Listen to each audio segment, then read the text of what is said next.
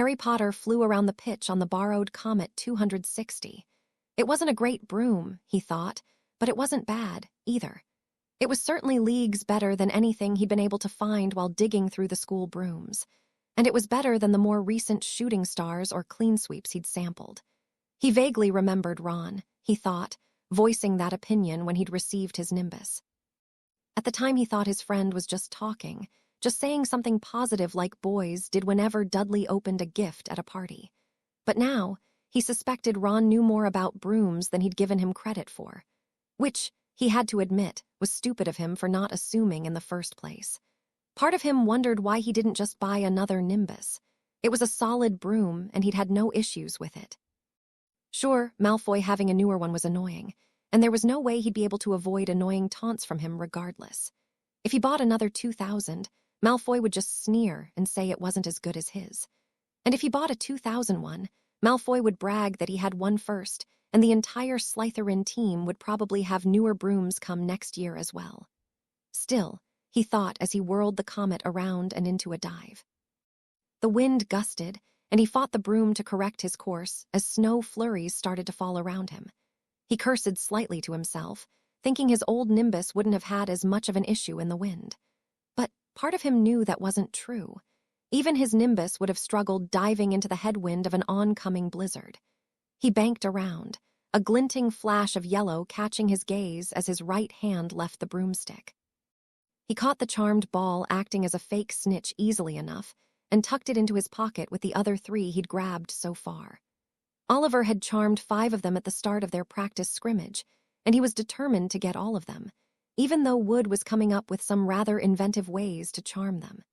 He peeled upward, shifting himself around Angelina Johnson as she chased after a quaffle, and regained his position above the opposing hoops. Part of him just wanted to annoy Cormac McLaggen because the volunteer keeper bothered him, but it was also a commonly used tactic to distract an opposing keeper. Harry ran through the previous Snitch catches in his head. 2 had been charmed to flee, then fly high and dive, and 2 had been charmed to chase around the pitch.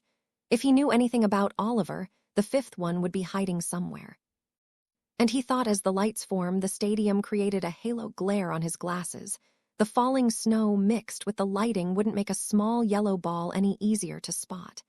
He mirrored McLaggen's movements on instinct, creating a shadow behind the opposing keeper as he scanned the pitch for anything that seemed out of place.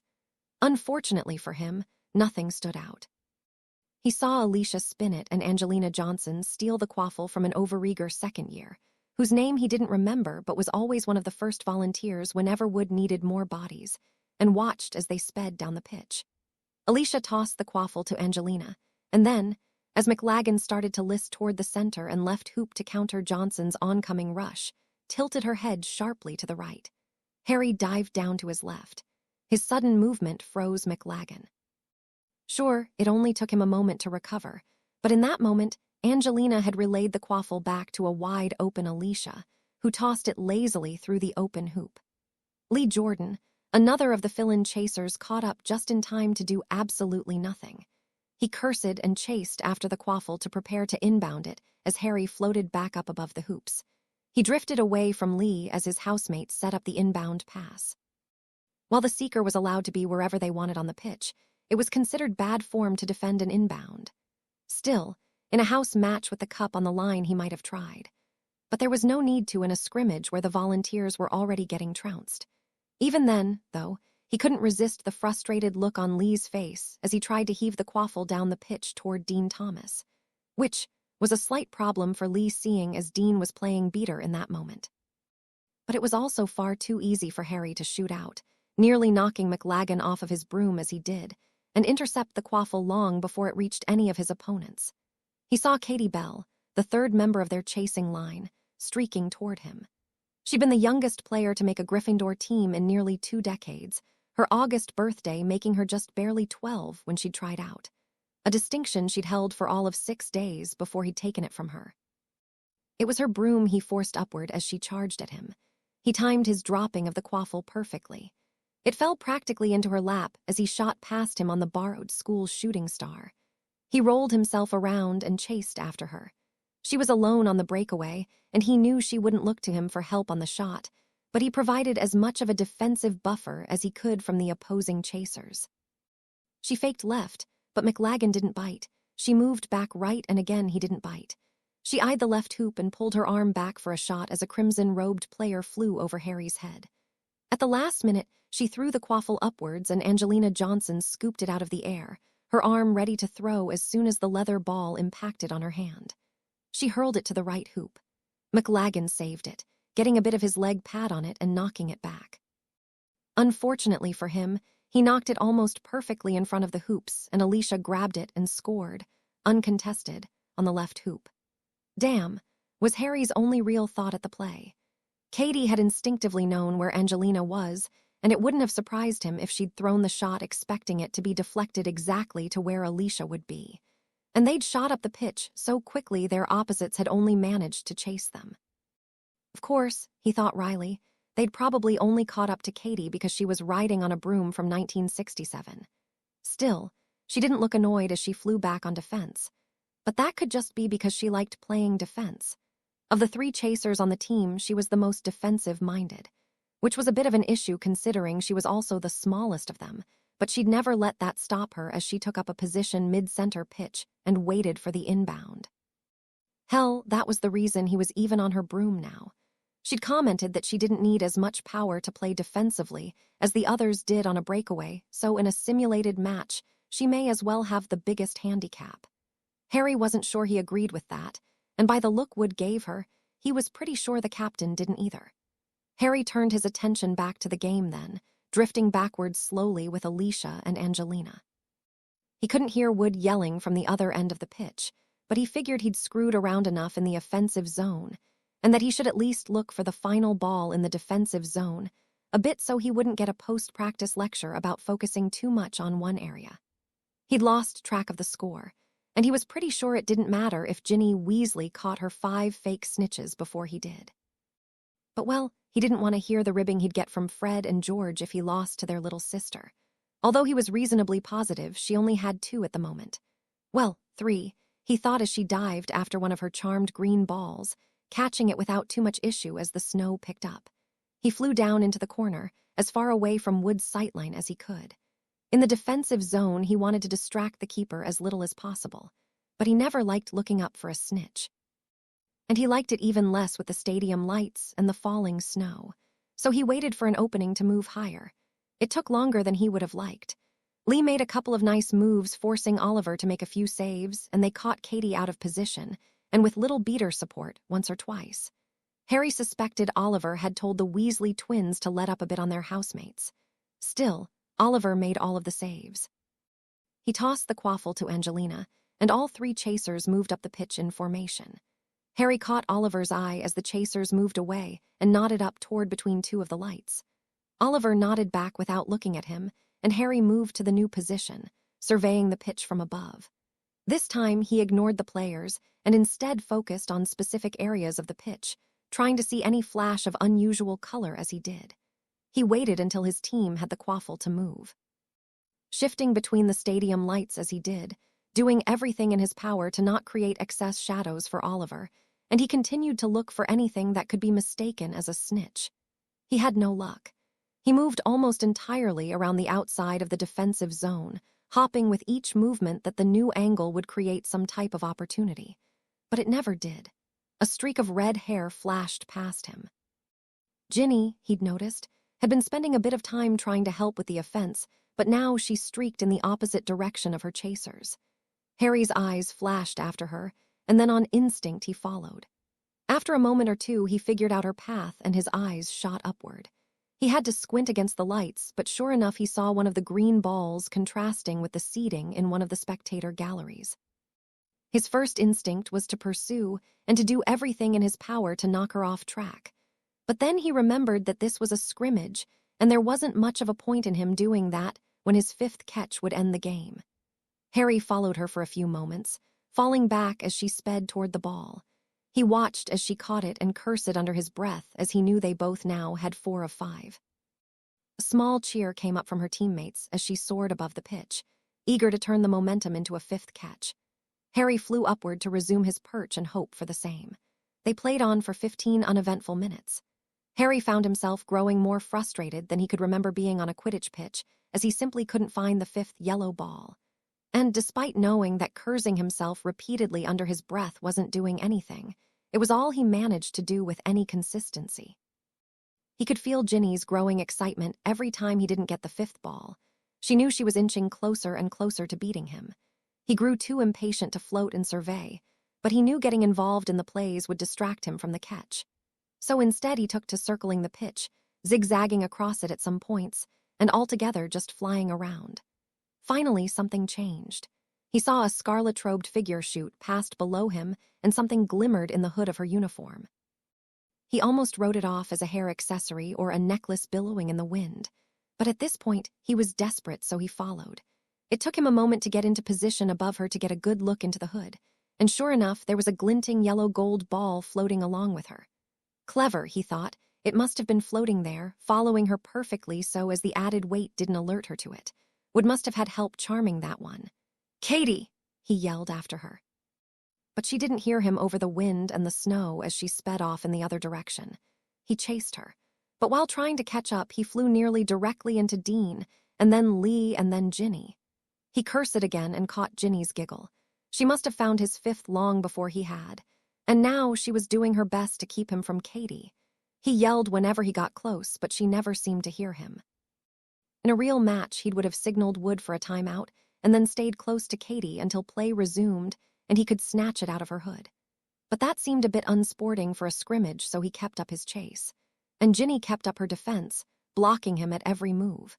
He tried to signal to the other chasers, but his opposites were doing an incredible job isolating him from his team.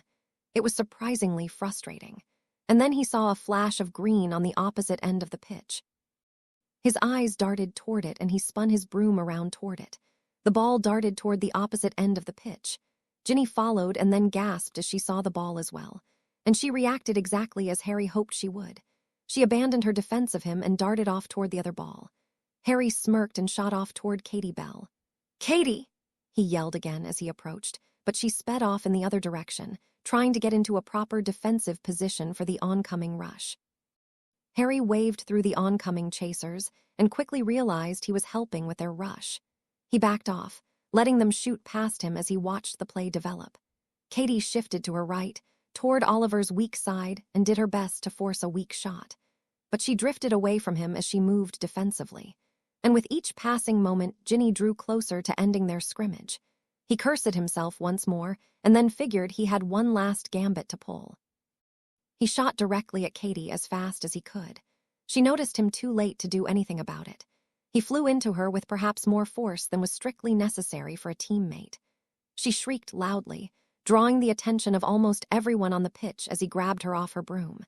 It wasn't as hard as he'd anticipated to use his momentum to pull her onto his broom. He could feel the school broom she'd been using fall down to the earth beneath them. He felt her arms and legs wrap around him, clinging to him as her head pressed into his chest. Her hair tickled his nose as he leaned over her, a flowery scent with a hint of pine filling his nostrils. He reached around her, his hand finding her hood, and then a moment later the yellow ball. He held it up as he spun around to see Ginny grab her final one as well. Katie's limbs relaxed in time with Wood's shrill whistle ending the match, and he turned his attention to the chaser on his broom. "What the hell was that?" she squealed, her dark eyes darting around the pitch. Some of the snow had started to stick into her dark hair. "You weren't responding to my shouts, and I didn't want to lose," Harry said with a smile as he started to lower her broom toward the pitch. "Yell louder," she scoffed. He noticed she was still shaking a little on the broom. Nerves, he expected, being forcibly pulled off of a broom in midair couldn't have been a fun experience. "Next time I will," he smiled. She glared at him, her eyes narrowing and a flush spreading through her olive-toned skin. "There will so not be a next time," she said. "Nice catches, Harry," Wood said as he flew over toward his seeker. George Weasley followed him. "Yeah, all 6 of them," the Weasley twin added. "Shut up, George," Katie said. "I'd like to do a quick shootout before we're done," Wood said, speaking more to Katie than anyone else. She nodded.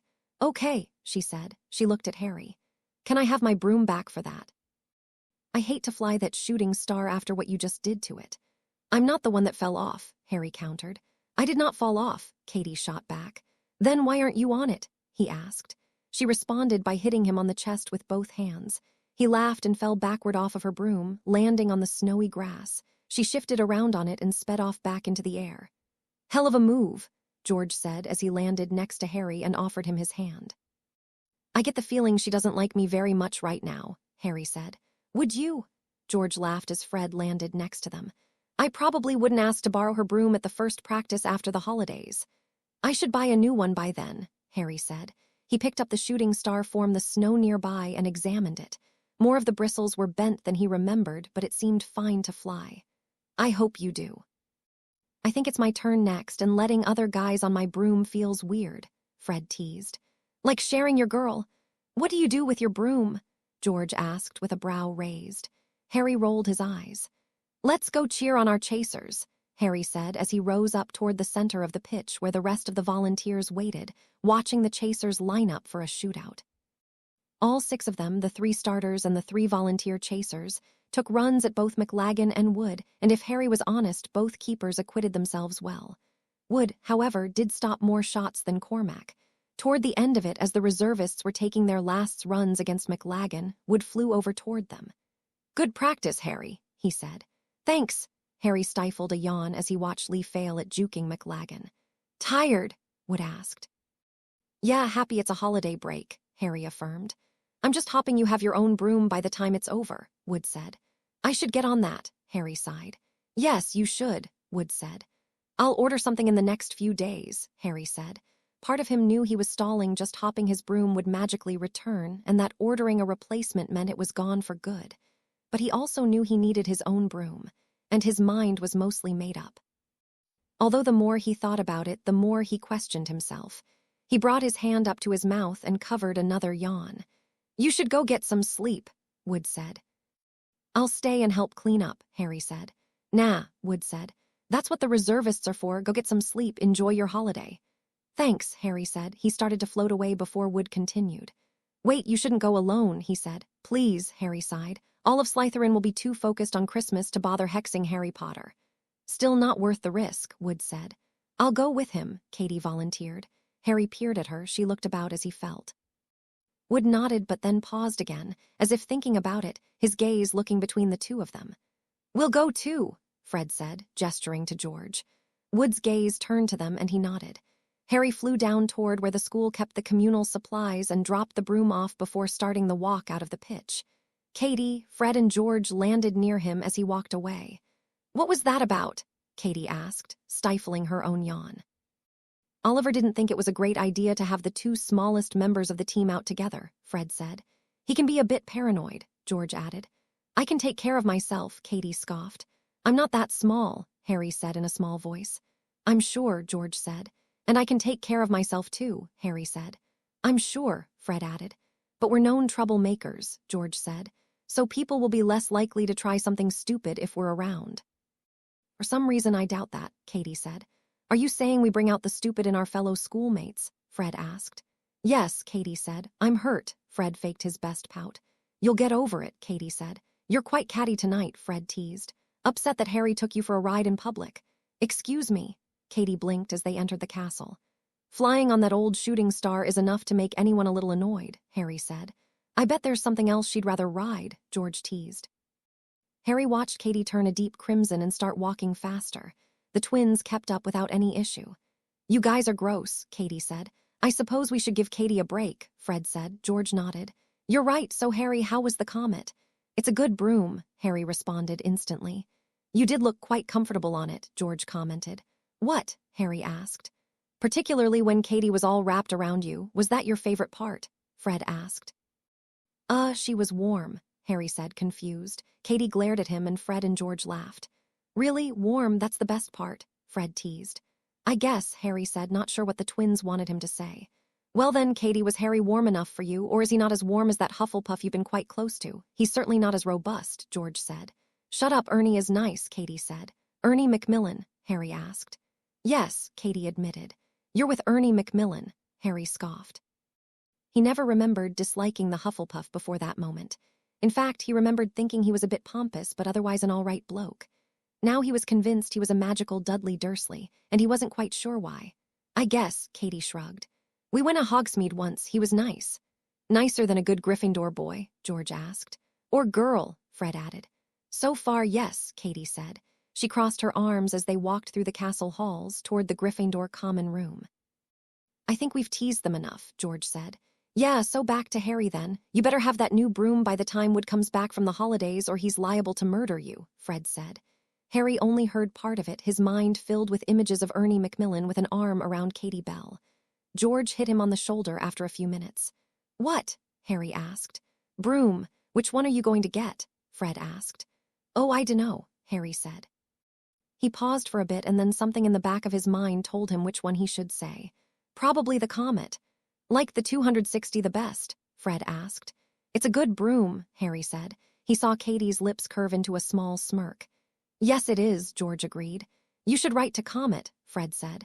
Wood said ordering it direct would be easier than writing to Quality Quidditch Supplies, Harry agreed. Not what I meant, Fred said. A nice letter to them about Harry's interest in using their brooms would likely result in, brooms showing up, George teased. And hell, the 290 is out this summer. Probably get a prototype of that. Maybe 7 if you're lucky, Fred added. And if their early rumors about the 310 are true, maybe a couple of those next year, George said. Gross, Harry said. Oh, better equipment for your teammates is gross now, George asked. I'm not going to do something like that, Harry said. Why not? He asked. Harry paused. He hadn't thought she was paying much attention to the conversation. He'd expected a rebuttal from one of the twins, not from Katie. I'm not Malfoy, Harry said. I don't like having people dote on me, and I don't want to owe anyone anything. Told you, George said. Katie sulked as Fred laughed. Harry frowned as he peered at his teammates. What? He asked. Oh, it's nothing, George said. And now that you're escorted safely back to the common room, we're going to the kitchens. Bring me some fruit, Katie said. Pears would be great. Got it, Harry, Fred asked. I'm fine, Harry said, his gaze fixed on Katie as she gave the fat lady the password. Suit yourself, Fred said as the twins started their way back down toward the Great Hall. Harry stepped into the common room with Katie. There was quite a bit of activity as it was the final night before most of them would head home for the holidays.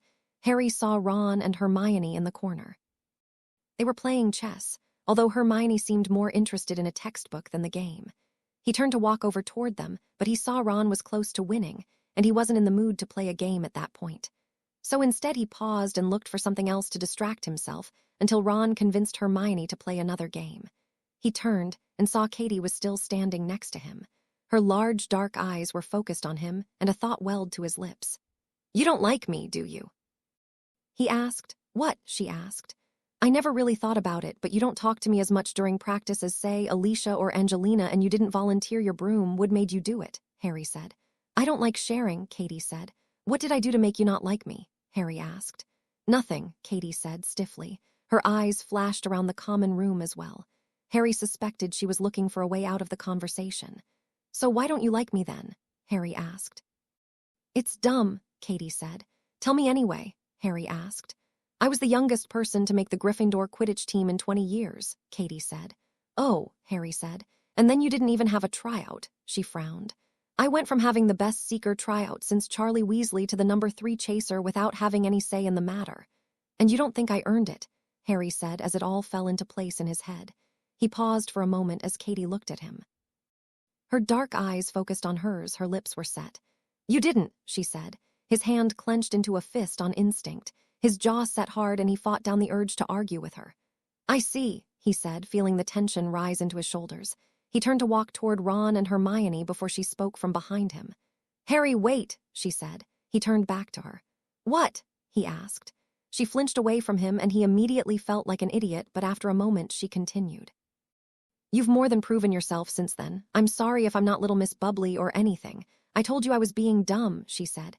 It's all right, thanks for telling me, Harry said, unsure of what else to say. Anyway, she said. Harry noticed she was blushing. His own face felt rather hot.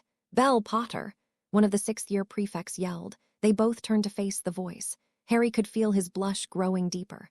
What Lynch? Katie snapped. You've been under the mistletoe for like 5 minutes. Either cast or put away the wand. Lynch snapped back. What? Harry blinked. But Katie rolled her eyes and leaned over toward him. She pressed her lips to his cheek in as chaste of a kiss as possible.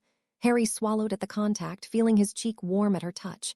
There was a smattering of light cheering as she turned around to face Lynch. Happy, Katie retorted.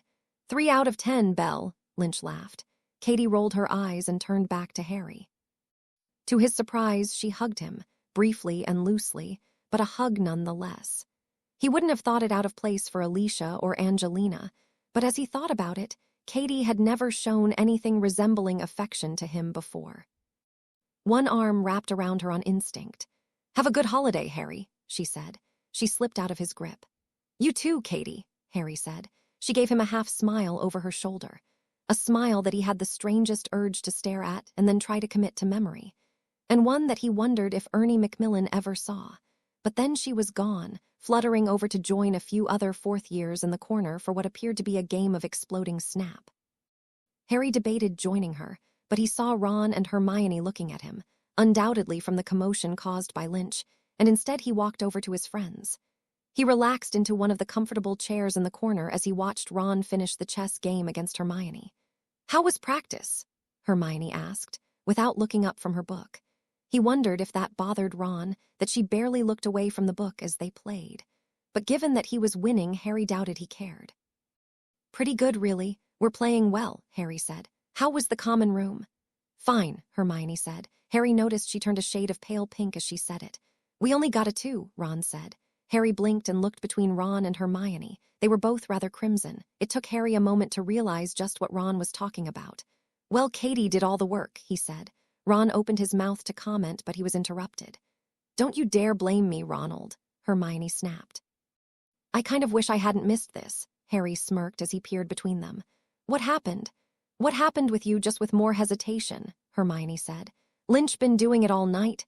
Harry asked as Fred and George Weasley entered the common room with what appeared to be a couple of cases of butter beer, other assorted foods, and 2 chasers. "Yes," Hermione said. "It's not really nice. It's harmless fun," Ron blushed. Moments later, a cheer went up from the rest of the common room as George and Alicia earned a 7, and then a louder one when Fred and Angelina earned a 9. "If you say so," Hermione snapped. Harry couldn't help but smile as he slipped away and grabbed a butter beer for each of them. He gave one to Hermione, then put one down next to Ron before tossing himself onto the couch with Hermione. "So," he said as Ron reset the chess pieces. 2 out of 10. "Oh, shut up." Hermione blushed more. Harry smirked at her, and then told his knight to come out as the chess game began. They spent the rest of the night playing various games and chatting about the upcoming holiday. It passed in a blur for Harry. He'd been shocked to find the firebolt racing broom at the end of his bed on Christmas morning, a sense of elation filling him. The broom he'd coveted since he'd first seen it in Diagon Alley months before was his, but it quickly faded into despair as the broom was taken from him. Part of him knew it was the correct decision, that the broom could have been dangerous, might have been hexed. Logically, he knew that was all correct, but it didn't matter. They'd just taken it with no thought of him without even talking to him. And somehow, that made Hogwarts feel oddly like Privet Drive. Before he knew it, the holiday was over and he couldn't recall exchanging 2 words with Hermione since Christmas. Part of him vaguely recalled her talking to him. But for the life of him, he could not recall responding. Ron tried to help, but nothing he'd said had. He woke early on the final morning of the holiday break, largely because he'd gone to bed early because he couldn't think of anything better to do. He went down to breakfast alone and wasn't surprised to find the Great Hall nearly empty. 2 Ravenclaws sat at their house table, and Professor Vector sat at the staff table. Harry walked halfway down the Gryffindor table and tossed himself onto the bench. He piled some sausage, eggs, and toast onto a plate.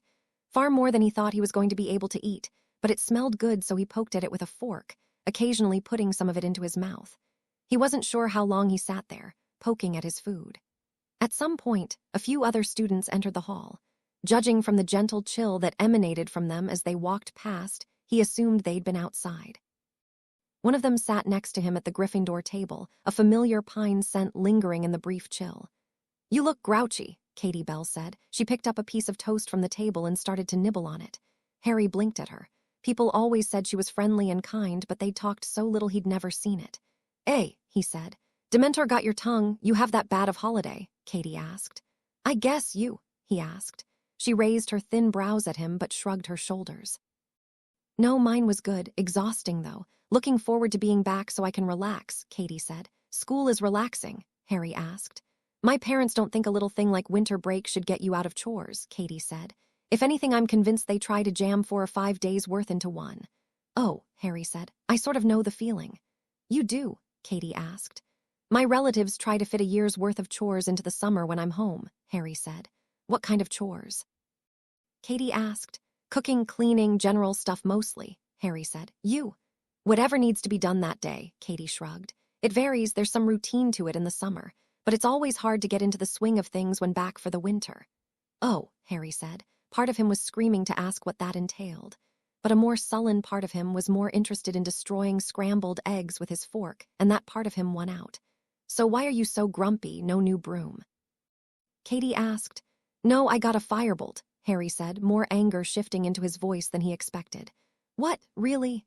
Katie said, a genuine excitement worked into her voice. It was so infectious that it made him smile. Really, he said.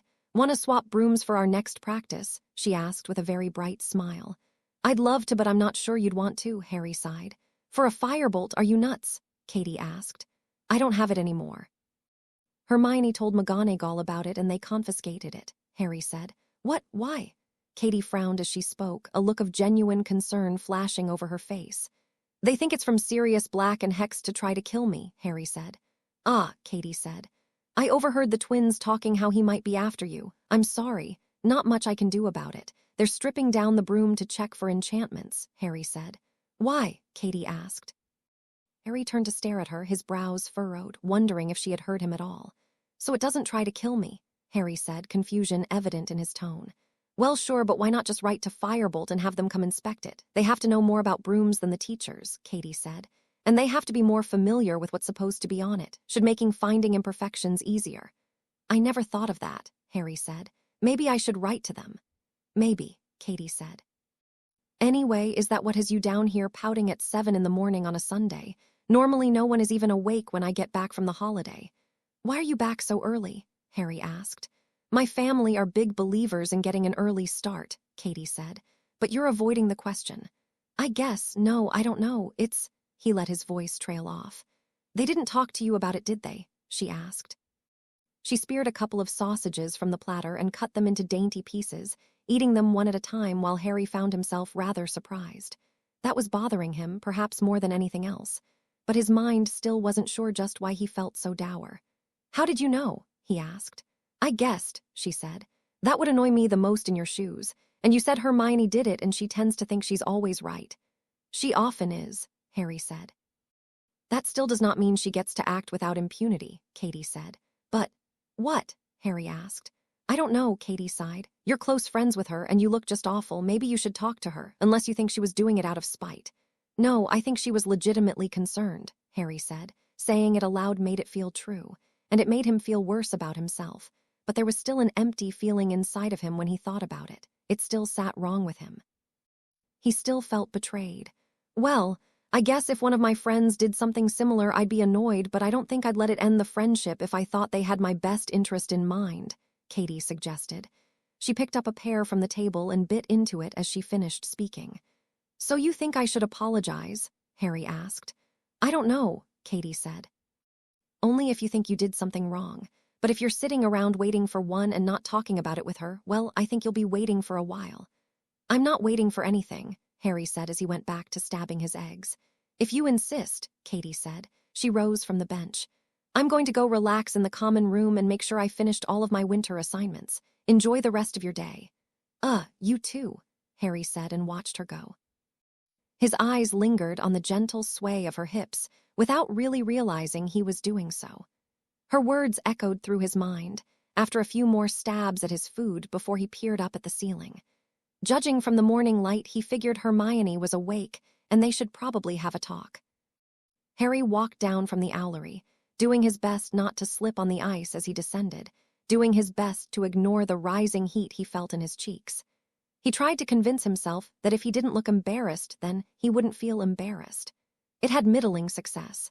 A small part of him knew he shouldn't feel crushed by being rejected by Cho Chang, but a larger part of him cursed himself for waiting so long to ask. And he found himself feeling rather jealous of Cedric Diggory for beating him to the punch. He couldn't fathom a reason why he hadn't acted sooner. He'd known he needed a date for days and he'd done nothing about it. And he couldn't come up with a single reason except that he was afraid. And that was absurd. He was a Gryffindor, he was brave, and it wasn't like he'd be a terrible date. Hermione told him so, and Angelina and Alicia teased him about it. He was good-looking, nice, and kind. And he wouldn't be an utterly awful date. Any girl would be excited to go to a ball with him. All he had to do was ask. Well, he'd asked, and she'd said no. So everything they'd told him had obviously been a lie, and he wasn't going to convince anyone to go with him. Never mind the fact that 5 girls had already asked him to go with them. They didn't seem to have a problem with working up the courage, and all they did was giggle when he said no. Of course, now he was wondering if he should have even said no. Looking back, they all seemed like decent choices. Well, excluding the second-year Hufflepuff who'd managed to muster more courage than he could. But the rest of them would have all been fine for a night, he thought. Although, he scoffed to himself, they only wanted to go with him for his name and the 15 minutes of fame of being on his arm. He hadn't exchanged more than 2 words with most of them, but another part of him thought, was that so bad? They'd have a night to get to know each other. What was the worst-case scenario?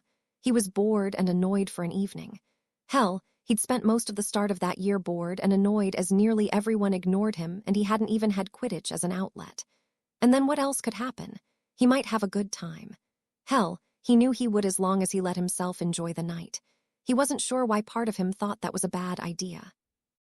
Of course, he should spend the night working out the clue to the second task. But that didn't seem like it would be an option regardless. He let out an annoyed sigh as he approached the common room. He gave the password, and then let a second year he thought was called Vane in before him. He reminded himself that Lynch had put up the Christmas decorations already and dodged away from the mistletoe before anything got awkward. He saw Ron looking rather dazed in the corner, a small commotion around him, and he decided to see what was going on. He overheard enough of it to have a small smile on his face. Part of him would have rather seen the look on Fleur de Lacquer's face when Ron blurted out an invite to the dance to her. But given that he'd just been rejected that morning as well, he figured he shouldn't make much of a comment on it. "I happen to have a date," Hermione snapped as Harry approached. "What was that?" Harry asked. "Ronald seems shocked I have a date for the ball," Hermione said. "Oh, with whom?" Harry asked. He did his best to not sound surprised, but a few faces did pop into his head. Neville, he thought, might have worked up the courage to ask her. He spent a moment wondering why he hadn't thought to, but honestly, he figured Ron would. "It's not you," Ron asked, sounding shocked. "Not me," Harry affirmed. "With who then?" Ron demanded. "Just because you haven't noticed I'm a girl doesn't mean no one else did," Hermione snapped. "So that's why you have breasts," Harry said. Hermione turned to glare at him, but when she saw the smirk on his face, she threw her arms up in the air and stormed off. Harry figured he'd pay for that comment later, but it might diffuse some of the budding tension between her and Ron. Ron watched her go, looking plaintive as she left. "Did you ask Cho?" Ron asked. "She's going with Cedric," Harry said. "All the good ones are taken," Ron whined.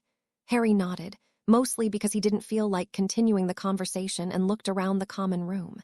He doubted there was truth in Ron's words, but refuting the statement felt like it would lead to an argument. His eyes scanned over the girls in there, mentally nodding their dates in his head as he did. Ron said something else, but Harry wasn't paying enough attention to hear it. The portrait hole opened, and his gaze turned to Lavender and Parvati as they entered the room. They were talking together in hushed tones. Harry wondered if they were still giggling about the latest divination lesson, where Professor Trelawney had predicted one of their class would find true love based on a chance meeting. She'd looked, rather pointedly, at Lavender when she'd said it. He rolled his eyes at the absurdity of it, much as he'd done in class. But as far as he knew, neither of them was seeing anyone. And despite finding them a bit trying, they were both nice girls. He took a deep breath, gathering his resolve, and started to walk toward them. His eyes flashed between the two of them, and he made a decision in his head. "Hey, Parvati," he said as he approached. She turned away from her conversation with Lavender and gave him a very bright, very wide smile. "Hi, Harry," she said. How are you?" Harry asked, running a hand sheepishly through his hair as he approached. "I'm fine," she said. "You?" "Great," he said as the portrait hole swung open. How about you, Lavender?" "I'm fine," Lavender said, her brown eyes going wide as Harry approached. He dodged out of the way of the starting chaser line as they stormed into the common room. "Look, if he's too stupid to want to go with you and would rather go with that Bones cow, let him," Angelina said. "And he's blind if he thinks she's prettier than you," Alicia added. Harry's eyes followed them as they ushered a very annoyed-looking Katie deeper into the common room. He paused for what he thought could have only been a moment, but it was long enough that Parvati grew annoyed enough to ask. "Did you need something, Harry?" Her lips curled back into a smile as she spoke. Yeah," Harry said. "What chapter were we supposed to read for divination?" 12, Parvati answered instantly. "Okay, thanks," Harry said and moved to turn away. "If you like, I can help you with it," Parvati said. "I think I'll be fine," Harry said. "Are you sure?" Parvati pouted. Harry nodded. "Yes, thanks," he said, and he moved away from her. He weaved through the Creevy brothers and toward the fire where Angelina and Alicia were still talking to Katie. "Hey, Katie," he asked as Alicia told Katie that boys Ernie's age were all idiots without exception. Harry doubted that was the truth, but decided it best to not refute that statement either. "Yeah, Harry," she said. She lifted her gaze from the fire to look at him. Harry looked back at her, and then shifted his gaze to Alicia and Angelina. Both looked away and did their best to act like they weren't paying attention. Harry paused for a moment, swallowing and opening his mouth. At first, no words came. He wasn't quite sure what he should ask, or how he should go about it, or what he should say. Katie's expression darkened and he decided that he just had to say it and damn the consequences. "Would you like to go to the ball with me?" he asked. He kept his eyes on her face, but he did catch Alicia's smirk in his peripheral vision. Katie looked at him for what felt like an hour before she responded. "Okay.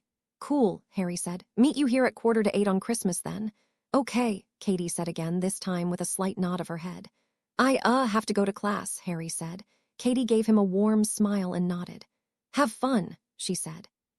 Her tone seemed to have brightened, though, and she smiled at him. Harry turned to go and did his best to ignore the giggling behind him as he left for Transfiguration. He didn't see much of Katie for the next couple of days.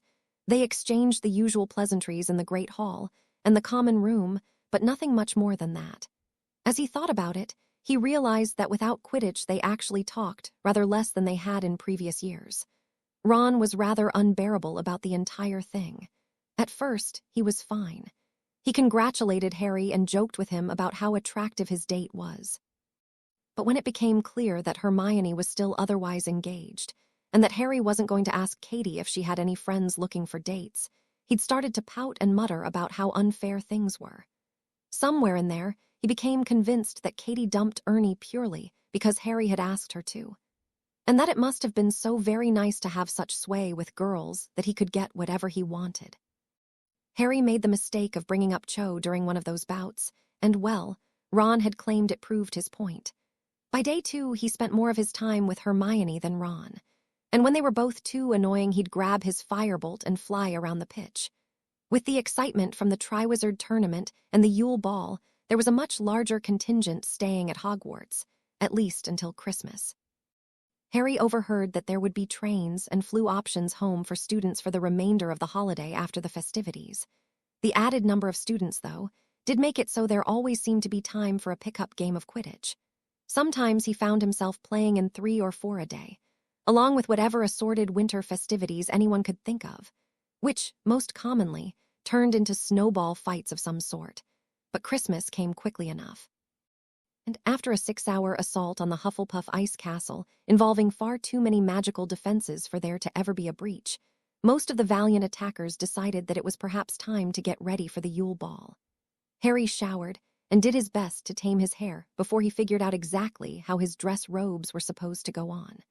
Part of him felt like he maybe should have tried them on rather than just tossing them into the bottom of his trunk, but it was far too late for that. By the time he got the robes on and looked in the mirror, he was pleasantly surprised. The bottle green of the robes did bring out his eyes, as Mrs. Weasley said they would, and the robes fit rather perfectly. Still, despite the mirror telling him he looked smashing, he felt a bit like a kid playing dress-up. He found himself waiting in the common room at 7:30, peering around at the other robed figures waiting for dates. He saw some girls come down from their dormitories, find their dates, and continue on their way. After about 5 minutes, he found himself growing rather nervous that she might have him wait there all night. He could already picture Professor McGonagall coming up to the common room to drag him down to be a puppet on strings for the opening ceremonies. But Katie didn't make him wait. She emerged from the 5th-year girls' dormitories, drawing quite a few stares as she did. Katie was not one to dress up much or show off much. She never seemed to be in the group of girls sun tanning on the warm spring days or going for swims. And her pajamas, when she wore them in the common room, were always rather conservative, typically consisting of flannel pants and a night shirt. Now she wore a midnight blue ball gown with a V-neck and translucent sleeves. The bodice was embroidered with a glimmering silver fabric that sparkled as she moved, giving the illusion of stars on the night sky. She'd applied some sort of silvery glitter to her neck, chest, shoulders, and arms that helped with the illusion as well. Her chocolate brown hair was done in an elaborate braided updo. Sparkling shimmers of the same silvery glitter seemed to be applied to it as well. And as she approached him, he noticed that there appeared to be flecks of it worked into her blush and eyeshadow. Harry?" she asked after a moment. Harry had to blink a few times before he realized he was staring at her. "You look amazing," Harry stuttered for a moment but managed to get the words out. Katie turned a darker shade of red, but a smile curled onto her lips. "Thank you," she said. "You look rather nice yourself." Thanks," he said. He kept staring at her, wondering why someone who looked like that would want to go to anything with him. His eyes slid down her body slightly until he realized he was staring at her chest. It was his turn to flush as he quickly brought his gaze back up to her eyes. "Shall we head down?" she asked quietly. "We better. If I'm late to the opening, McGonagall might hex me," Harry said. He moved toward the portrait hole and stepped out through it. He reached back to take Katie's hand and help her down. "We wouldn't want that," she said as they started to walk down to the Great Hall. It was slower going than Harry expected, and it wasn't until Katie's footing slipped on a step that decided to vanish upon impact that he realized he was still holding her hand. He prevented her from falling, pulling her closer to him as she regained her footing. "You okay?" he asked immediately. "Fine," she blushed, looking rather embarrassed. "I didn't think that was a trick step," Harry said. He tried to recall if he'd ever slipped on that one himself, and he couldn't think of a single instance of it. "Only if you're wearing heels," Katie scoffed. "Angelina and Leanne both reminded me of it today, and I didn't remember." "I didn't know any of them did that," Harry said. He looked down toward her feet and saw she was wearing short blue heels that matched her dress. He let his eyes wander back up, doing some quick math in his head, and realized that she should have been taller than him with the added inches, but he still had a few inches on her. He wondered just how much taller he'd gotten since the end of last term. "Just a few. I don't wear heels much," Katie said. "Don't like them?" Harry asked. "Oh no," Katie said. "The opposite really, they're just not very practical." "How so?" Harry asked. Katie raised her brows at him. "Harder to walk in, slower to get around, really unpleasant for going up multiple flights of stairs a day," Katie said. "Ah," Harry said, feeling rather stupid, but Katie didn't seem to think any less of him. "I never thought of that." "Most boys don't," Katie said. "It doesn't help that there's little opportunity to dress up either." "That's true," Harry said. "I was confused as to why it was suggested we even have dress robes this year." "Well, you picked out a nice one," Katie said. "Thanks, but I had, very little input into them. You picked out an amazing dress, though. I really like it," Harry said. "Thanks, me too. I always liked astronomy, and it reminded me of a clear night sky," Katie admitted. "Really, astronomy?" Harry asked. "Yeah, why?" Katie asked. "Not usually a class people say they like," Harry shrugged. "I mean, it's not the worst, but I'm not sure I'll continue it past next year." "I find the stars fascinating," Katie shrugged. "I'll go for a newt in it, but I'm the weirdo that will go with creatures too." "I'd just be afraid of what Hagrid thinks is appropriate work for a 7th year," Harry teased. Most of the members of his house knew he was friendly with the gamekeeper, but there was very rarely warm feelings about the professor with other students. "I'm sure something harmless as long as you're not an idiot. Hagrid knows what he's doing," Katie said. "He does," Harry agreed.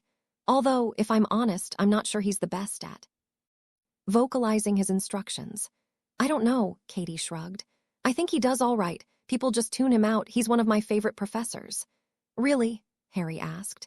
He didn't mean to sound shocked, but he was given a slight glare from her. He probably did. He made a mental note to invite her the next time Hagrid invited him down for tea. Maybe a rock cake would change her mind. "Yes, his classes are fun. Exploding scorpions are a problem, but we also did the Strauss this year, and that was entertaining." "Who's your favorite professor anyway?" Katie asked. "Well, it was Lupin. Now it's probably Flitwick," Harry said, finding himself rather surprised at how quickly the answer came. But he liked Flitwick's hands-on approach to teaching, and the diminutive man was addictingly exuberant. It was hard to not leave Charms without some sense of accomplishment. "Interesting. McGonagall is waving her arms at you." "Why would she hex you for being late anyway?" Katie asked. "The champions are supposed to open the dancing," Harry said. "I thought there was food first," Katie frowned. "I hope there is, I'm starving. Skipped lunch by accident," Harry agreed. "Potter Bell," McGonagall yelled. "This way, please, next to Miss Granger and Mr. Crumb." Both Gryffindors obeyed and moved off in the direction she gestured. They were lined up next to Hermione and Victor Crumb. "Really?" Katie asked as they approached. Hermione turned bright red but nodded very quickly. "Uh-huh," she intoned. "Damn," Katie said as she looked Victor up and down. The older Bulgarian ignored her gaze but did reach for Hermione's hand. "I feel oddly inadequate," Harry said dryly. But before they could comment further, Cedric and Cho arrived, followed shortly by Roger and Fleur. And once they were all there, they were escorted into the Great Hall. The long tables were gone, replaced by dozens of smaller, circular ones. The champions and their dates were escorted to one of the tables at the head of the hall. The noise in the hall was palpable as students and guests all sat at the tables. Harry found himself sitting between Hermione and Katie as the feast started. He picked the roasted chicken with fingerling potatoes and root vegetables off of the menu, while Katie went for a pistachio-crusted halibut. The menus disappeared, and drinks appeared on the tables, along with an assortment of appetizers, breads, and charcuterie. Harry was rather surprised to find bottles of wine in the middle of it. Katie grabbed a white, snatching the bottle away from Fleur and pouring herself a glass, ignoring the glare of the French girl as she did. He peered around and noticed that elves were fluttering between the tables and serving people. Hermione was glaring at them with her jaw set tightly. A few of them looked rather aghast as Katie started to serve herself. The French champion muttered something under her breath that Harry thought had to do with lower-classmen, so he assumed her annoyance was at the younger students at the table. "Would you like some?" Katie asked. Harry's thoughts shifted back to her. Please," Harry said. His eyes lingered on the butterbeer on the table, but he figured wine couldn't be that bad. She filled his glass and made the same offer to Hermione and Victor. Harry sipped it, finding the citrus notes to feel quite refreshing. The table seemed a bit tense for a moment. Roger and Fleur both appeared to want nothing to do with anyone else there, and Victor seemed uncomfortable in general. And the elves flailing around their tables squealing at each other were distracting Hermione. But Katie saved them. She started sampling one of almost everything at the table and made sure every appetizer made the rounds. It only took a few minutes for Cho, Cedric, Hermione, and Victor to all be chatting openly among the 6 of them. The smiles must have been infectious, because even Fleur only managed to look dour for about 10 minutes. After about a half hour, their entrees all appeared. It was even better than the normal offerings at Hogwarts. Harry figured the elves must have been going all out to impress that night. It was so good, in fact, that Harry didn't even mind Katie spearing a couple potatoes right off of his plate. He did manage to negotiate a piece of fish from her later in the meal. Tea, coffee, and platters of miniature desserts appeared on all of the tables shortly after the entrees were cleared. Harry noticed the adult tables also gained a new assortment of wine and other drinks with their desserts. But the students, not even the champions, were that lucky. Still, the adults at the ball took this as a time to get up and mingle, while most of the students gorged themselves on dessert. Harry noticed most of the ministry officials in attendance gravitated over toward the champions. Ludo Bagman led them, and insisted on talking rather jubilantly to Harry as if they were old friends. Harry found the attention unearned and annoying. Thankfully, a couple of the ministry officials were more interested in Crumb than Harry, and Katie distracted him by insisting he should try one of the little cakes, and then doubled down and fed some of it to him. It was rather distracting, even more so with the giggle that emerged when he enjoyed it. But there wasn't a great deal of time for socializing. Harry saw a band starting to set up, and then Dumbledore asked the champions to come to the front of the hall with their dates. Harry led Katie toward where Professor McGonagall was waiting. He turned to face Katie as they lined up. To his surprise, she looked as nervous as he felt. "Have you done this before?" she asked. One hand took his and her other rested on his arm as his own slid to her waist. "Only in the required lessons," Harry admitted. "You?" "Same," Katie said. She peered over his shoulder at the crowd of students gathering around the dance floor, her lips drawn tightly together. "Can't be any more daunting than playing Quidditch in front of the whole school," Harry said with as much bravado as he could muster. Katie looked back at him and smirked. Well, sure, but the whole school isn't watching me the entire time then, she said. Well, I mean, there are 3 other pairs to look at, Harry said. Comforting, Katie said, but I think most of them will be watching us. And when I do something stupid, they'll make fun of me for weeks, Harry said. Just don't step on my feet, Katie said. Hey, don't step on mine, Harry retorted. And then the music started. They both moved at the same time, away from each other, but Harry pulled on instinct and then she stepped toward him. His first instinct was to apologize, but she only smiled, and then they continued to move together. It surprised him how easy it was. Sure, they stumbled here or there at the beginning. But by the time the rest of the attendees joined in the dancing, it all seemed second nature. The formal movements felt right. It lasted for 5 or 6 songs. At one point, they spun around Hermione and Victor and swapped partners for part of a song. Katie was rather giggly when she wound up back in his arms. But the strings faded away after that song, replaced by a slowly building guitar, and they moved to a newly set-up refreshment table. There they ran into Justin Finch-Fletchley and his date, a Leanne that Harry vaguely recognized.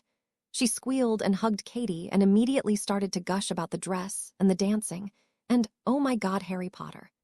Harry and Justin exchanged a look as the 2 girls managed to grow progressively louder while talking faster and faster. Harry and Justin stared until they could no longer comprehend the conversation, and then instead started to talk about British League Quidditch. Apparently Falmouth upset Tuts Hill earlier that afternoon, and Justin was shocked at the result, and shocked that Harry hadn't spent the afternoon in his common room listening to the match on the wireless. Harry, too, was shocked at the result, especially due to the shocking nature of it, and the shocking way it occurred. All in all, he felt like he got out of the conversation without looking like too much of an idiot, even if he wasn't sure if the player responsible for the outcome was a keeper, chaser, or seeker. Hell, there was an outside chance it was the mascot, but he wasn't going to comment further. At some point, Ernie Macmillan heard their conversation and wandered over with his date, a plump redhead whose dress did rather a lot to exemplify her upper body. Harry pulled his gaze away from them almost immediately. Ernie started talking about the defensive breakdown from the tornadoes. Harry was about to agree with his analytics with a knowing nod of his head when he felt a hand slide into his own. Warm fingers wrapped around his and then tugged on his arm so hard he almost fell over. But he kept his feet and let himself be pulled away from the conversation, not even sure if he muttered a goodbye of any nature. The music as they returned to the dance floor was much faster, and the dancing seemed to be more about body contact than specific moves. At first it seemed rather silly to Harry, but then Katie's body was against his, and it suddenly seemed like the best way to spend an evening.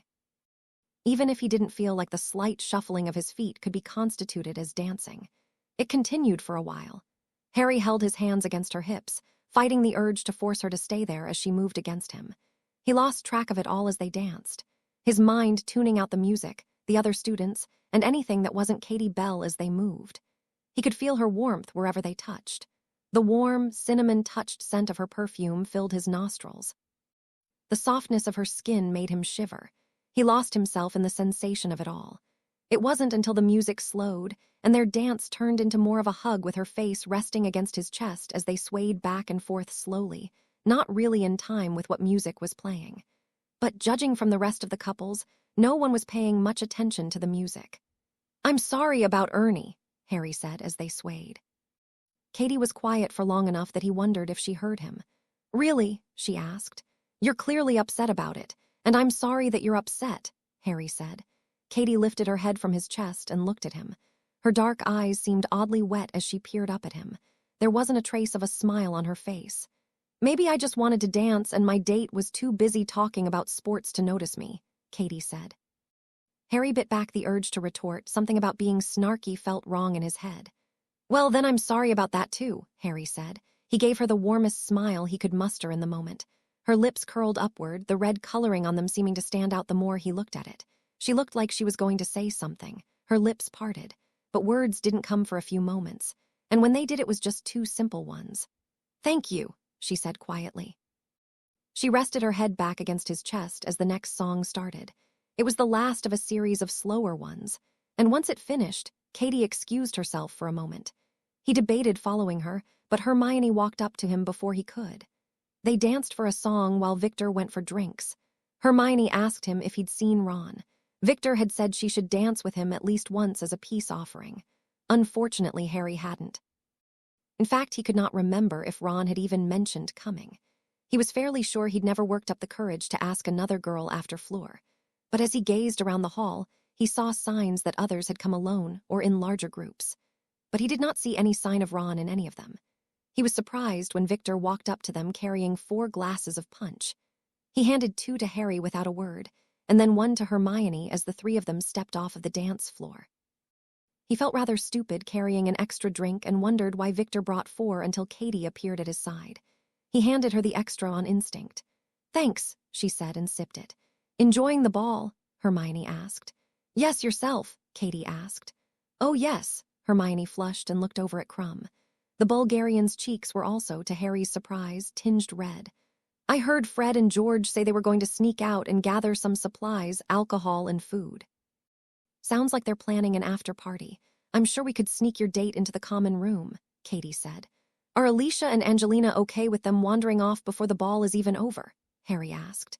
"They seem fine to me," Katie said, nodding toward the dance floor where quite a few boys were watching them dance together rather intimately. Harry wondered how long it would be before a professor intervened. "Ah," Harry said, doing his best not to stare. "And it was probably their idea." "What do you say, Victor? Ditch the Slytherins for a night of actual amusement?" Katie asked. "Karkaroff insists we are all back on the ship by 12:15, Crumb said. "Where's the fun in that?" Harry asked. "It is not worth the punishment," Victor said. Hermione raised her brows and looked at him, and he flushed deeper. He took a moment to finish his punch and then asked her, rather gruffly, if she would like to continue dancing. She agreed, and the 2 of them left Katie and Harry alone. "Did that seem a little strange to you?" Katie asked as they walked away. "No stranger than Victor Crumb asking Hermione Granger to the ball," Harry said. "I guess," Katie said. "Durmstrang seems to be a bit more intense than Hogwarts," Harry shrugged. "Or maybe Crumb is less of a bad boy than people think. I mean, he hangs out around in the library most of the time," Katie said. "Gross," Harry said. Part of him wanted to ask why she'd fled from him earlier. But a smarter part of him figured there had to be a simple explanation. And she was back and looked happy to be with him. So when he opened his mouth, only one word came to him. "Dance." "Okay," Katie said as she took his hand. It was perhaps 4 songs later when Alicia Spinnet replaced Katie Bell in his arms. He saw Angelina flutter away with his date and went to protest to Alicia, but she spun around, pressed her backside against him, and continued to dance. It wasn't until the song ended that she spun back around. "After the ball ends, wait 20 minutes in your dormitory, then come down to the common room," she said. And before he could even respond, Katie was back in front of him, looking flustered by the entire situation. "Did you get post-ball instructions?" Harry asked. "Yes," Katie said. "Among other things." "Like what?" Harry asked. But Katie's only response was to shake her head vigorously. The music slowed, and there was a brief announcement that it would be the last song of the night. Harry felt Katie press to him again, his arms wrapping around her on instinct as they once again swayed to the music. After the song finished, Professor McGonagall started shooing students out of the Great Hall. Katie and Harry joined the queue of people ambling out rather slowly. He took her hand as they walked and wondered if his stomach should have soared as she gave his a squeeze. He lifted her over the fake step that responded poorly to heels. He didn't admit he only remembered it because he saw a girl in front of them hop it. She giggled as he did and squeezed his hand again as they ducked into the common room. It was abuzz with activity. Harry thought the entire house must have been there. The younger students who weren't able to go to the ball wanted nothing more than to hear stories of it. After a half-hour of constant noise and excitement, Harry wondered just when, if ever, anyone would go to bed. He noticed Alicia and Fred arguing in a corner, with Alicia looking rather perturbed by the entire situation. A few minutes later, though, he got his answer. The rather distinct smell of dung bombs filled the common room. It was, well, incredibly unpleasant. A roar of complaints accompanied the scent until Sarah Lynch, one of the 7th-year prefects, started rounding up students and moving them toward their dormitories. Harry couldn't help but think, as he joined the herd of boys moving to the spiral staircase, that it was rather convenient she had a bubble head charm on, given that it would only protect from scent if it was cast before the bombs went off. He debated pointing that out as he walked by her, but she stopped him with a wink and mouthed the word 20. He raised his brows at her but nodded slightly in response. He entered the dormitory with Neville and Dean, both of whom were talking of their dates. He tuned out the conversation and rummaged in his trunk for some sleepwear. He decided on a pair of flannel pants and a plain shirt. He joined the conversation for a few minutes after he finished changing and then made a show of acting tired. He pulled the curtains closed on his bed and counted the remaining minutes as they ticked by. He wasn't sure how he'd managed to sneak out of the dormitory without being noticed, given that the other boys continued talking. But after about 15 minutes, their words stopped. Harry slipped from the bed and moved quietly down into the common room. He braced himself against the stench, but was surprised to find that it didn't come. Instead, the natural warmth sent from the fireplace assailed his nostrils as he entered the room. "Hey, Harry," George said. He was setting up a platter of food on a table near the fireplace. Fred was using magic to rearrange the furniture around the fireplace, moving the more comfortable chairs and couches closer together. Both twins were still in their clothing from the ball, and Harry couldn't help but feel rather underdressed. "How'd you get the smell out so quickly?" Harry asked. "Trade secret," Fred said with a smile. "Years of practice," George countered. The door to the girls' dormitory opened then, and Lynch stepped through it. She wore a long-sleeved nightgown and walked over to the table of food. She moved with an odd familiarity, Harry thought, like this wasn't the first late-night party she'd attended in the common room. He wondered how common of an occurrence a gathering like this could even be. Although he did remember one of the twins wondering if they were continuing the party the night Sirius Black broke in to try to kill Pettigrew. "What'd you get?" Lynch asked as she put a sliced bit of sausage onto a cracker and topped it with a piece of cheese. She popped the entire thing into her mouth and moved to an icebox set up away from the fireplace. She opened it and peered inside. "Usual," George said. "Butterbeer mostly." Fred convinced the elves to give us a couple of the leftover bottles of wine. "There's some fire whiskey, a couple bottles of mead, one of those fruity wines the elves like, and a dragon-barreled brandy. And some sort of chocolate cream liquor," Fred said. "Right, forgot about that one," George said. He finished with the food and conjured a bunch of glasses as Lynch pulled out a bottle of wine and opened it. A few moments later, Angelina and Alicia emerged, both in their pajamas as well. Other students started to filter into the common room, while Harry stood around feeling a bit silly. Lynch noticed him after she finished filling wine glasses for Alicia and Angelina. She put the bottle back in the icebox and pulled out a butterbeer before walking over to Harry. She handed it to him and then guided him over to the couch wedged between the fireplace and the large Christmas tree they'd erected in the common room. "Guest of honor," she teased as she pushed him onto the couch. He sat, blushing at the phrase, and sipped the butterbeer to avoid having to respond. They'd only managed to tease him for a moment, though, before Alicia smirked and looked over his shoulder. He felt a bit sour about it, really. He'd been mostly ignored by the vast majority of his house after being selected as a champion, and now they were doting on him. It felt wrong in his head. Part of him wanted to make an excuse and go to bed. He couldn't see much of a reason in staying at the party. "Finally," Alicia teased. Harry looked over his shoulder and saw Katie emerge from the dormitory. She changed into pink pajama pants and a black tank top and let her hair down. It fell past her shoulders in gentle waves, silver glitter still shimmering in it. He bit his lip as he stared at her. Angelina was at her side in moments, and then Katie was on the couch next to him, and the teasing resumed. But it didn't last long. All in all, maybe 14 people were at the small gathering. George turned on some soft Christmas carols and started distributing drinks, but it was still a rather mellow affair. A few people would rise and dance to certain songs, but the majority of the time was spent talking, mostly about family Christmas traditions. Harry kept quiet for most of it, and Fred and George saved him from an awkward question or two through it all. At some point, Katie got up and returned with a plate of food for them to share. It was mostly cheese, crackers, and some biscuits, but Harry ate it happily as Katie leaned against him on the couch. A while later, George served them some of the cream liquor over ice. It was rather tasty, Harry thought, reminding him of a milkshake as he drank. Sometime in there, he shifted his back against the armrest of the couch, and Katie wound up laying back against him. His eyes were immediately drawn over her shoulder. He told himself he was looking at the sparkling glitter on his skin, but he didn't think that was a completely honest statement. He tried to join more into the conversation, but his eyes kept being drawn back to Katie. So he instead focused on finishing his drink, but somehow that seemed to make his mind even more interested in Katie. He tried to think, focus on something, but it didn't really matter. Nothing could pull him out of his own mind until a sharp voice barked loudly. "Potter, Belle!" Lynch snapped.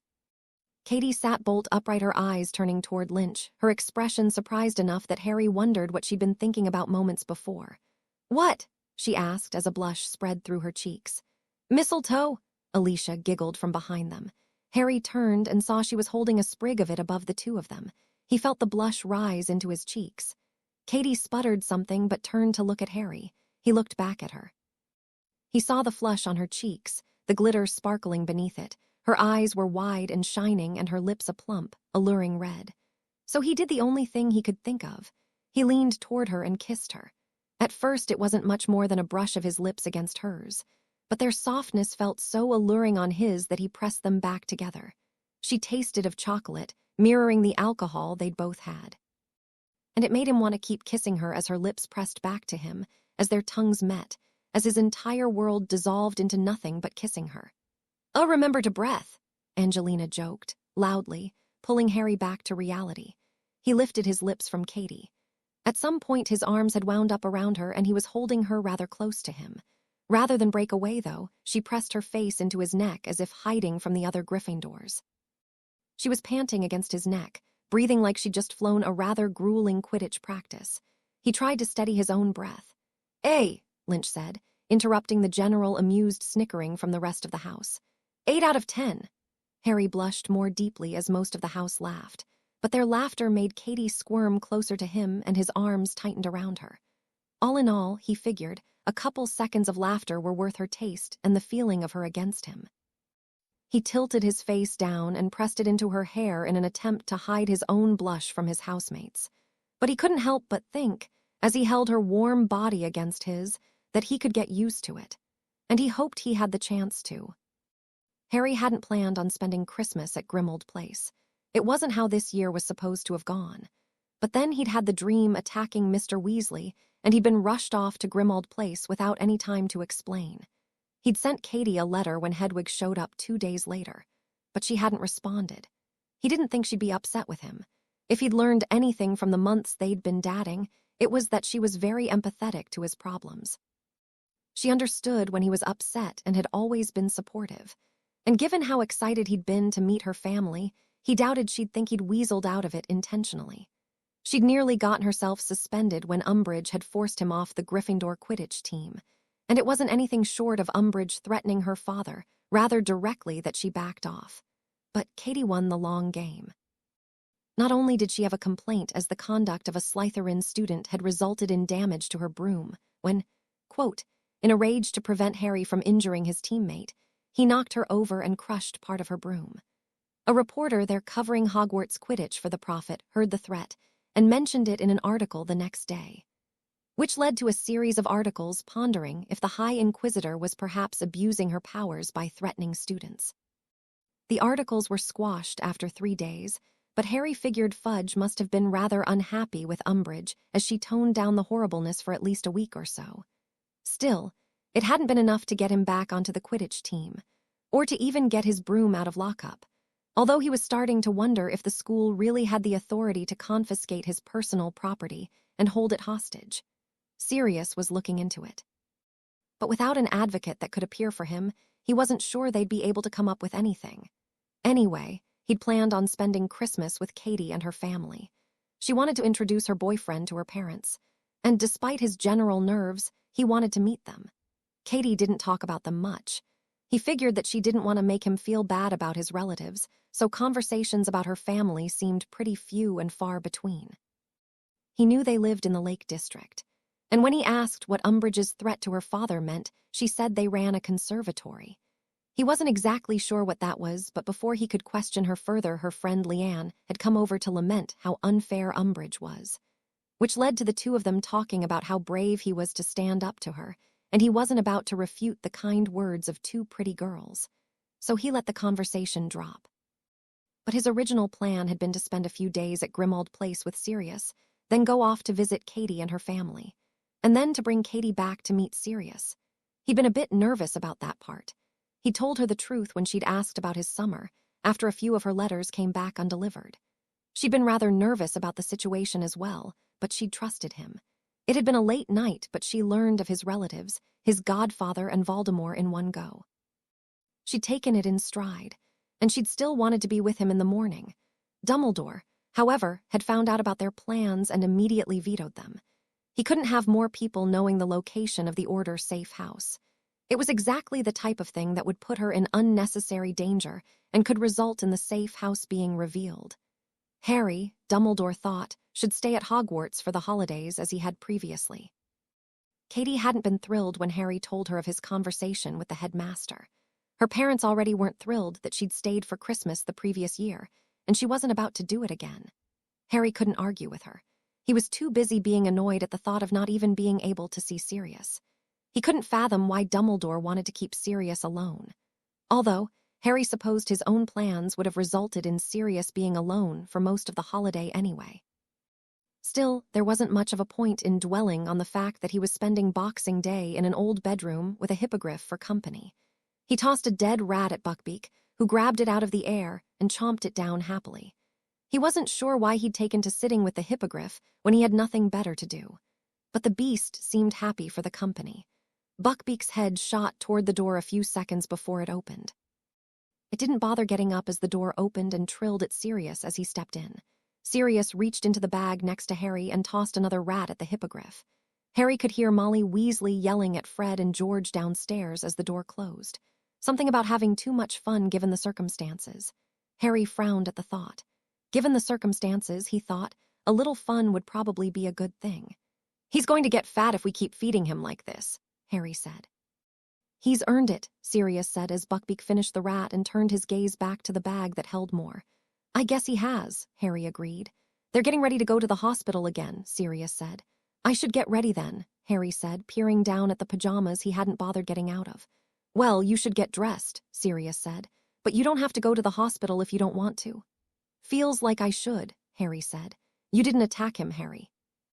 "You don't need to torture yourself over it," Sirius said. "I'm not," Harry said defensively. "Okay," Sirius said, "but I still don't think you should go. You've had your share of gloom already." "And you had something else in mind?" Harry asked. "I might have," Sirius said. His eyes lit up and a mischievous smirk spread across his face. "And what's that?" Harry asked. "I did some research with Remus while you were at school." "We both had a bit of a thing for a Hufflepuff a few years older than us when we were in school, Penelope Floros," Sirius said. "Okay, and?" Harry asked. "She was stunning. Dark hair, dark eyes, always tan, great tits, and a backside that could make you blush just thinking about it," Sirius said, starring off dreamily as he spoke. Harry rolled his eyes but felt a smile spread onto his face. "What did you find out she's single and need me to walk a dog past her flat or something?" Harry teased. "Oh no, I was never that lucky, Harry," Sirius said. "Okay, then what's the point of this?" Harry asked.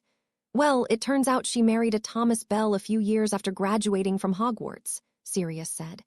Harry peered over at his godfather, wondering if he should find the entire thing as awkward as he realized Sirius was talking about his girlfriend's mother. "And?" he asked. "Well, if her daughter is half as good looking as the mother, then I think perhaps you better flew to the Lake District and say hi," Sirius said. "Mrs. Weasley and Dumbledore would both kill me," Harry frowned. "Mrs. Weasley isn't your mother, and Dumbledore doesn't need to find out," Sirius said. "Go, apologize for the rubbish that kept you from going in the first place and enjoy yourself." "What if they don't like an unexpected visitor dropping in?" Harry asked. "Then flew back," Sirius said. "You really think I should do that?" Harry said. "Yes," Sirius said. "Besides, Remus just got your things from school, and worst case you say you just wanted to get her Christmas present to her as soon as possible, save Hedwig the trip." "I probably should get ready then," Harry said, feeling the excitement rise in him as he stood.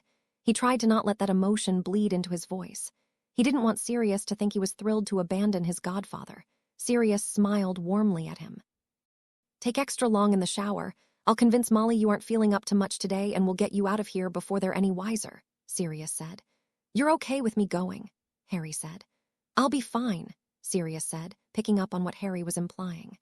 Sometimes feathers need to be ruffled anyway, and the young need to stretch their legs as much as the old. And anyway, Remus, Tonks, and I have been having a surprising amount of fun with some of the anti-umbrage research we're doing. And helping the twins behind Molly's back keeps me amused. Just come back before term."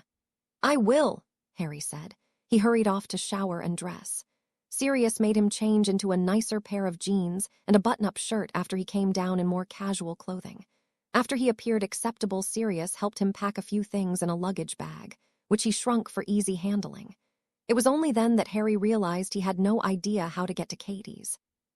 He frowned a bit and told Sirius, who laughed at him. Apparently it was as easy as saying, "Belle's Sanctuary," and hopping into the fire. He stepped out in what could best be described as a gift shop. He stepped away from the large, central fire just before a family of 4 popped in behind him. He weaved around a shelf of stuffed salamanders and looked around. The family moved past him toward a middle-aged clerk and purchased tickets for the next tour, which was due to start in 15 minutes. Harry watched and then walked outside to get a better feel of where he was. The Lake District greeted him with rolling, snow-covered hills as far as he could see. He looked around. He'd emerged from a small stone cottage. It had Belle's Sanctuary painted above the door. Behind it he could see more land, stretching out, a river running through the middle of it and a mere to the left, flanked on 3 sides by forest. He could make out the shapes of other buildings here or there, but nothing was close enough to see just what it was. He saw a path leading down from the cottage and walked over toward it. It was only moments before he heard a soft voice coming up from that direction. He peered down the hill at the path for a few moments before she came into view. She was walking backwards, talking rather actively with her hands as she led a group of about 10 people back up the hill. She was dressed as Santa's helper, down to the fur-lined boots and the red hat. He stared at her as she walked up the hill and barely noticed as she walked straight into him. "Oh, excuse me," she yelped as she turned around. She then blinked once, then twice, then a third time before her face lit up and her arms wound up around his neck. "Hi," he said against her lips. "Harry," she squealed. Someone in the group behind her cleared his throat and Katie blushed. "Wait here, I have to finish working." Harry merely nodded at her and stepped to the side of the path as she disentangled herself from his arms. She blushed at the tour group and continued to lead them back toward the cottage. He watched her go and wondered how hard it would be to convince her to wear that outfit. Well, a lot more often. Harry walked a few feet down the path and observed the area. He could see decorations on the trees around and noticed what appeared to be the entire area decorated rather lavishly for the holiday. He heard her coming up behind him after about 5 minutes. "Harry," she said again. He turned and she hugged him tightly, pressing her face into his chest as he pressed his own into her hair, enjoying the warm scent of cinnamon and pine that accompanied her. "Merry Christmas," he mumbled. She lifted her head up and smiled warmly at him, pressing her lips to his in a soft kiss. "Merry Christmas," she responded and then kissed him again. "How did you get here?" "Flew," Harry said. "Are you supposed to be here?" she asked. "Is someone going to come looking for you?" "Technically no, but no, my godfather is going to cover for me," Harry said. "How long can you stay?" she asked. "A couple of days if you'll have me," Harry said. "I didn't want to impose. I can always flew back to London if it's too much of a hassle." "Nonsense," Katie said. "I told my parents you had an emergency but that you were still going to try to come. I guess I just had a feeling." "And you never even took divination," Harry teased. "I guess I just hoped if you wanted to spend the holidays with me as much as I did with you that you'd find a way. And I suppose it helped that Hedwig refused to leave after she delivered your letter 2 days ago," Katie said. "Petulant of her," Harry shook his head. "She must like your owl treats more than mine." "She's a good bird," Katie countered. "So you give tour?" Harry asked. "Not usually," Katie said. "But we're always busy around the holiday and a bunch of people wanted off so I filled in. My chores don't normally involve being the public face. I'm no good at it." "I'm sure you're great at it," Harry said instinctively. She smiled but shook her head. "Not my cup of tea at any rate," Katie said. "Is that the normal uniform?" Harry asked, making a point to leer at her. It wasn't revealing in and of itself, but something about it just felt so exotic he couldn't help himself. "No, you prat," Katie said, giving him a playful swat. "Some of the girls thought it would be fun with a bit of a holiday theme." "I like it," Harry said. "Of course you do," Katie responded. She jutted out her hip and posed in a rather adorable way, batting her eyelashes at him as she did. "You're in good spirits," Harry said. He couldn't help but smile with her, though. It's Christmas and my boyfriend is here and we're going to get to snog without fear of Umbridge or Inquisitorial Squad members breaking in and putting us in detention until we're 35, Katie said. That does sound lovely, Harry said. But is getting caught by parents any better than Umbridge? Well, sure, they'll only punish you, not me, Katie smiled. Oh, haha, Harry countered. He pulled her back to him and kissed her again. They kissed for a few moments until another tour guide scolded them as she walked by with her tour group. Katie blushed and slipped away from him and watched the tour go. We might not want to do that where the customers see, Katie said. That sounds like a good idea, Harry said. Do I get a tour? That's usually 3 galleons, Katie said. I'm good for it, Harry responded. That's true, she said. And the quickest walk to home is through the sanctuary. Where do you live exactly? He asked. Over there, she said, pointing toward a hill that looked rather far away, although he could tell the path curved that way. How big is this place anyway? Harry asked. 400 acres, Katie said proudly. Ah, Harry said, having no real idea of what that meant. Only about 100 of it is for public viewing, though. We open up some more areas during the summer, Katie said. But a lot of the animals are rather grouchy in winter. Where do we begin? Harry asked. Katie slipped her hand into his and started leading him down the path. This way will be the quickest, Katie said. And we'll meet a friend of yours on the way if she's awake. What? Harry asked. You'll see, Katie gave him a knowing smile. Well, I certainly don't know any jackalopes, Harry said, nodding toward the first enclosure they passed were a few antlered rabbits. Good, they're pricks, Katie said. They love to bite. Fingers must taste better than carrots. But they're adorable and usually active enough to keep kids entertained from a distance. As she said it, a group of them started wrestling while interlocking their horns. Katie stopped walking for a few moments and they watched quietly.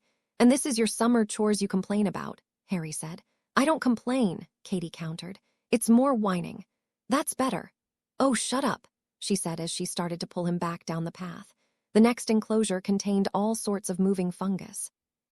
Katie listed off what all of them were. He suspected from memory, as her eyes didn't flash once toward the placards lining the exhibit as she spoke. He vaguely remembered Hagrid mentioning some of the same creatures. After they moved from that, she continued their conversation. But no, the stuff I complain about is the less glamorous side. The sanctuary is my father's pet project, but the real work comes from the Moat and the Ashwinder farms. We have the largest collectives of both in England, Katie said. Really? That's pretty cool, Harry said. It's part of the reason Umbridge backed down from me, Katie said quietly. Oh, Harry asked. Ashwinder eggs are one of the most effective ingredients in a variety of healing potions and salves, and the Ministry buys Moat's skin files constantly. It's the most secure way to transport files and hide information, or so they claim. Umbridge made a poor gamble, Katie said. I don't get it, Harry said. Well, she threatened to investigate the grant for the sanctuary, which is nice, but not wholly necessary. And after that article, my father implied to a few of his connections that if it were to go away, he'd be fine, but he'd have to look into selling the eggs and skins on the continent rather than to the Ministry, where the prices are much higher, Katie said. Ah, Harry chuckled.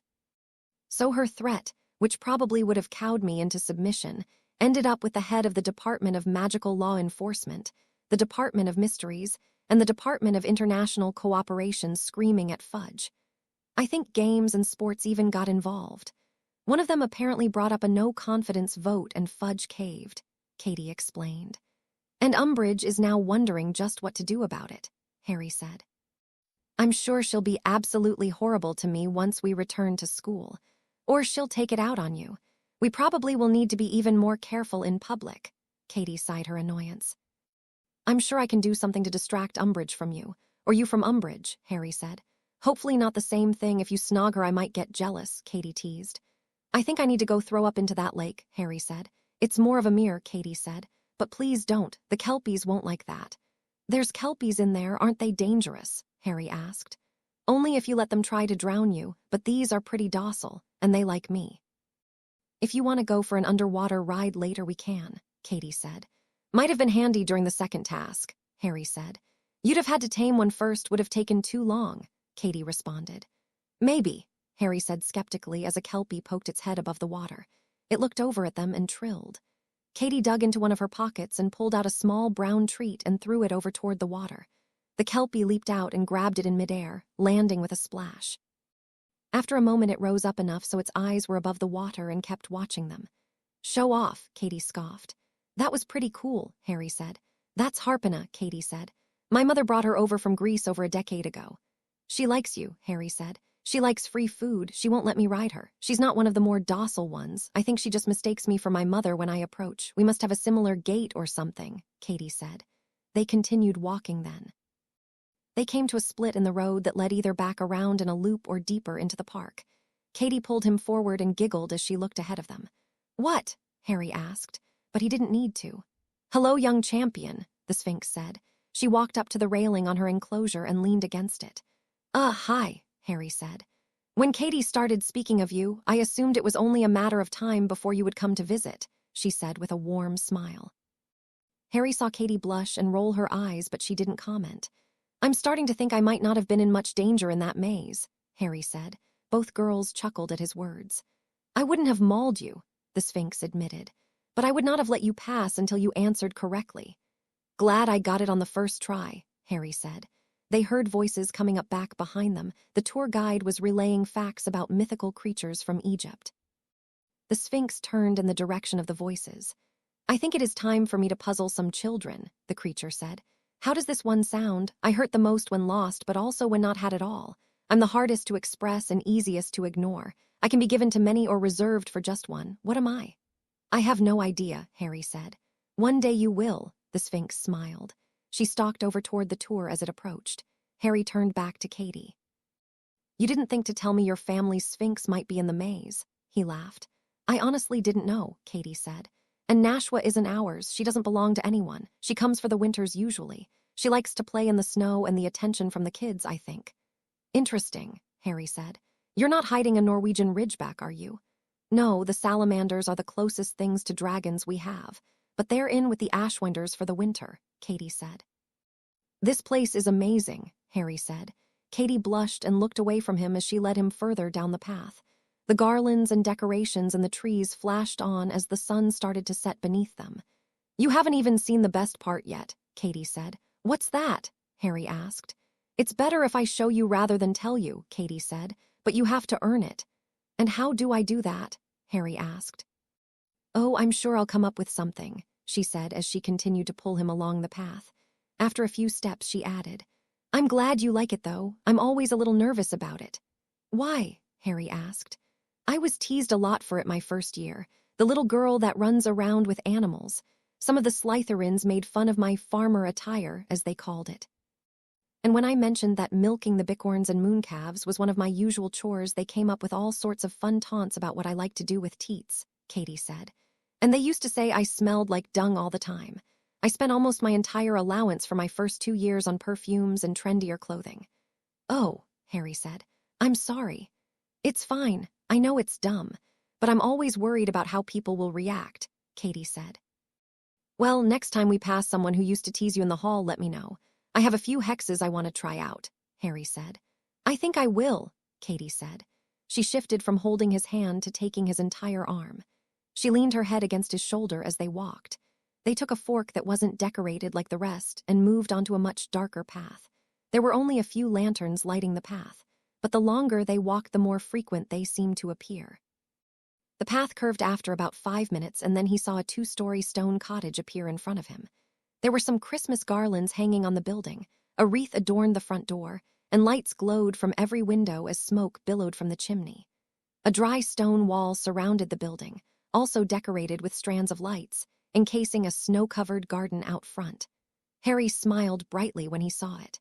It felt like what he thought a home should be. It looked warm and inviting. "I love it," Harry said without any prompting. Katie blushed deeply as she peered over at him.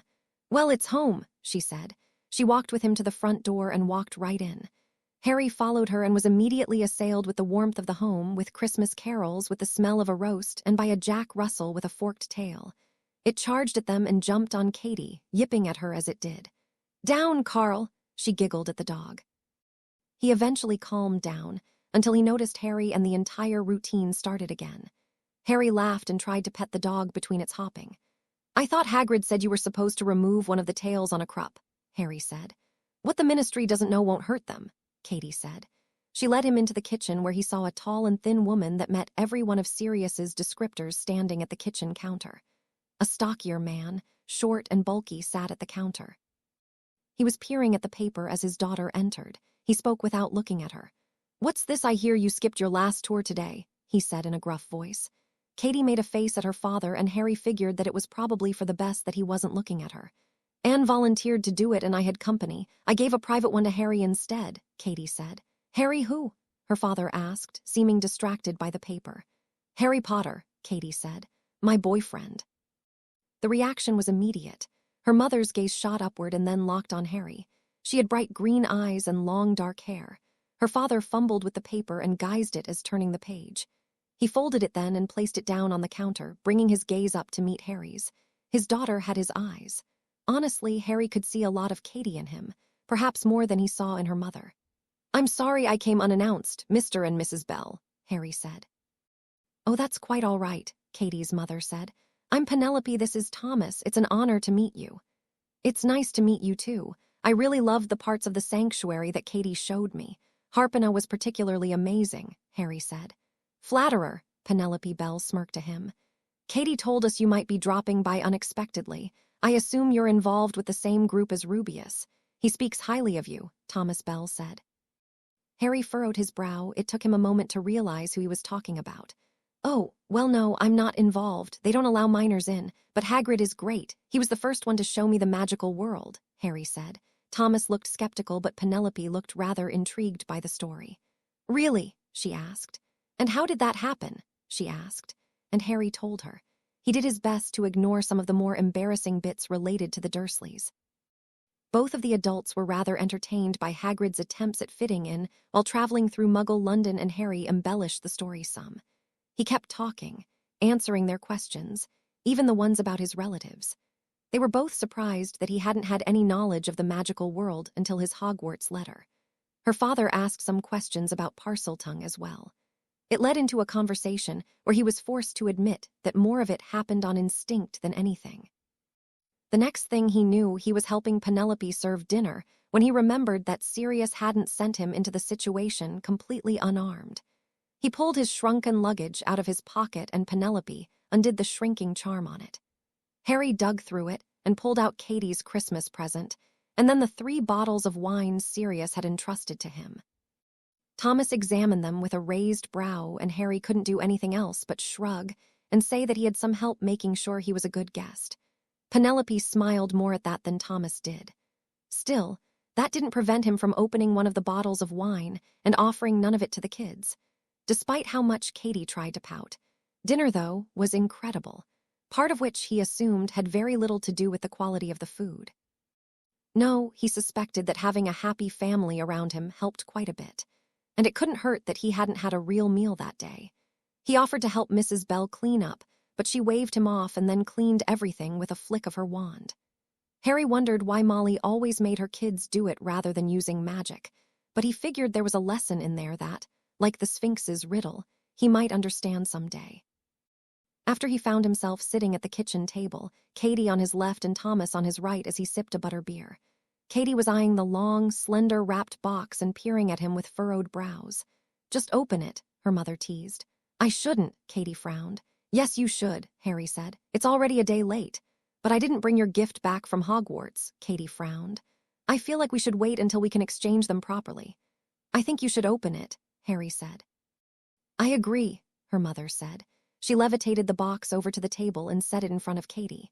She brought her hands up and traced them over the package. She hesitated for a moment, but curiosity won out and she pulled back one corner of the paper. "Oh my God," she squealed. "You absolutely should not have." "Yes, I should have," Harry countered with a smile as she ripped off the paper on a brand new Comet 350, one of the first ones they'd ever made. The broom itself wasn't due out until the summer, but it hadn't been that difficult for him to obtain one. In fact, when he'd written to Comet to inquire about a replacement for Katie's broom, he'd inquired after the 330. But given that it was Harry Potter, they talked him into the 350 in seconds. According to the Comet salesman he'd communicated with, it marked one of the most significant upgrades they'd done in years to their brooms. "It wasn't that much more than getting yours properly repaired," Thomas said. He wrote to us about it after it happened, and he got a surprising discount on it. You wrote to my parents? She asked. Just the once, Harry blushed. It had been a short and confused rambling of a letter, a way to needle out information behind her back.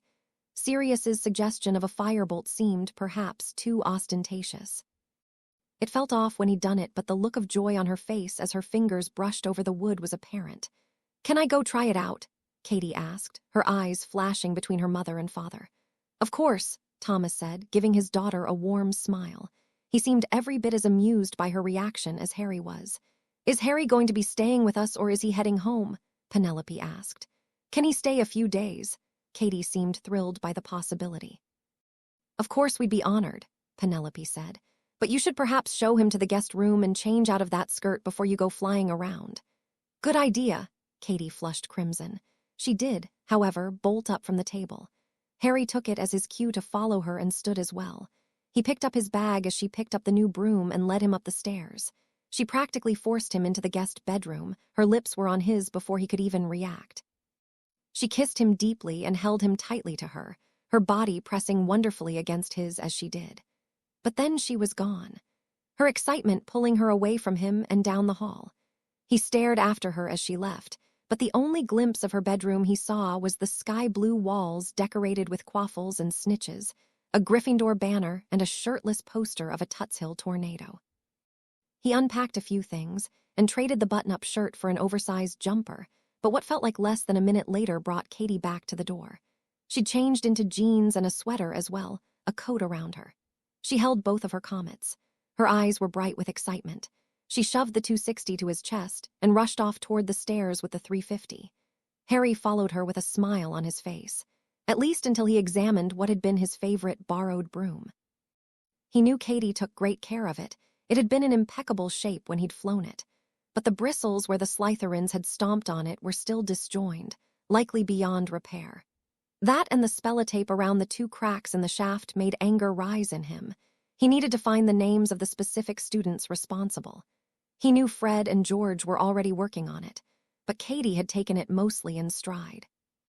Although he'd recognized her forlorn look as the same one he'd had when he'd held his destroyed Nimbus, she yelled to her parents that they were going to go flying. Her mother yelled back to keep it north, and Katie rolled her eyes and claimed she knew. When they stepped outside, she immediately cast a warming charm on both of them. Harry questioned her use of magic outside of school, and she rolled her eyes at him and said her parents didn't care as long as she didn't do something stupid. And that, frankly, some of her chores required it. Harry wanted to question her more on that, but she was in the air on the broom before he could get a word in edgewise. He got onto the older comet and flew up after her. It listed to the left far more than he remembered and seemed a bit short on power. But other than that, it was flyable. He couldn't help but think that he would have complained quite a bit more than she had. She was darting around him, diving and rising and giggling with every motion as she shot past at speed. He smiled and decided his best course of action was merely to watch for a few minutes as she flew around him. This is amazing, Katie giggled as she circled around him, her dark hair billowing out behind her. But you so shouldn't have, it must have cost a fortune. It wasn't too bad, Harry said, and I 100% should have. It's way more than I got you, she said. I'm sure I'll love whatever it is, Harry said. I hope so, she frowned. I will, he said. So how did you want to put the new broom through its paces? Harry asked. She spun around and rolled upside down, her hair falling toward the earth as she stared at him. She dug into the pockets of her coat as she floated in front of him. Good question, she said. She spun back upright and pulled her hair back into a tail. I'm surprised your parents let you fly around on your own, Harry said. There's no one around and charms keep muggles away from the sanctuary, Katie said. As long as I stay over our land, there's no issue. I've been flying for fun since I was 6. Explains why you were the youngest Gryffindor chaser in decades, Harry teased. She gave him a playful glare but nodded. Yes, it does, she said, until some wunderkind decided to spoil all of my fun, but I think I figured out what I want to do. And that is, Harry asked. Make you prove you're as good as you think. If you are, it shouldn't matter who's on the newer, faster broom, Katie said. And your plan to test me? Easy, Katie smiled. I'll be the Snitch, catch me. Maybe if you're lucky you can catch me like you caught your first one. I caught the first one with my mouth, Harry remembered. That's the idea, Katie said. and she shot off past him, speeding just above the trees on the moonlight night. Harry smirked after her and waited until her backside was too hard to make out on the new broom to chase after her. Comet had vastly improved the top speed on the newer model, and Harry knew that part of the chase was fairly futile, but that didn't make him try any less.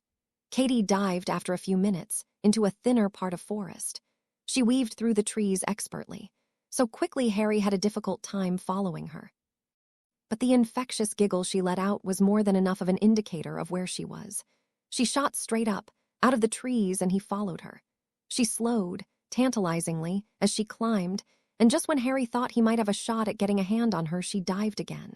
She leveled out just as the land rose in a large hill. Her boots skimmed just over the grass as she pressed herself up over the hill. Harry gave chase, coming out of the dive sooner and keeping her beneath him as he did so. She cut through some of the hills, keeping very low to the ground as she sped on, her boots grazing over a tarn as she flew ahead of him. Katie corkscrewed high up into the air, and Harry followed, pressing the 260 as hard as he could, willing it to move faster, to close the gap between them. But she kept the distance perfectly as she leveled out. She paused at the top of the climb, hovering alluringly before him in the dark of the night. But just as he reached out to touch her, she pressed away and then into another dive. Harry moved to chase after her, but the scenery stopped him in his tracks. The view, even in the darkness, was breathtaking. Rolling hills gave way to forested ground, with water intermixing through the land in the form of small lakes and rivers. He could see a few homes scattered around the landscape, gentle billows of smoke rising from their chimneys. "You coming?" Katie teased as Harry admired the scenery. He turned his gaze down to her near the tree line and spurred his broom on. She escaped into the trees once more, and he gave chase through them.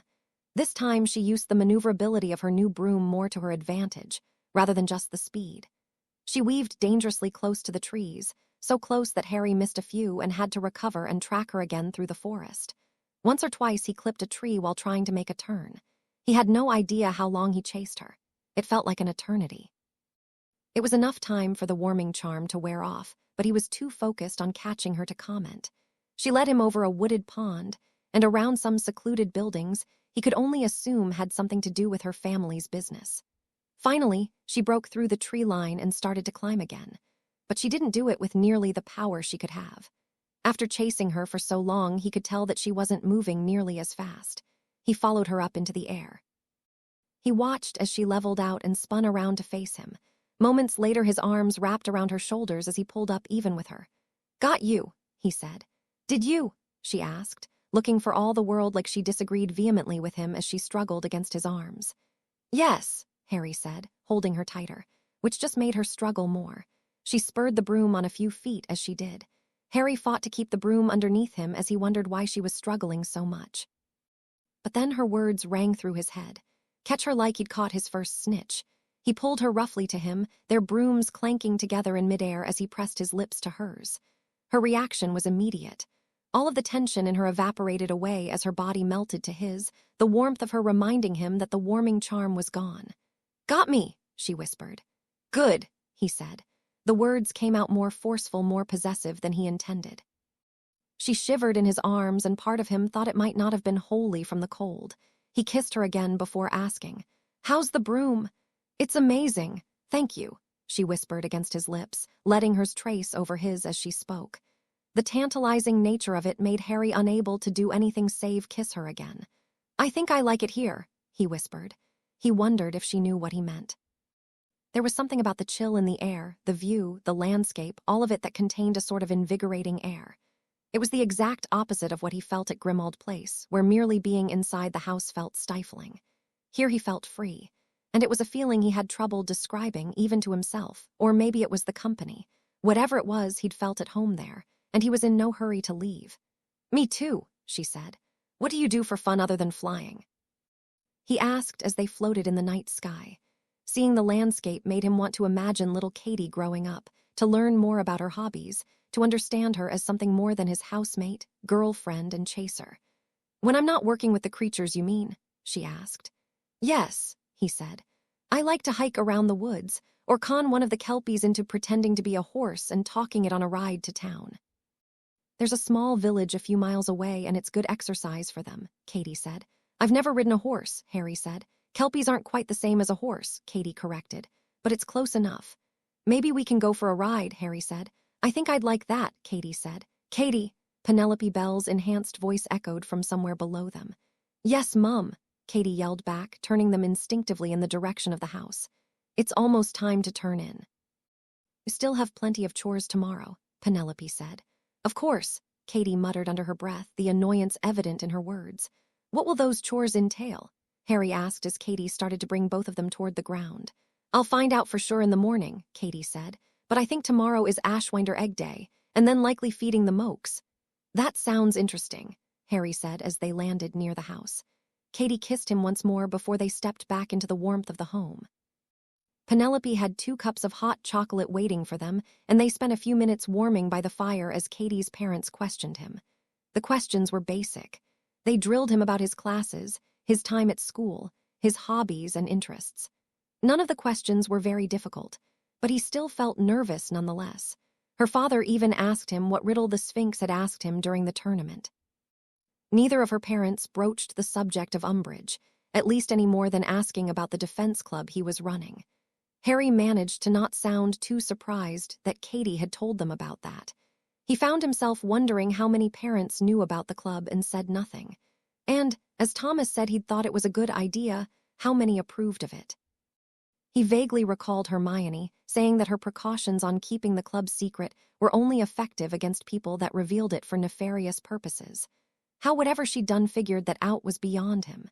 After Katie yawned twice, though, it was determined to be bedtime. Harry thought it was still rather early for that, but given that Katie didn't protest in the least, he figured it would be unwise to do so. She gave him a soft good-night kiss outside of the guest room. It turned into something more until they heard more footsteps on the stairs and decided to quickly disappear into their rooms. Harry found himself laying in bed, thinking it was way sooner than he would have in any other circumstance. He was sure he'd lay awake for hours, but as he thought about the warmth of the home and Katie, sleep came almost instantly. General noise woke him in the morning. A look at the windows indicated it was still dark out, but given the commotion in the house, he knew the day was about to begin. Part of him expected that he could sleep through it and they wouldn't bother him, but another part of him thought that was a poor way for a guest to react. He pulled himself out of bed and found some clothing and his toiletries before opening up the door. He peered out into the hallway just in time to see Katie stepping from the bathroom, her hair and body wrapped in a towel. She blushed and looked startled and stammered something about fresh towels and quickly ducked into her bedroom. Harry spent most of his time in the shower thinking about taking towels off her. By the time he dressed and made his way downstairs, breakfast was already in process. Penelope served him a heaping helping of eggs, bacon, beans, and toast with a large glass or orange juice, all while telling him they didn't need to help out. He was a guest. If he wanted to sleep in or rest until Katie was done with her chores, that would be perfectly fine. But that didn't seem like a good thing to do, and he was interested in her chores. He was more than willing to help out. That drew amused glances from all 3 of the Bells, but he shrugged his shoulders and said he was used to chores. 15 minutes later, he was pulling on his boots and a warm coat and following Katie outside. It had started snowing sometime over the evening, after their flight together, and about an inch of it was on the ground as they traipsed through it. The sun was only just beginning to rise above the horizon. She'd been right about her chores, and she led him off to what she said was the Ashwinders building. They marched down the same path they'd taken from the exhibits, but as they neared them, Katie ducked down an almost hidden side road and continued through the trees. Eventually, they found a large barn in a cleared-out part of the forest. Harry vaguely remembered banking around it the night before. She handed him a pair of worn dragonhide gloves when they got to the door. She pulled her own pair on before opening it and stepping inside. Harry was greeted to a tumult of noise that made his head spin. All sorts of words and phrases filled his head immediately. He groaned and almost went to cover his ears. Katie turned to look at him. The noise was so distracting it took him a minute to notice that it must have been well over 40 degrees inside the barn. Sweat formed on his brow after mere moments. "The hissing is annoying, but you get used to it," Katie said. "They're not hissing," Harry responded. "They're talking." "What?" Katie said, her brows raising. "Parcel tongue," Harry said. "I never thought of that," Katie said. "What are they saying?" "It's hard to tell, there's so much noise," Harry said. He closed his eyes and tried to focus on it. It took him a few moments to differentiate the noises in his head. They're complaining. That doesn't surprise me, Katie said. A large lizard with a fire burning on its back walked up to Katie and croaked at her. She tossed it a treat and then a few more into a corner, and it waddled off after them. They're cold, Harry said, and worried about their eggs. Figures, Katie said. She peeled off her coat and hung it on a rung near the door. She then unbuttoned her flannel shirt and pulled it off, revealing a crimson and gold sports bra underneath. Harry stared. He couldn't help it. He'd seen her in similar clothing before on warmer days during Quidditch drills, but he still liked the look of it. She gestured for him to follow her, and he did. The floor of the barn was composed entirely of burning coals, and he was glad he'd bought more expensive boots after he'd grown out of his last pair. He'd done it because he thought they looked cooler, but the charms were certainly coming in handy. They moved into a corner of the room, and he saw the slithering mass of gray-colored snakes. "Watch me," she said. She moved toward the pile of snakes and reached in with her gloved hands. She ran her hands along one of the writing bodies until it seemed to give way. She pulled on it and slowly extracted it from the pile. It hissed at her but otherwise let her handle it. He saw the end of its tail was wrapped around 5 or 6 small red orbs. Once she had it fully out, she placed it gently down on the warm coals on the ground and ran her fingers gently over the tail. It uncoiled and the eggs were left on the ground. She snapped her fingers at Harry and pointed to a large box in the corner. He moved toward it and brought the box over. He could feel the cold emanating from it, and the snakes complained as he brought it past them. He opened the box and saw the enchanted inside. Katie very gently placed the eggs in it, lining them perfectly on the bottom of it. "That's really all there is to it. Be careful, though, if you touch them with bare skin, they will burn you," she said. "Should you do it while?" Harry asked, gesturing to her. "It's too damn hot in here to worry about that," Katie said. Then she seemed to notice that he was starring, and she smirked at him, her eyes playful. "In the summer, I usually only wear a bikini when doing this." "That seems unsafe. Couldn't you just use a cooling charm?" Harry said, doing his best to pull his eyes off of her chest. She was right, though, he thought, as he could already feel sweat sticking to him. He shrugged off his own coat and pulled off his shirt as well. The Ashwinders react very poorly to cool temperatures, even if it's just a charm on you. "But focus now. It's not like you haven't seen me in a swimsuit," Katie said. "Now watch me do a few more than you can try since you're insisting on helping." She demonstrated it a few more times, having him store the eggs as she got them out. And then she set him off to work. It wasn't a very difficult task on the surface. But he found out quickly you had to be very gentle getting the Ashwinders out of their piles, or they tended to try to bite you. Or they constricted and wound up deeper in the piles. But once you got the hang on it, it went fairly quickly. The most annoying part became figuring out which ones you'd already snagged when they tried to huddle together for even more warmth. At least until Harry remembered he could talk to them. He gave orders where they should go after they'd been harvested, and they listened to him. It allowed them to move in a more orderly fashion through the barn. It became a slight problem, though, as they would then argue with him about why he got to take their eggs. Harry didn't have a good answer, but a stern expression seemed to get the point across. It still took hours and a few refrigerated containers to collect them all. When they were done, Katie conjured a towel and wiped the sweat from her brow and chest before redonning her shirt and clothing. She made a show of leering at his chest while she did, and then handed him the towel as well. After he put his shirt and coat back on, she made him carry the containers outside, where she shot up some sparks with her wand and then led him down the path. As they walked, she explained the sparks were a signal that the eggs were ready to be collected. The containers would hold them for a few hours, but her father or mother would pick them up and take them to the local village, where an apothecary there would examine all of them and determine which should be frozen and used for potions, and which would be returned and hatched to keep the population up. Harry found it all fascinating, and he enjoyed listening to her talk about it. Her face lit up as she went on the processes, and the animals, and every little detail about it. And something about her passion was infectious. He wanted nothing more than to keep talking to her about it.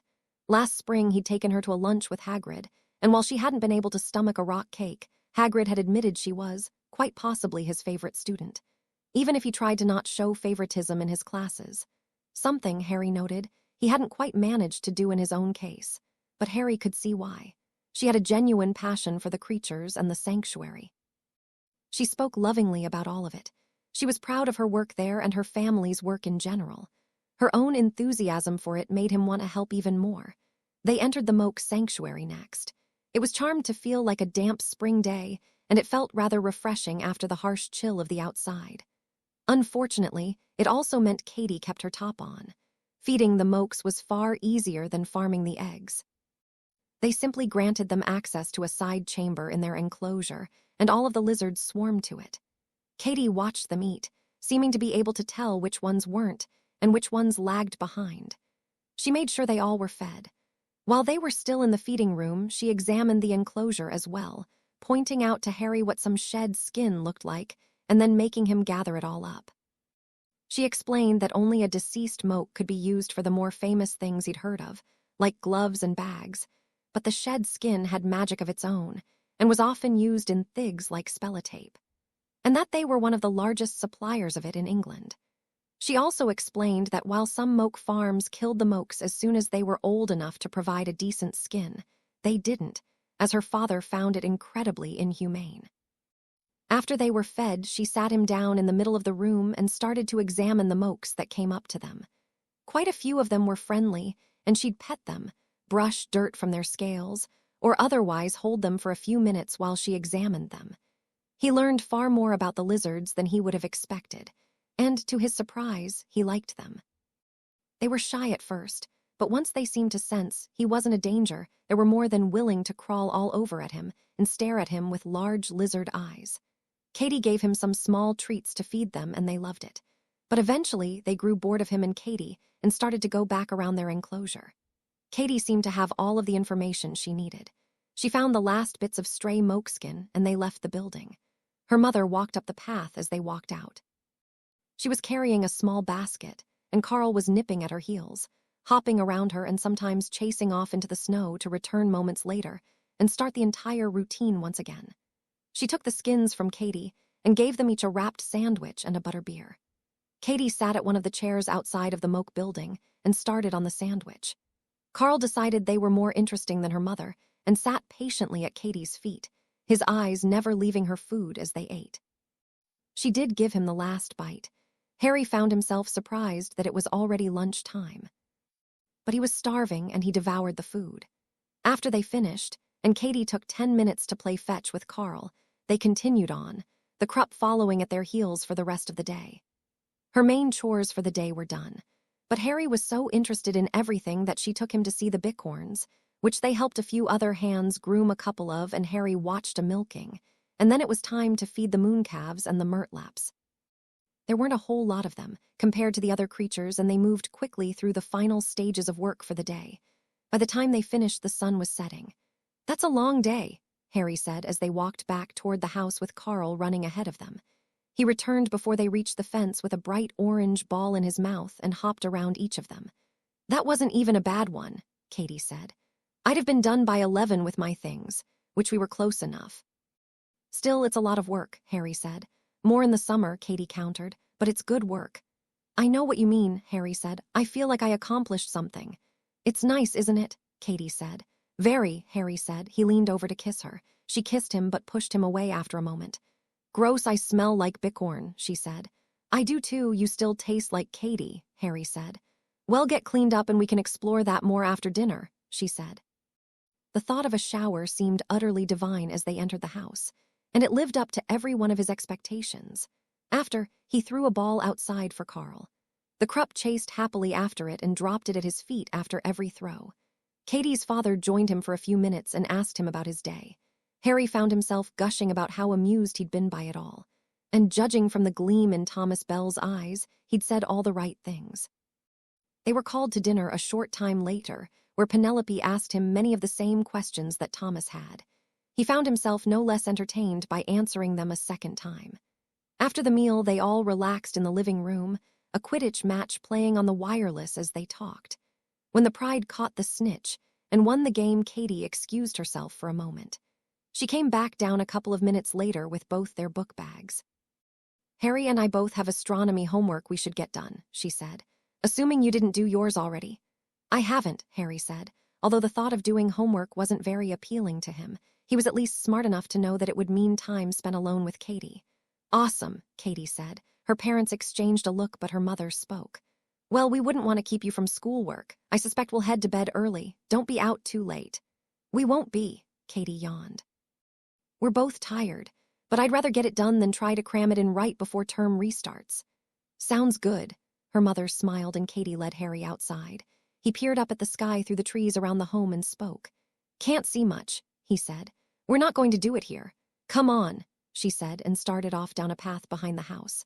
It was about 10 minutes of walking before they emerged upon a glass dome of a building, with silver cutting through the panes in an octagonal fashion. What's this? Harry asked. A great spot for stargazing, Katie said and led him in. The inside was very comfortable but dark. He could see trees and thought he heard water, but it was far too dark for him to fully make out anything. She took his hand and pulled him through the building, through a couple of other rooms and then into a smaller one. She took out her wand and spun it around, 10 or so candles lit up as she did. She tossed her bag into the corner and waved her wand at a wireless in the corner. Soft music filled the room and she placed her wand on the table. She lifted her arms above her head and moved to it, an exaggerated sway of her hips drawing his attention to her backside. Astronomy, he asked. Look up, she said. He did. The sky was perfectly clear above them through the skylight in the small room. The stars sparkled every bit as bright as they ever were on the clearest nights at Hogwarts. Wow, he said. I made this a few years back. It's my favorite spot for stargazing. I think you'll like it too, she said. I do already, Harry said. Katie gave him a playful smile, one that made him think he had no idea what he was saying yet.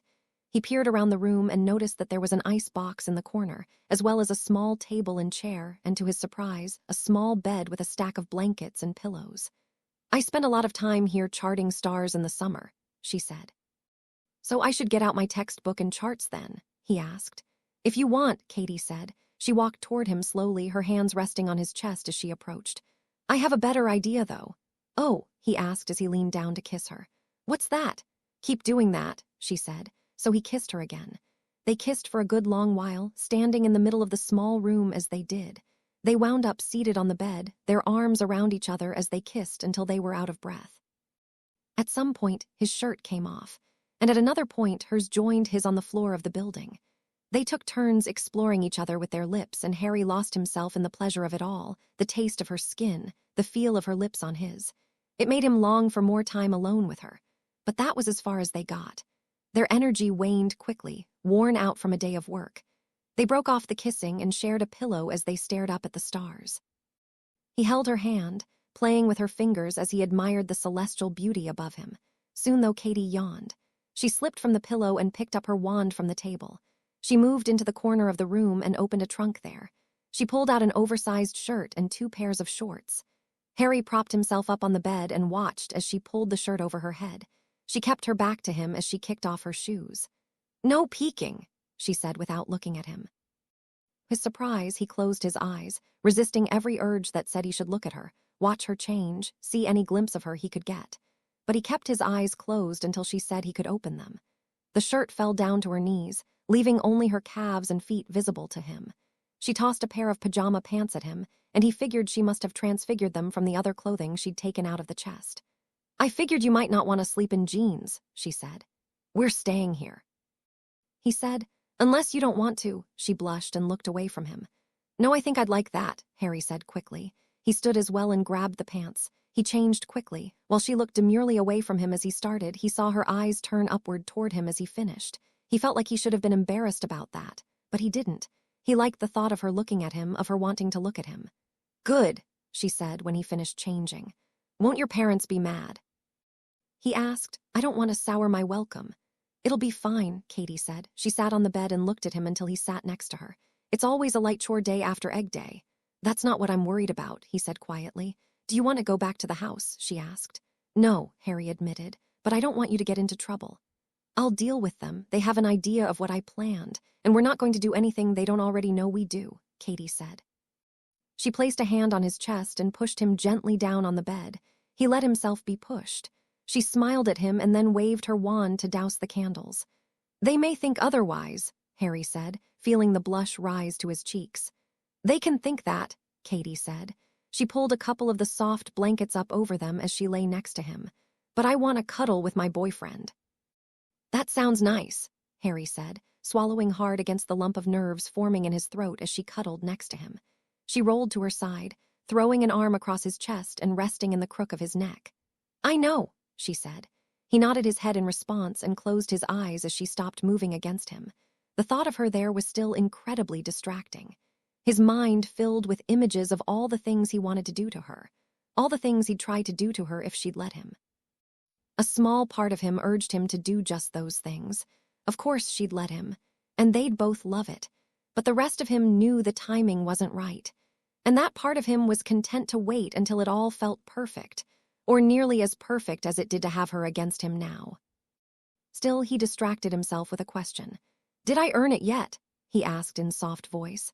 Earn what?" she asked. "Seeing the best part," he said. He felt her shift against him. She pressed her lips to his neck once and then whispered. "I'll tell you in the morning," she said. He nodded and shifted so he could more easily put an arm around her and closed his eyes. Sleep came faster than he expected it would. He woke to Katie straddling him. It was pleasant.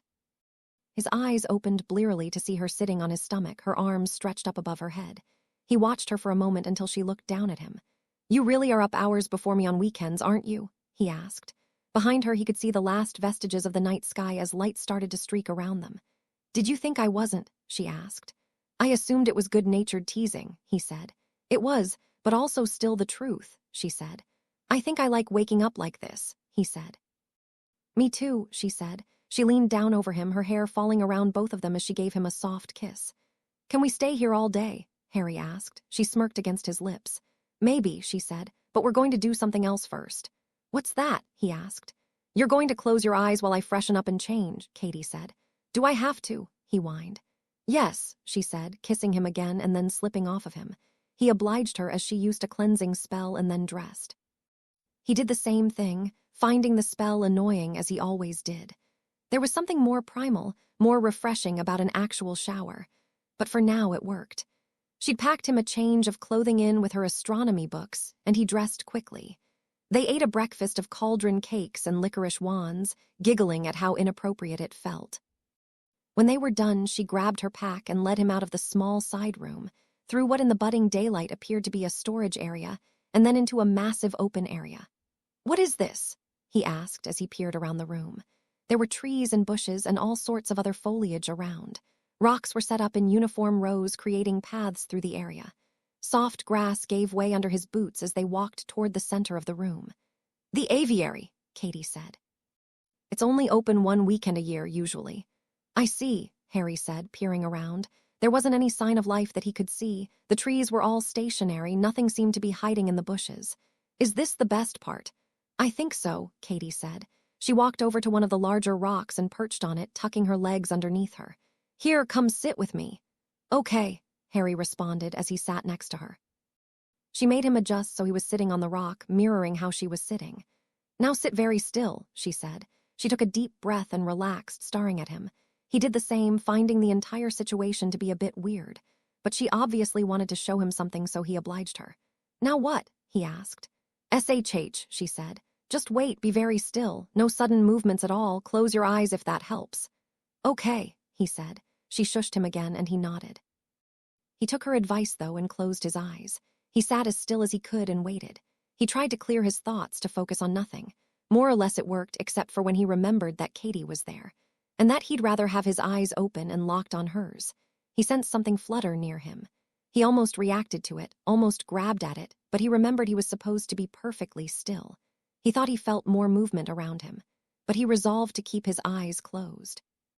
"Okay," Katie spoke slowly, making the words seem to last an eternity.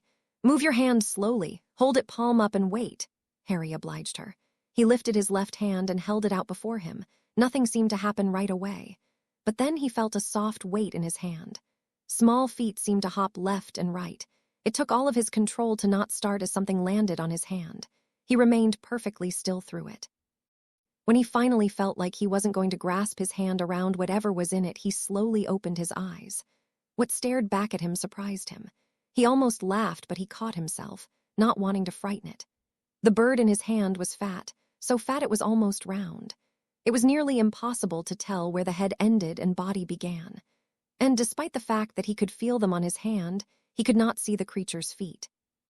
It had a long, slender beak and wings that seemed to be too small to support its body.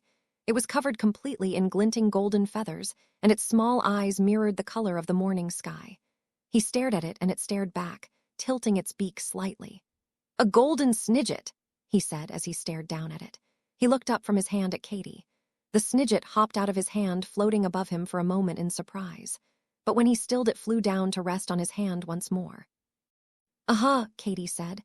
Another golden bird landed on her shoulder, and a third fluttered down to her knees. A fourth and fifth landed on his legs and peered at him, as a sixth started poking around Katie's pockets, looking for treats. "I didn't think there were many left," Harry said. "We have the last preserve of them in England," Katie said.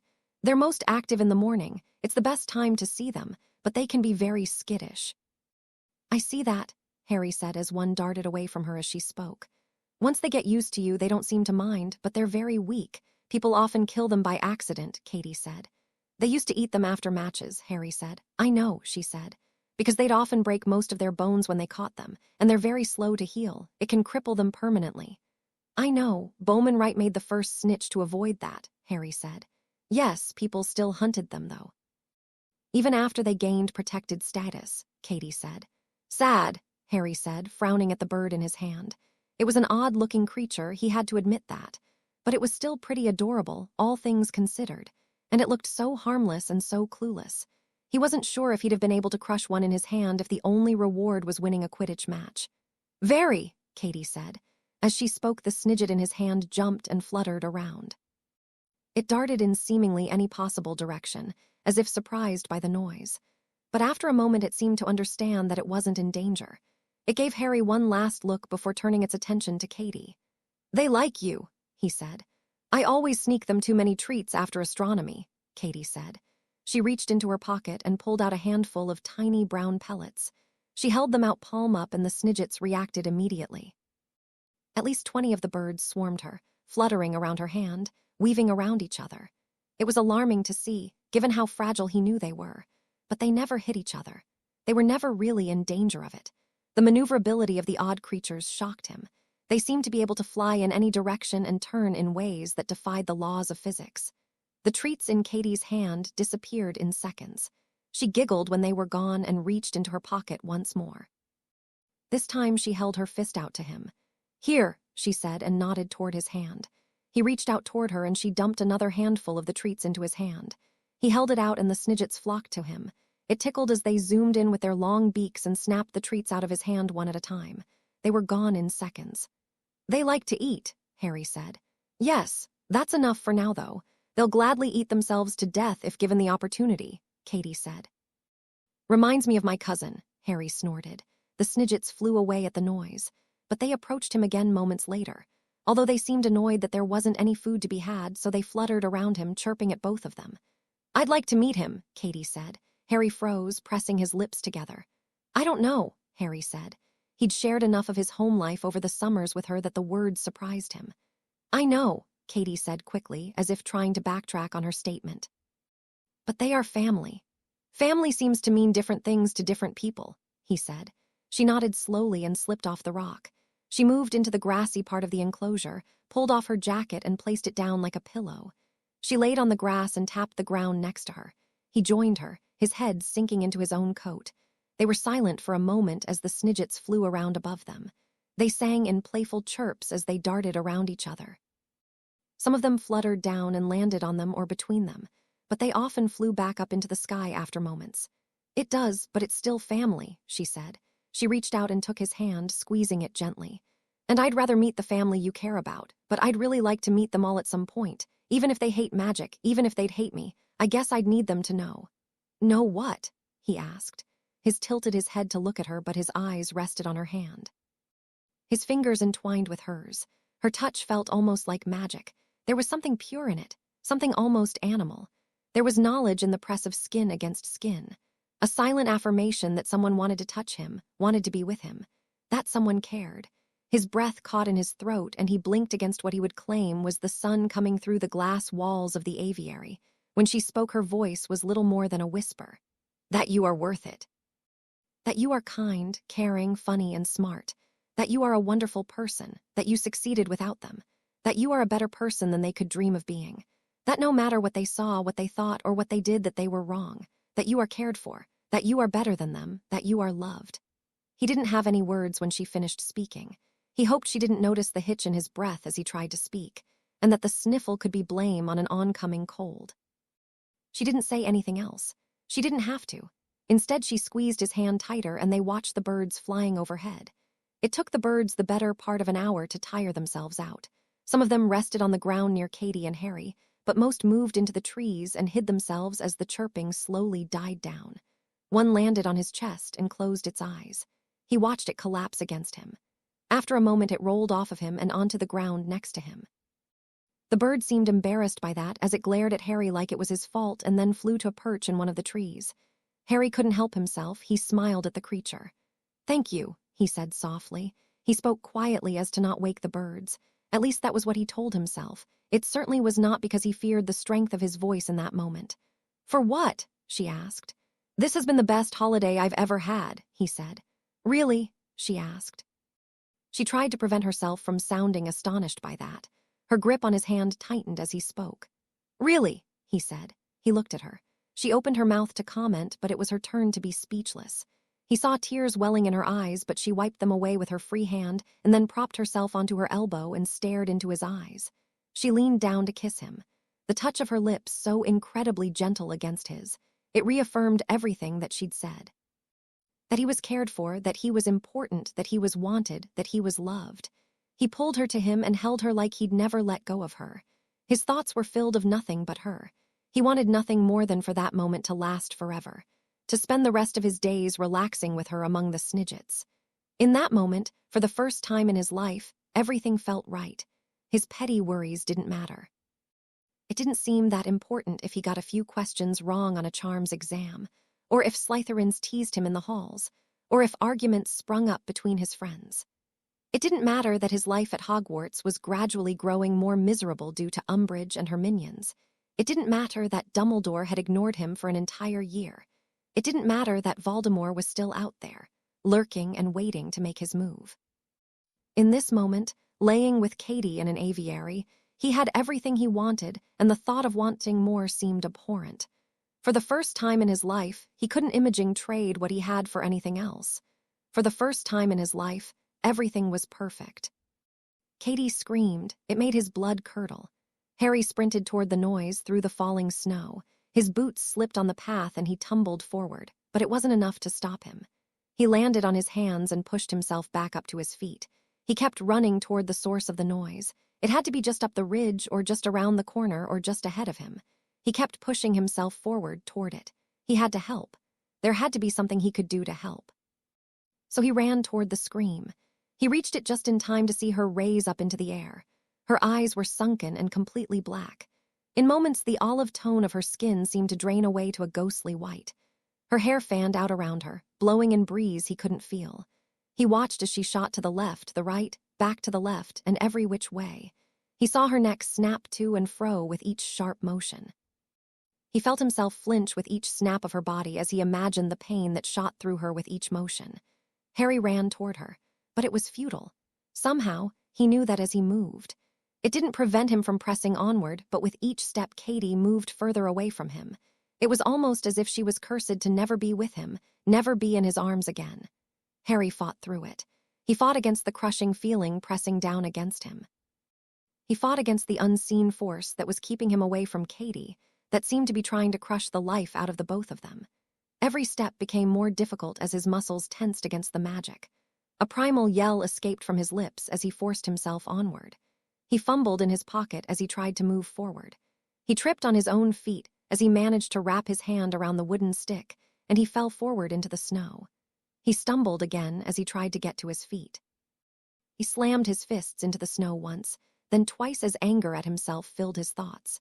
He pushed himself up and continued, watching as Katie floated higher and higher. Harry forced his wand toward her and tried to summon her down to him, to move her closer to him, to be able to do anything to protect her, to save her. In his mind, anything other than having her floating further and further away from him was a plus. Except he was wrong.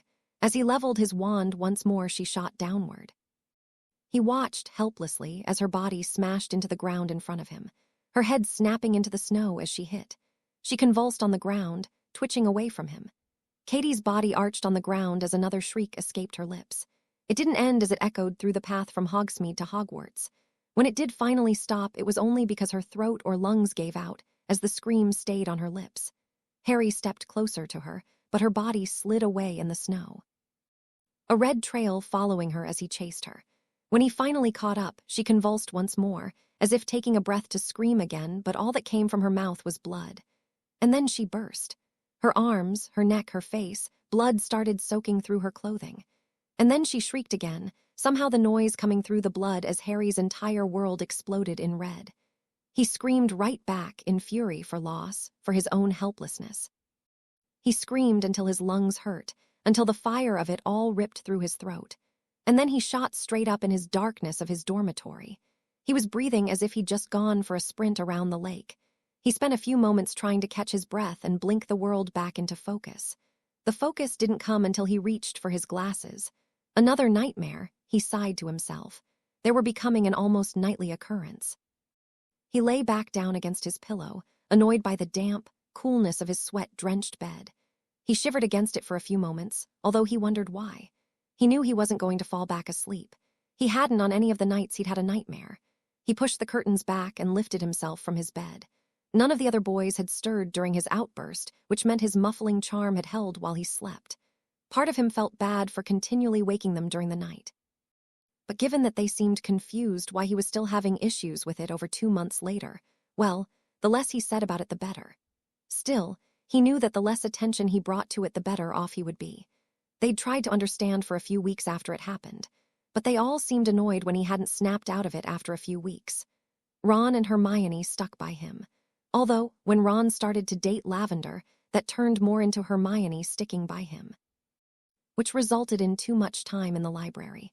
So he tried to hold more Quidditch practices, but that reminded him of the fact that he was missing his best player. Dean was filling in all right, and Demelza was improving rapidly with every practice, which would have thrilled him, except that Ginny spent every practice trying to get him to notice her rather than playing chaser. And the chemistry between the three of them hadn't developed. In fact, it grew progressively worse as Dean noticed that his girlfriend was paying considerably more attention to Harry Potter than she was to him.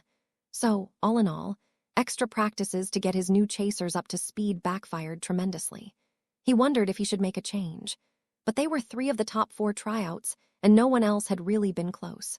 Ginny had been far and away the second best chaser during the tryouts, and when she focused, that was still the case. Demelza was solid and did everything he asked, and Dean continued to improve and work hard. He hoped the drama would blow over. Well, he hoped Katie would return, really. As he figured that, even if she wasn't healthy enough to play after being cursed, it would draw Ginny's attention away from him, which would then hopefully put it back on Dean, and then everything should, hopefully, return back to normal. But there was no sign of Katie's return. He struggled to even get news about it.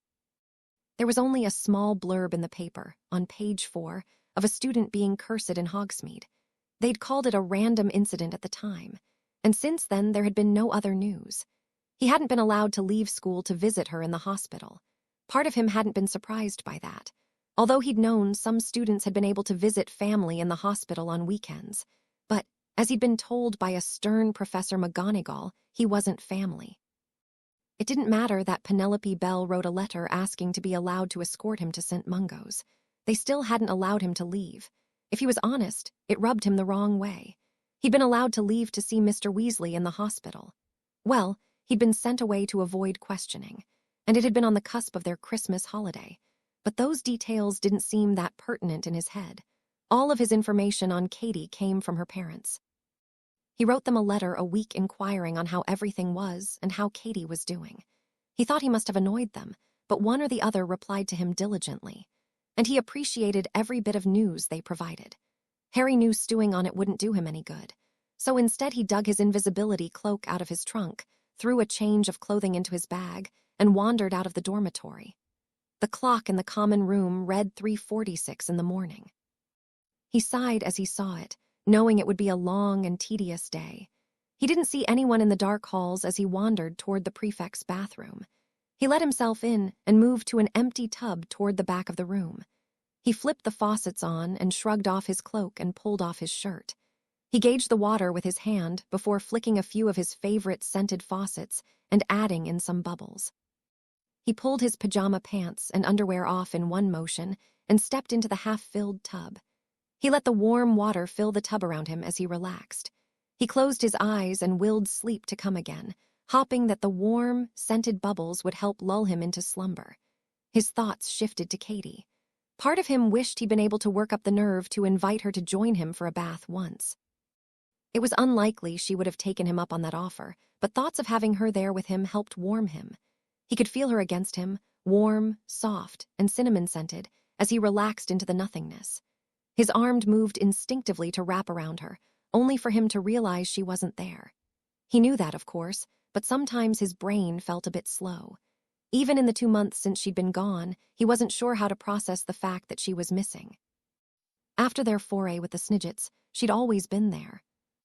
She'd stayed with him at nearly every moment they weren't in class. She'd helped him plan lessons for Dumbledore's army. She'd helped him with his homework when he needed it, and he'd work on hers with her.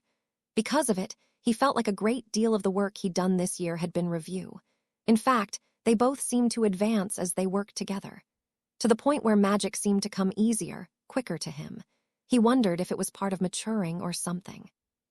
But power, he noticed the more he worked with Katie, came easy. More happily, she'd been the one to describe, in detail, every shot, every goal, and every play of Gryffindor's Quidditch win over Ravenclaw to retain the Quidditch Cup. A minor victory over Umbridge. And she'd been one of the first to volunteer to come with him to save his godfather when he'd stupidly thought the man had been in danger. She'd gotten to meet him then, briefly in the Ministry of Magic on that fateful night. Sirius had liked her. He could tell that from even their briefest of meetings. And she'd been the one who'd pulled him away after Sirius had fallen, and the one who'd held him and whispered to him until Dumbledore made them separate. She'd wanted him to come over that summer. She'd joked that her parents wouldn't have even made him do chores.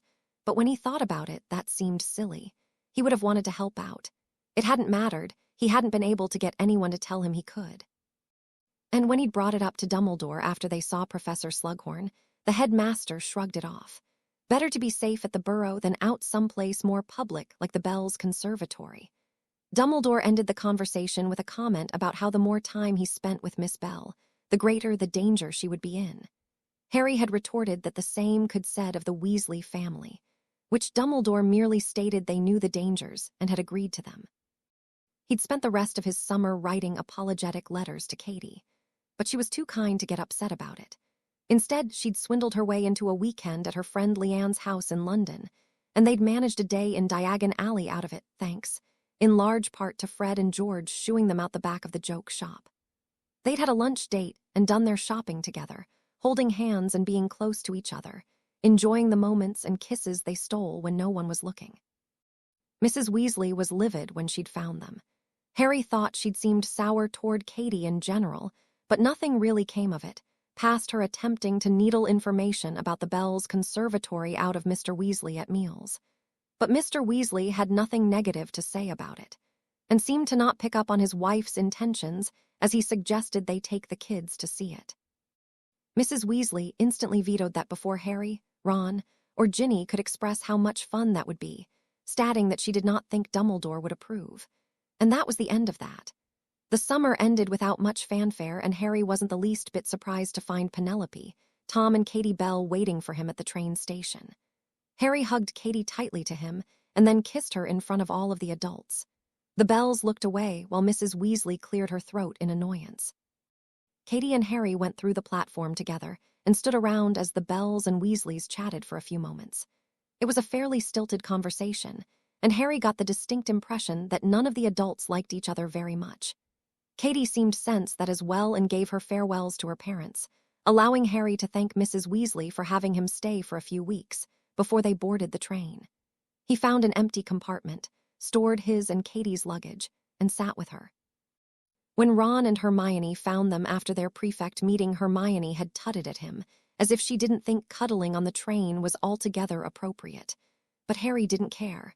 That closeness, though, had ultimately been their undoing.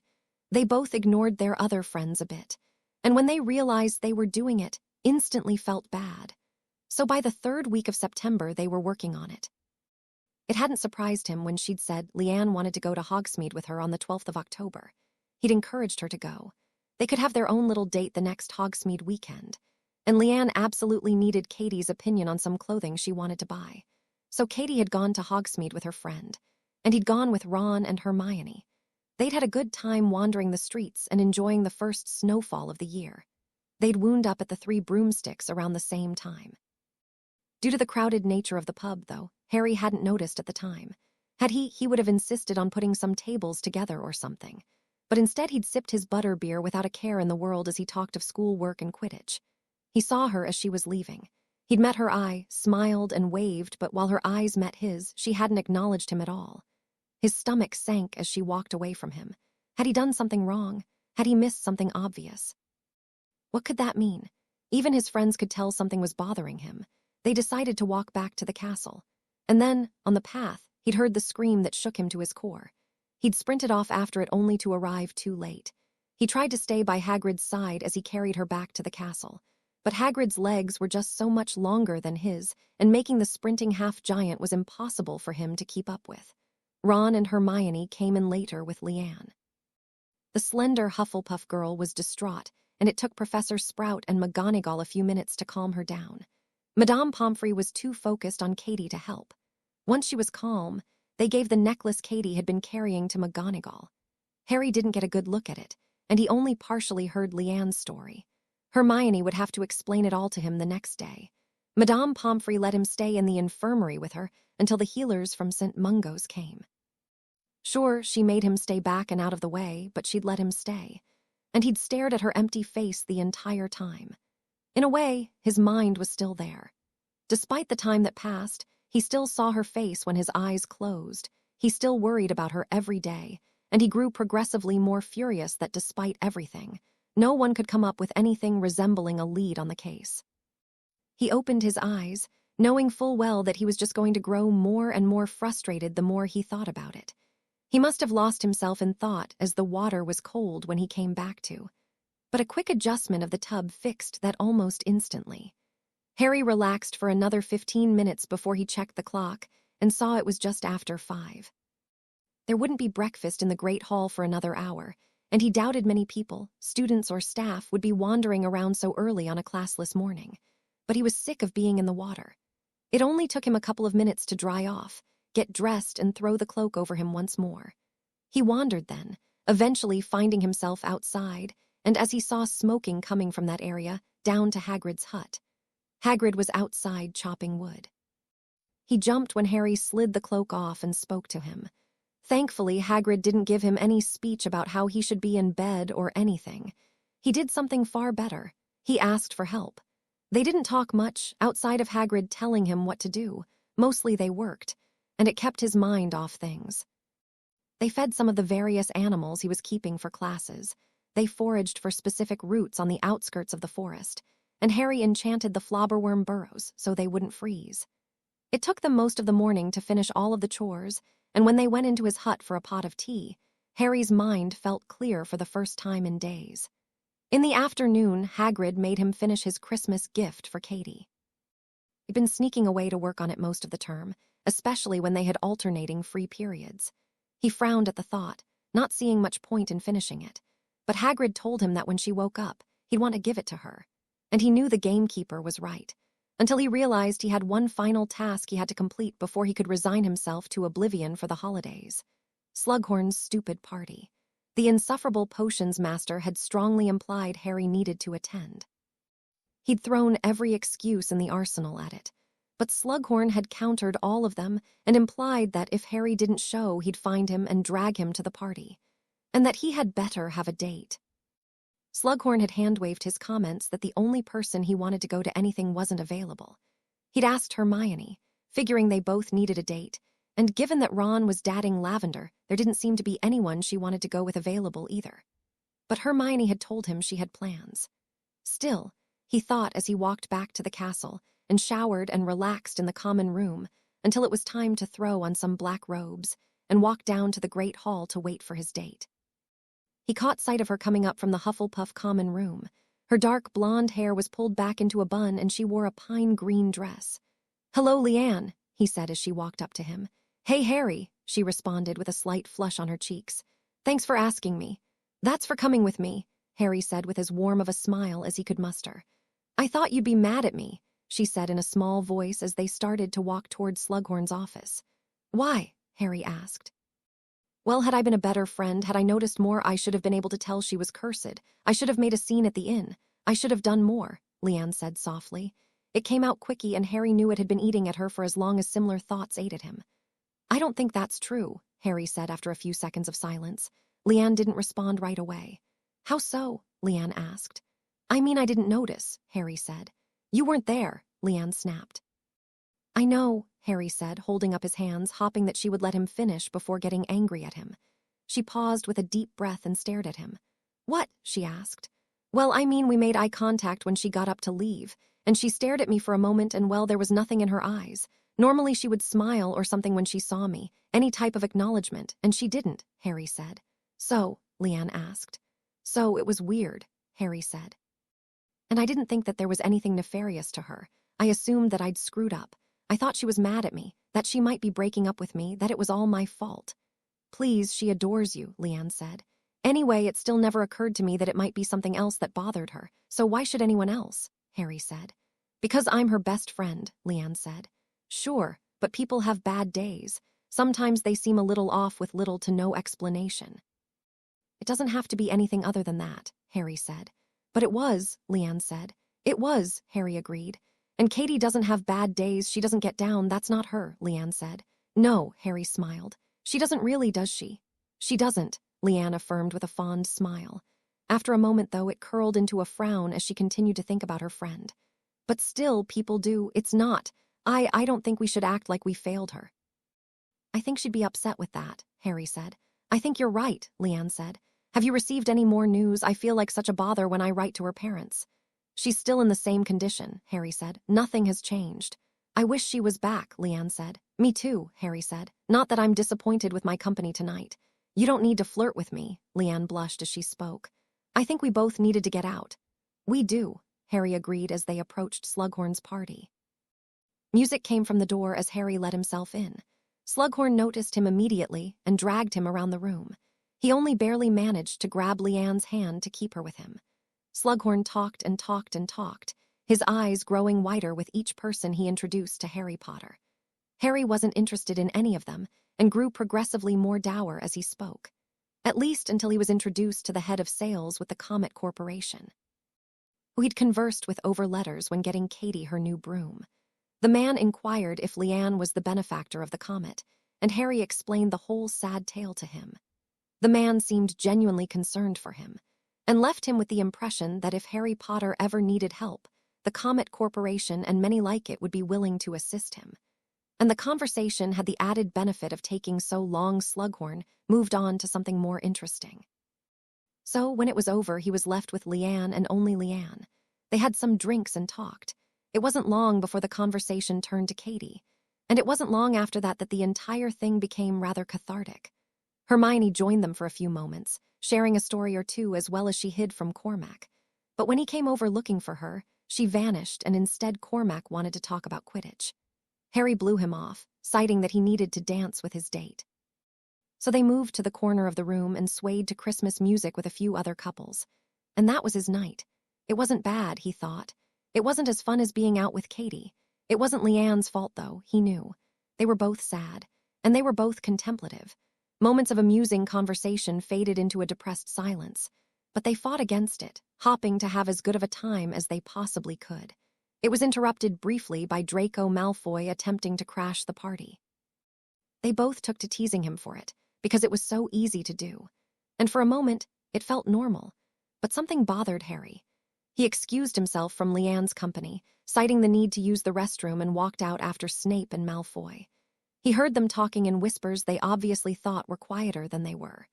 He heard them talking of vows and protections and helping, and he heard Malfoy claim he was carrying out his assigned job without Snape's help. Harry's blood went cold as a miserable, evil thought shot straight through his brain. His jaw set hard, and he moved before he had any time to think about it. "Hello," he said, his tone harsh as he stepped toward them. Draco and Snape both jumped. Snape immediately pushed Draco behind him. "Potter," he drawled. Just what are you doing out of the party?" "Shut up," Harry said. The force of his words surprised him. There was an aura of command in them that he didn't quite understand how. But Snape obeyed him. "I just have one thing to say." "What's that?" Draco sneered from behind his human shield. "If I find out that either of you were involved in what happened to Katie, even in the slightest way, I will kill both of you," Harry said. He enunciated each word carefully. He never raised his voice, and no anger came into his words. "Mr. Potter," Snape started. "Both of you," Harry said again. He turned to return to the date and his party. This time Snape sneered at his back. "Threatening a teacher, I think that calls for detention every night," Snape started. Harry turned slowly and took 3 steps towards Snape. He was surprised when the potion's master stepped away from him. "No," Harry said. Magic emanated out of him. It seemed to coat the hallway, and neither Snape or Malfoy wanted to be anywhere near it. They both flinched. They didn't respond. Harry nodded as if that was enough and returned to the party. It took him until he asked Leanne for another dance to wonder just what he'd done. They danced for another couple of songs, and then mingled for the remainder of the night with a small group of Hufflepuffs Leanne knew. Once the students started filing out of the party, Harry walked with them back to the Hufflepuff common room. He hugged her, and she thanked him for asking her out and wished him a Merry Christmas. He returned the sentiment and walked slowly back to the Gryffindor common room. He conned some wrapping paper from a second-year girl who was frantically wrapping her presents for her parents and used it to wrap Katie's gift before helping the girl finish her wrapping. When that was finished, he went to bed. Harry spent the next few days ignoring the holidays. He'd been invited to stay with the Weasleys, and while his first thought had been to stay at Hogwarts, his second had been something more nefarious. So he agreed to go. He woke early on the morning of Christmas Eve and gathered a few things from his supplies before sneaking downstairs. He took some Floo powder from the basin by the fireplace and took himself to the leaky cauldron before anyone else in the house was even awake. He wandered into Muggle London and walked around until he found a place to eat breakfast. He sat there for a while, sipping orange juice and poking at eggs while he waited. Part of him wondered if the Weasleys would even admit to losing him. Part of him didn't care. Worst case, he figured, he owned Grimmauld Place and could always spend the rest of the holiday there. Eventually, he paid and left the change on the counter before wandering out into London. It took him a half hour to make it over to the hospital. It was a pretty quiet morning compared to what he'd seen the last year with Mr. Weasley. He stopped in the small shop and bought a large bouquet of flowers. He overheard a group of healers gossiping about how they hoped the holiday would go as he checked out, and then made his way to reception.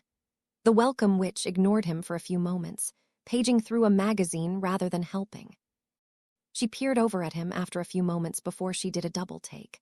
Her eyes quickly flashed to his forehead, and then suddenly she decided to be incredibly helpful. While Harry let his annoyance at her behavior slip into his voice, it took surprisingly little time to find that Katie was in room 3 on the ground floor in the Artifact Accidents ward, and he spent a rather long time trying to convince her that he should be allowed to see her, given that he wasn't family. In the end, she didn't let him out of reception. He found himself fuming in reception, debating using his invisibility cloak to infiltrate the hospital. But that wouldn't be necessary. A few moments later, a lime-robed healer walked out from the artifact wing and led Penelope Bell straight to Harry. Katie's mom hugged him immediately, seeming to squeeze him harder than Molly ever did. She held him for a few moments before breaking away. "It's so good to see you, Harry," she said. "You too," Harry said. He couldn't help but smile. "Although I wish it was under better circumstances." "I do too. Come now, Katie is this way," she said. She led him down a couple of hallways and finally into a room with a golden 3 on the door. Harry's breath hitched as he entered. It was a small room, a hospital bed similar to those in the Hogwarts infirmary. Katie was in the bed, the blankets pulled up over her chest. A stuffed Snidget joined her in the bed. Her face looked sunken, her dark hair lank around her. She looked thinner. A variety of empty potion vials littered the bedside table, as well as some letters, flowers, and other get-well cards. Penelope took the flowers from him and conjured a vase next to the bed. She filled it with water and put the flowers into it, adjusting them a little bit as Harry took in his first sight of Katie in months. "Is there any news?" Harry asked as he sat in a chair on the side of the bed. He reached out and placed his hand over hers on the bed. He let his gaze alternate between Katie and Penelope. She sat in a chair on the other side of Katie's bed. He noticed a couch in the corner of the room with a worn pillow and blanket and luggage next to it. No, Penelope said. Harry took a deep breath and exhaled slowly. That sucks, he said. It does, Penelope agreed. She looked exhausted, with large bags under her eyes. Harry wondered if she'd even left the hospital in the last 3 months. He knew she must have. He knew the Dursleys would have gladly left him to rot in a hospital, but he wondered if he could possibly do the same for his child. I'm so sorry, Harry said. He had to fight back tears as he spoke. It's not your fault, Harry, Thomas Bell said from the doorway. He was carrying 2 mugs of steaming liquid. He offered one to his wife and sipped from the other one. I should have done something, Harry said. Thomas walked over and put a hand on his back. We all think that. You did all you could. You were there. From what Rubia said, she might not be here without you, Thomas said. I don't know how true that is, Harry said. I do, Thomas said. Harry turned his face back to Katie's. She looked almost peaceful. He squeezed her hand, wishing she'd squeeze his back, but it was just cool, too cold really. Did the healer have any update? Penelope asked. No, Thomas said. They still won't let them see the necklace for long enough to determine what it did. What? Harry said. That seems absurd. It is, Thomas said, but it's too dangerous, or so they claim. The slightest touch could incapacitate anyone. Healer Patel is willing to take that chance, Penelope sighed. But the ministry won't give her that choice, Thomas said. Harry's jaw clenched as the words hit him, but he didn't have anything more to say. He squeezed Katie's hand more and stared at her, willing anything to help her. At some point, a stern-looking matron of a healer came in and checked on Katie.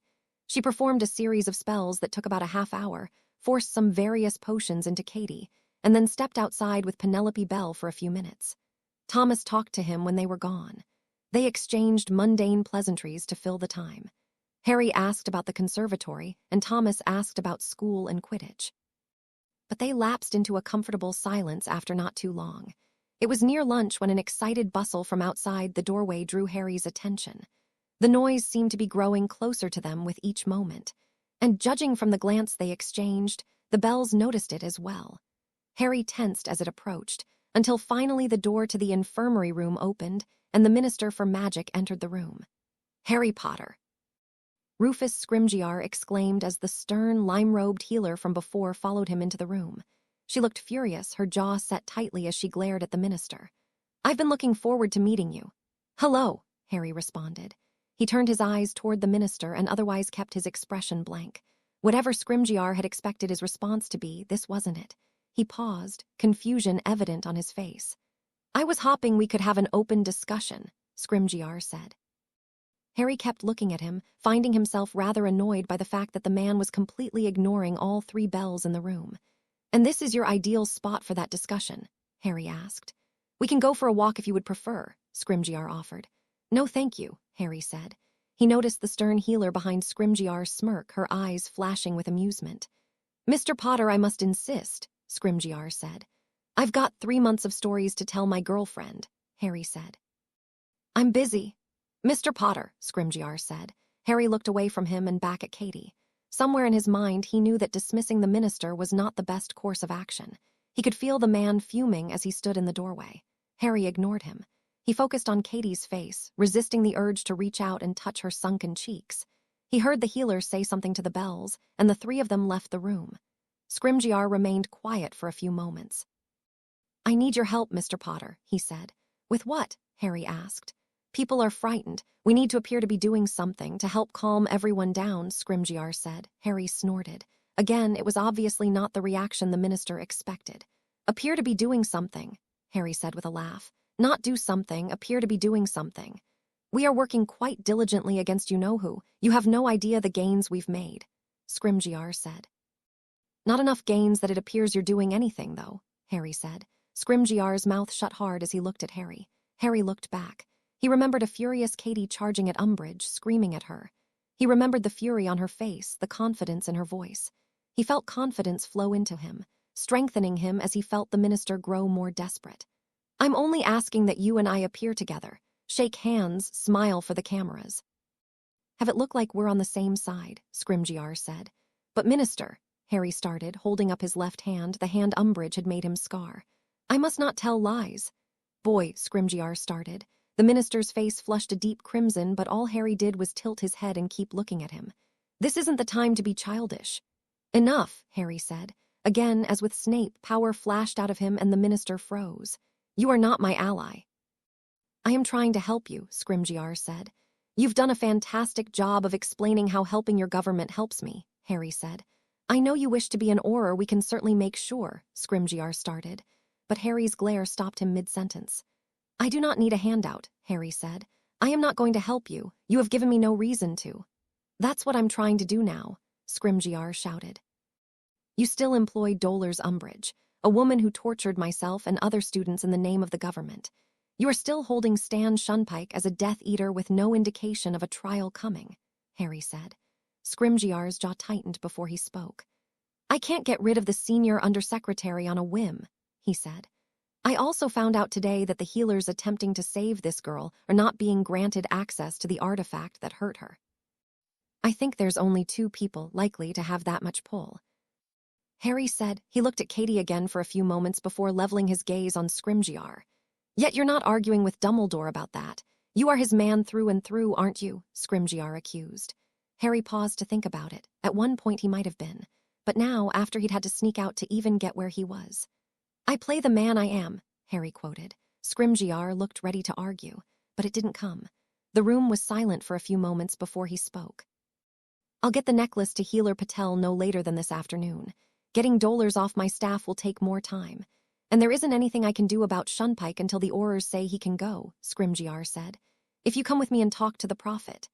"Not good enough," Harry said. Scrimgeour's eyes narrowed. "What are your terms?" Scrimgeour asked. "It doesn't matter. I'm never going to pose for photographs with you, or say a kind word about your administration," Harry said. "Then why are we even talking?" Scrimgeour spat. "You wanted to," Harry countered. The man threw his arms up in frustration. "Merlin's beard boy, we're trying to fight a war here, can't you get that through your head?" "I've been fighting it since I turned 11, Harry countered. "With no help from you. I prevented Lord Voldemort from getting the elixir of life. I killed his basilisk in the Chamber of Secrets. I revealed the traitor who got my parents killed. I fought him after he came back, twice now. You have done nothing but hinder me. And now I find out you've spent 3 months preventing my girlfriend from getting the help she needs," Harry said. "We only want to help," Scrimgeour said. "Your actions suggest otherwise. Prove me wrong," Harry said. Scrimgeour's eyes narrowed. "For no guarantee of anything?" the minister asked. "You don't get it, I've been in his head. You have 2 options. If he wins, he will kill all of you. If I win, I may not," Harry said. "I wouldn't threaten me," Scrimgeour said. "I wouldn't dream of it," Harry said. "I'm sharing my post-war plans with you. Once the one madman who wants me dead is gone, it'll be time to get rid of the group of them. If I have to, I will tell them everything. Everything you said, every detail of what you did to me, every sordid bit. I will throw so much dirt on you specifically you'll be cited as the worst minister of all time. You'll be a joke, a pun used for centuries." "No one will believe you," Scrimgeour said. "If you thought that," Harry sighed and shook his head, "then you wouldn't be here now." "Boy," Scrimgeour growled. "Leave," Harry said. "If Umbridge replaces Shunpike in Azkaban, I'd consider it a pleasant Christmas gift, and I might let it slip that I don't think you're an incompetent buffoon." "I need to check on the patient," the stern healer said from the now open door to the room. Scrimgeour looked and then spun on his heel and left. "You shouldn't talk to him like that," Penelope Bell said, following the healer into the room. "Nonsense," the healer said. She held out her wand and started another round of diagnostics on Katie. "More people should talk to him like that." "You heard all that," Harry said. "We weren't going to leave you alone with him," Thomas Bell said. "How much of it was true? Katie told us some things, but a lot of them felt far-fetched." "All of it," Harry said. "And that's what you want, reform?" Thomas asked. "I don't care," Harry said. "I want to be left alone. I want to be able to live my own life." "You are mature for your age," Penelope said. The healer agreed as she finished her diagnostic and told the Bells she would be back in a few hours. Penelope picked up his bag from where he shrugged it over a chair and moved it to a small table in the corner. It fell open and Penelope pulled out the wrapped package. "Is that what Hagrid was working on with you?" Thomas said. "Yes," Harry said. He blinked then, as he certainly hadn't mentioned it in any of his correspondences with the Bells. "How did you know?" "Hagrid loves to talk," Thomas said. "May we see it?" Penelope asked.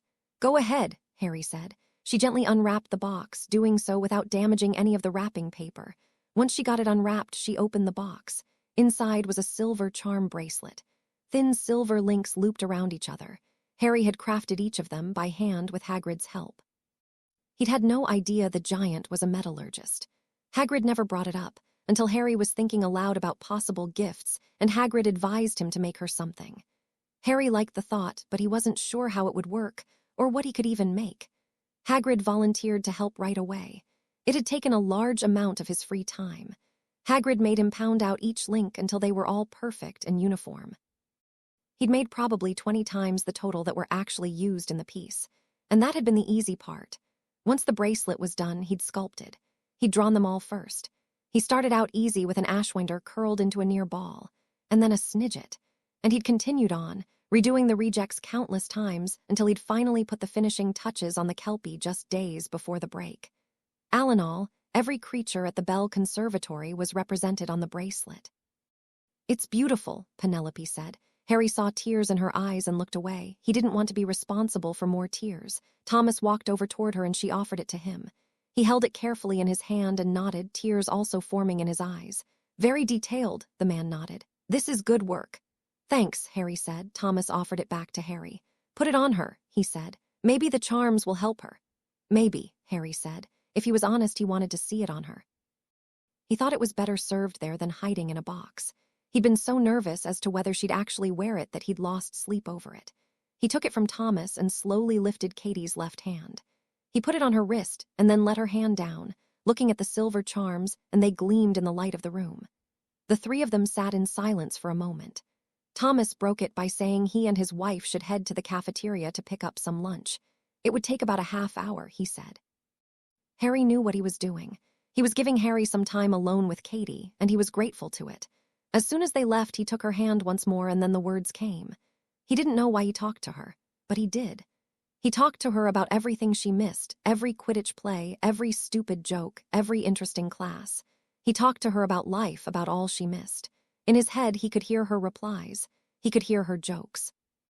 He could see her amused smile as they shared an inside joke. For a moment, it felt real. It was enough to distract him, but it was only for a moment. He talked until there was only one thing left to say. The one thing he hadn't been able to say to her when she was around to hear it. He squeezed her hand, feeling nervous about the upcoming confession. He fought with himself about it. The timing felt so wrong. It wasn't the same thing as if she'd been there. But in the end, he knew he had to say it. He had to imagine she heard it. He squeezed her hand tightly as he finally managed the courage to say the words. "I love you, Katie," he whispered. She didn't acknowledge the words at all, but he felt better for saying them. So he repeated them. And then once more. He brought her hand to his lips and kissed her fingers. He whispered it once more while he waited for her parents to return.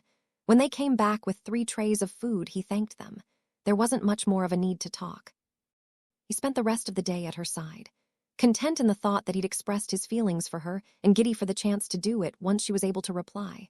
The first crack of apparition left him in disbelief. They'd argued before. They'd always argued. Arguing was a part of life, but they'd always gotten over it fairly quickly. Hell, most their arguments were long forgotten less than an hour later. When Ron left, the tent Harry had assumed that his friend needed some air and would be back in minutes. And when Hermione followed him out of the tent, he'd assumed she was going to try to calm him down and get him back inside. It was a routine of sorts.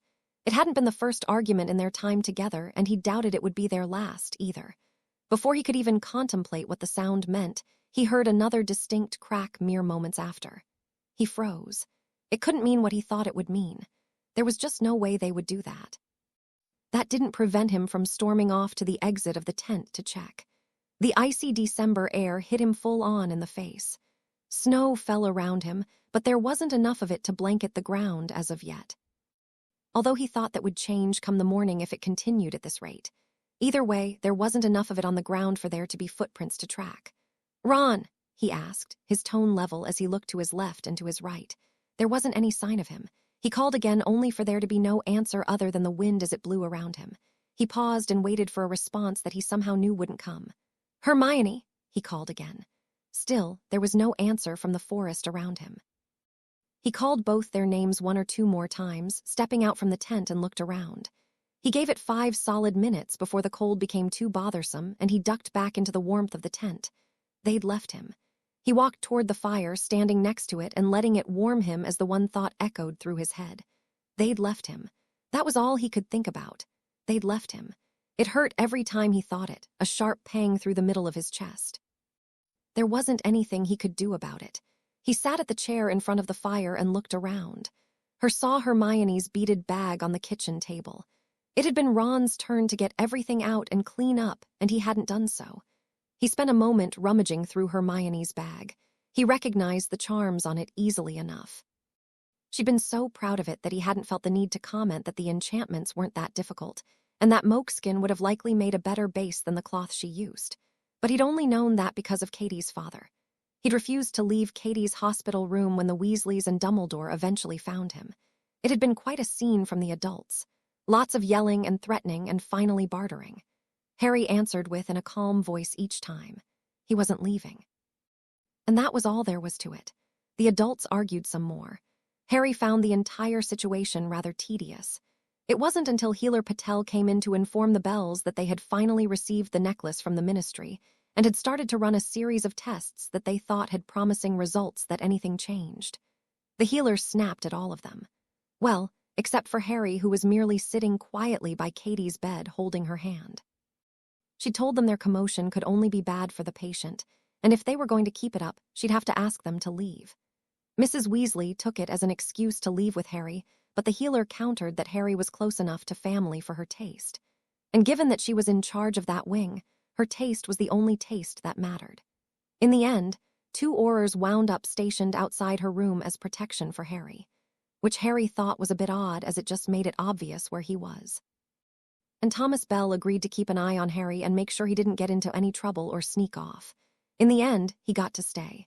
He spent the rest of his winter vacation with the Bells. They seemed to be happy for his company, although, to an extent, he felt a bit like a third wheel. Especially at first. But that changed quickly. Penelope stayed with Katie at pretty much every moment. But, as Harry found out the next morning, Thomas returned to the conservatory daily. Apparently some of the rooms at the hospital had their own flues that could be connected to other places depending on the patient, and it was a simple flue trip right from the room back to the Bell home. Thomas asked Harry to go with him on that first morning. He was a little surprised at being asked, but given that the Bells had done him a rather large favor, he agreed to go. Thomas then asked him to help around the sanctuary, and Harry readily agreed. It wasn't quite like working with Katie. It wasn't as fun, but it was very similar to working with Hagrid. The man never left him on his own devices as they went around and checked on every animal at the sanctuary. Staff and volunteers did most of the work, often stopping and talking to Thomas as they walked through the park. Even Hagrid was there to help out, and he seemed quite thrilled to see Harry outside of Hogwarts. The 3 of them spent most of the day together after. Thomas went over each animal in far more detail than Katie had, and Hagrid added in his own tidbits here or there. By the end of it, the older men were both smiling, and Harry thought Thomas looked rather a lot younger than he had just hours before in the hospital. After they'd finished, they returned to the hospital. Harry sat with Katie, while Penelope and Thomas talked of the newest news about their daughter. There wasn't an update, but it seemed to be something they wanted to do. Toward the late afternoon, Penelope returned home to make dinner. Harry thought it was mildly odd behavior, but he didn't comment on it. He knew from his time at the hospital visiting Mr. Weasley that food would be provided if the guests wanted it. And really, the food hadn't been that bad. But the more he thought about it, the more he thought it might be some type of catharsis. It gave her time not in the hospital, doing something productive, to distract herself from the fact that her daughter had been comatose for 3 months. She came back with 3 plates of food. Harry thanked her and they ate in silence. Hours later, long after Harry realized that the term visiting hours must have ceased to apply to the Bell family, he found himself dozing off. Penelope woke him at some point later, and the 2 of them returned to the Bell home while Thomas maintained his vigil over Katie. Penelope led him to the same guest bedroom he'd used the previous winter, and Harry slept. Thomas woke him in the morning, and they settled into a routine. Harry helped with the animals and learned more about the conservatory, and spent the rest of the time at the hospital with Katie. The Bells alternated which parents spent the night in their home, but refused to make Harry sleep at the hospital. He did often travel back to the house with Penelope to help with cooking or any housework she needed done. And it was Thomas who took him to the train station on the final day of his vacation. They'd even hugged before he got on the train. Ron was moody with him the entire ride back to school, but Harry was too lost in his own thoughts, visions of Katie's sunken face filling his mind, to bother with his friend. He secluded himself from the rest of his housemates that night, but made a mild effort to be more personable the next day. He also made a note to update Leanne on what he'd learned about Katie. Despite not providing much in the way of new information, she appreciated it. Winter dragged on. He kept up fairly regular correspondence with the Bells and spent a great deal of his free time either on his firebolt or with Hagrid. As a whole, it kept him out of trouble. Healer Patel was true to her word, and after only a couple of weeks with the necklace, she discovered a way to begin to counter whatever it had done to Katie. But it was slow work. Still, even Harry noticed that the Bells' letters grew more and more excited as the weeks came on. He must have read the one Penelope wrote about how an unconscious Katie squeezed her hand that morning in the rain, because he didn't remember the splotches on the parchment when he opened it. And then, finally, it happened. They hadn't told him it would, but reading through the lines of the letters, it didn't surprise him that much. Hagrid asked him to help out on a Saturday morning, and Harry figured he had time before Quidditch, so he agreed. As he was walking into the entrance hall, he saw her. She smiled at him, and his world stopped. He was on her in moments, his arms wrapping around her, his lips hitting hers. She was breathless almost instantly, pushing on him after moments. He eased up his grip and looked at her, finding himself confused about her response until he did so. She looked awful. But she smiled at him. Her eyes were still sunken, her arms seemed thin, and she looked small in general. "Hi," she said, catching her breath as she spoke. He resisted the urge to hug her tighter. "Hi," he said back. "How are you?" she asked, her voice timid and quiet. "I'm okay," Harry said, fighting the urge to not chuckle at the banality of the conversation. "You?" "Tired," she said, and then Penelope and Thomas Bell entered with Hagrid. The half-giant clapped him on the back as he shifted away from Katie, and together the group of them walked up toward the Gryffindor tower. Her parents helped her get situated again, which, to his annoyance, happened mostly in the girls' dormitory. He waited in the common room, alternating between packing and sitting on a couch near the fire. It was about a half hour before the Bells returned. Some students were starting to loiter in the common room, and there was an explosion of noise as the students saw her again. That took the better part of the morning, and it wasn't until after lunch and reuniting with Leanne that they were finally granted some semblance of privacy. They spent the rest of their afternoon cuddled close on the couch by the fire in the common room. Katie didn't remember anything after running to the restroom at the Three Broomsticks, and Harry didn't press her on it. After dinner, McGonagall made Katie accompany her to her office. Harry waited outside, despite being told he should go back to the common room. Katie looked annoyed when she emerged, but waved off Harry's initial questions until later in the evening. McGonagall didn't think she'd be able to catch up on the lessons she missed. Katie didn't care. She still wanted to attend them. McGonagall advised that if she wanted any hope of doing well on her exams, she would likely have to repeat the entire year, and as such, she openly wondered if there was even a point in Katie returning until she felt better. Especially given that she clearly didn't look fully recovered. Katie wanted to be back at school, though. She didn't care if she felt lost. She needed to be doing something. Harry pointed out that she could work at the sanctuary, but that earned him a glare that he hadn't expected, so he dropped the questioning. Instead, he held her, loving every moment where she was in his arms. At some point, they fell asleep on the couch in the common room. None of the prefects seemed to think it was appropriate to wake them and send them to their own beds. The feeling of waking up with her was nothing short of sublime. His spring sped past. It took them a couple of weeks of following the exercise and potions instructions left by the healers to get her up to playing Quidditch. Even that had to be somewhat limited through, as she grew winded rather faster than before the necklace. After the first month, though, she looked far better. She wasn't gaining weight as fast as Harry thought she should, but her eyes were far less sunken, and she could keep up with him. As the year wound down, he found himself once again making plans to visit over the summer. "Did I hear arguing?" Katie said from behind him.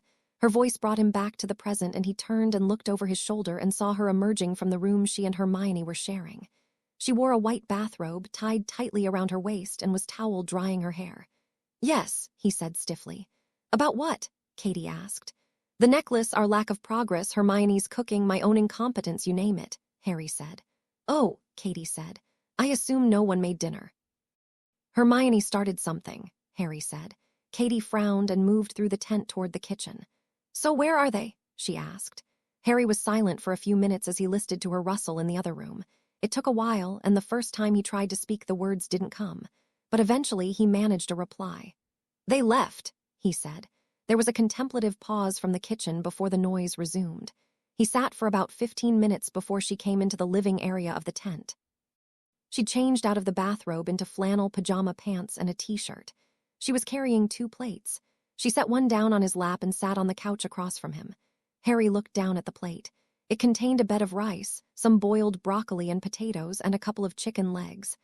I'm not sure what she was starting, but the legs were salvageable and the rice hadn't burned yet, Katie said. Thanks, Harry said. He didn't spare much more than a glance at the food. Katie ate quietly, peering over at him. It was a few moments before she commented. I'm not going to feed you, Katie said. I'm not hungry, Harry said. I'm also not making you food in 4 hours when you change your mind, Katie said. I'll be fine, Harry said. Eat, Katie ordered. He recognized the tone. He'd used it on her before when she'd insisted she wasn't hungry after returning to Hogwarts. He sighed and obliged. Once he'd started, he found he was a lot more famished than he realized. It didn't take more than a couple of minutes to clear his plate. After she took it and he followed her into the kitchen, pouring glasses of water while she cleaned up with magic. It wasn't until they were back into the living room, both seated on the couch, that Katie insisted on talking to him. You don't think they're coming back, she said, her head resting on his shoulder. No, I don't, Harry said. Why not? Katie asked. The look on his face, the vitriol he spat, the pained look when she left, Harry said. I see, Katie said. Because he doesn't think you know what you're doing. Yes, Harry said. Yet they're the ones that don't want to go to Godric's Hollow, Katie said. Well, Hermione didn't, Harry said. So let's go, Katie said. You think so? Harry asked. I've never been against the plan. You tend to have good hunches. You feel like you want to go there. Let's go there. I have a decent idea where it is, Katie said. She shifted so her head was in his lap and stared up at her. Let's go then, he said. He slid a hand into her hair and twirled it around her fingers. Okay, we should wait a few days though, Katie said. Why? Harry asked. In case they come back, Katie said. I don't think they will, Harry said. Regardless, let's give them the option, Katie said with a yawn. Tired? Harry asked. She nodded. Yes, Katie said. It was still rather early, but ever since the necklace she confessed she had less energy than normal. She'd commented that it made her chores exhausting over the summer. Should I let you go to bed? I'm just going to sit and brood, Harry said. Brood here, Katie yawned. But if I wake up with my hair in knots, I'm going to hex you. Okay, he chuckled. She closed her eyes and the tent grew silent, the only sound the crackling of their fire. Within moments she was asleep. Harry peered down at her. Sleeping was the very reason she was even here. When Dumbledore took him from Hogwarts to find the locket, he'd told Ron and Hermione to include her at the first sign of trouble. Somewhere along the line that hadn't happened. After the dust had settled that night, it was Ginny that approached him and not Katie. She'd hugged him and tried to get close to him, and then looked affronted when he'd pushed her away and turned on Hermione. Katie was asleep, Hermione said. Passed out through the commotion, and she hadn't thought it in her best interest to wake her. Harry didn't like thinking on his memories of that night. They confused him, for lack of a better term. He remembered getting the fake locket easily enough, and getting back to Hogwarts. But then he was in the tower with Malfoy and Dumbledore. He remembered Dumbledore's body bind preventing him from moving. And then he heard talking. It was clear from the conversation that Malfoy was responsible for the necklace. And Dumbledore knew. A cold fury washed over him, a fury the likes of which he'd never felt before. He fought against the spell locking him in place, but it didn't matter. He could wiggle some, but he couldn't break free. And then Snape was there.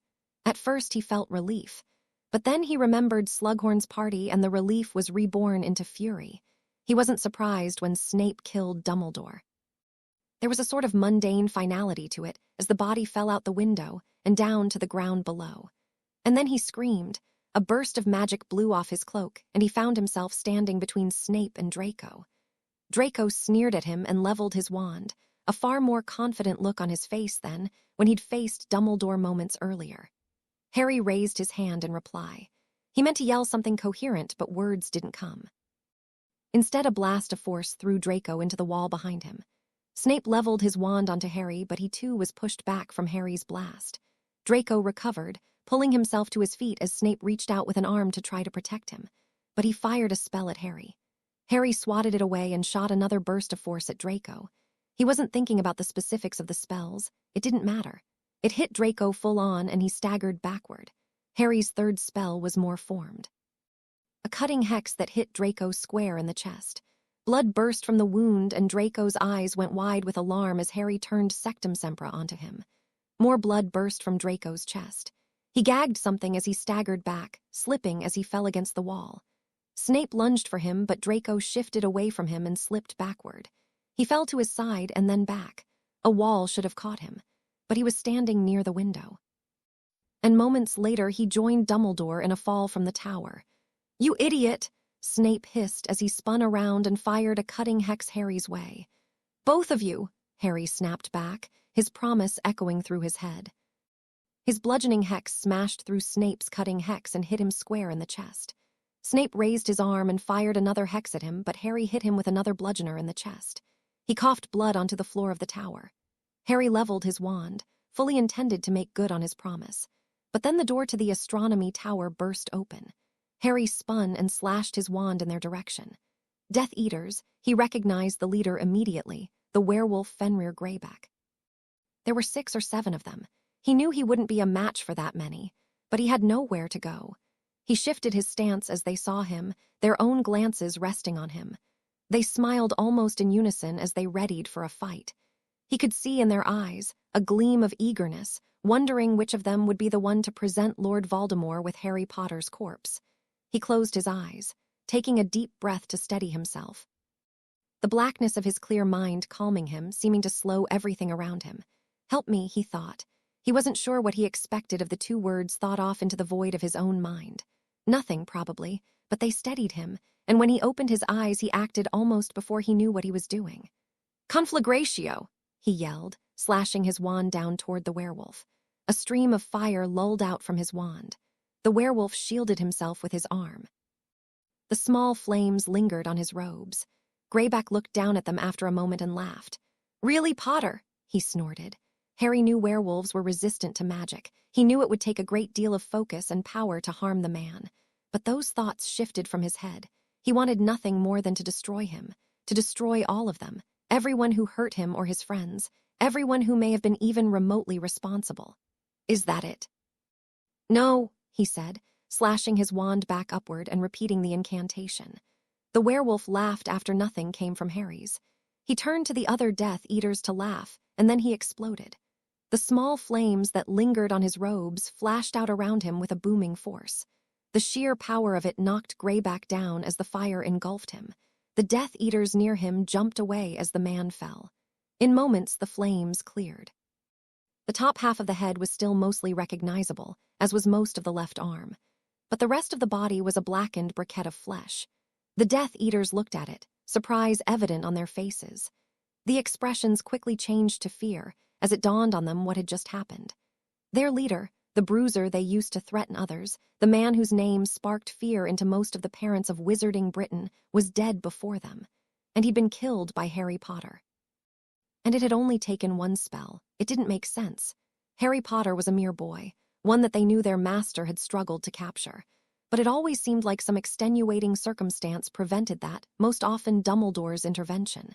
Except now Greyback was dead, and it hadn't even appeared to take Harry effort. They reacted with surprising intelligence. They turned and ran, and the hunt began. Harry didn't remember most of it clearly.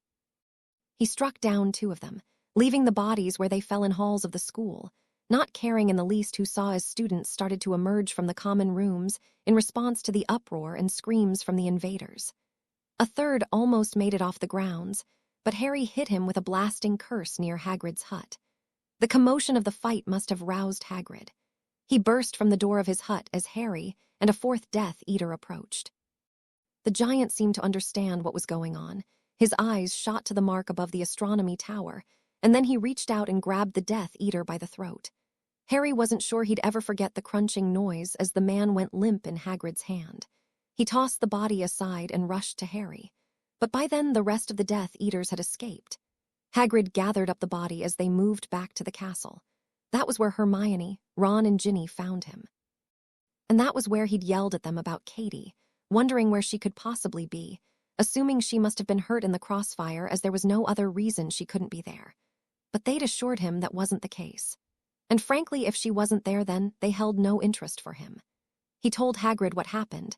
They found Dumbledore's body, and Malfoy's, and then the 3 other Death Eaters as other members of the Order of the Phoenix arrived, followed shortly by Aurors.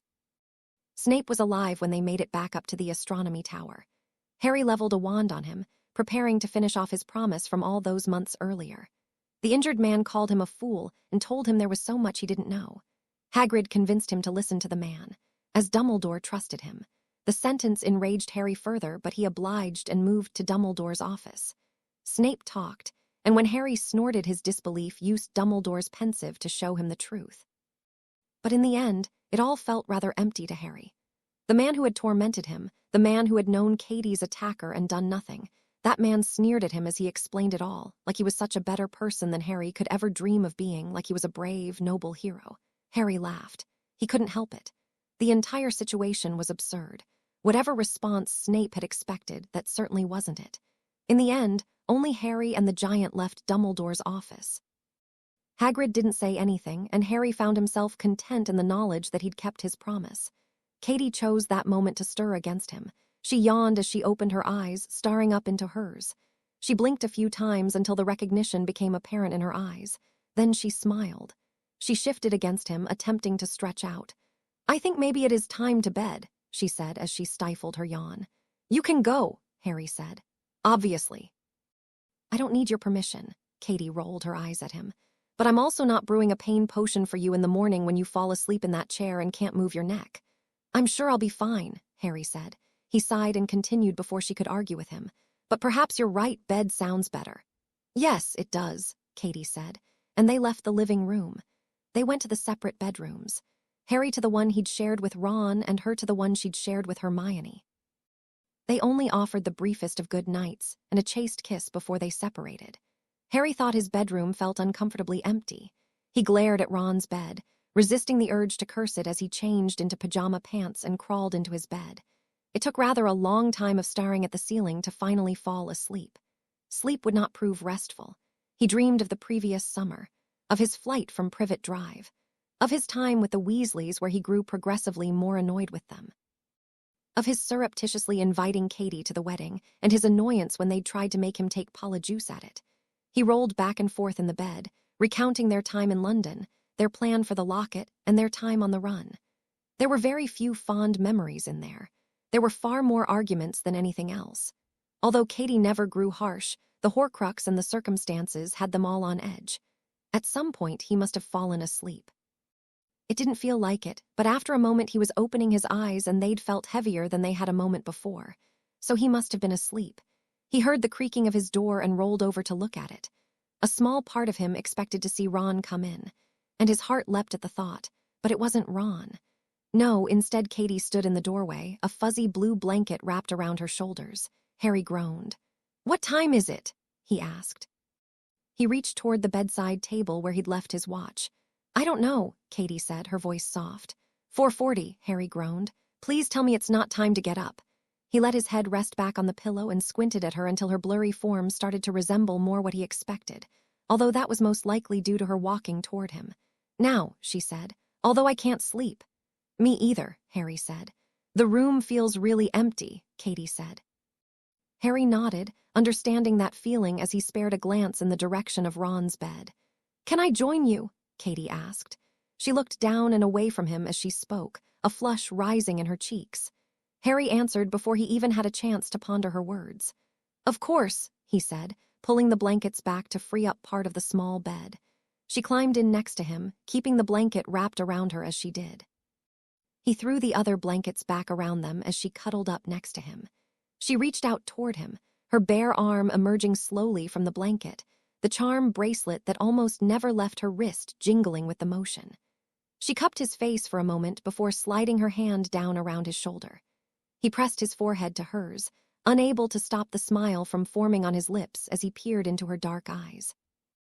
They were silent for a few moments as their eyes closed, although Harry doubted sleep would come quickly. He took a deep breath and then spoke before his brain could catch up his mouth. "I love you, Katie," he said. She took a sharp intake of breath and stiffened against him. Harry paused for a moment, and when he opened his eyes, hers were already wide and locked onto his. He had to think. He knew he'd said the words to her before, but had she ever been conscious for them? Things were so confusing and busy, and he wanted to focus on her recovery more than anything for the end of his 6th year. It hadn't come up then. Then they were apart for most of the summer. Sure, he'd wanted to say it at the wedding during their dance. But their dance was interrupted well before it finished. And then after had been, well, whatever this had been. They'd tried to not flaunt their relationship too much in front of Ron and Hermione. It occurred to him that she'd likely never heard him say it before. He felt the blush rise to his cheeks immediately. "Oh," she said. She blinked slowly twice and bit her bottom lip before she continued. "I love you too." "Good," he said. He reached around her and pulled her body close to his and whispered, "I wanted to tell you that for a while. Me too, but it never quite seemed." She let her voice trail off. "Like the right time," Harry finished for her. "Right," she said. Her eyes were starting to look rather wet as she blinked a few more times. "Thank you for staying with me," Harry said. "I can't imagine doing anything else," Katie said. "Although—" "What?" Harry said, a sinking feeling emanating from his chest as her lips curled into a frown. "At the rate we're going, well, I'm not looking forward to repeating my 7th year when I'm 22, Katie scoffed. Harry stared for a moment, and then the absurdity of it all washed over him, and he laughed. "Your parents are really going to make you," Harry said. "Well, yes, but I feel like I should anyway," Katie responded. "I'm not sure I could sit in a classroom again, not after all of this," Harry said. He tried to picture himself enduring a lecture from Snape on how inferior his homework was. He couldn't. Of course, no one would ever have to sit in a classroom with Snape again. But Harry wasn't sure he could bring himself to sit in on another lecture in his life. "I think I understand that feeling," Katie said. "It all feels trivial," Harry finished. "MMHMM," Katie intoned. She shifted and pressed her forehead back to his.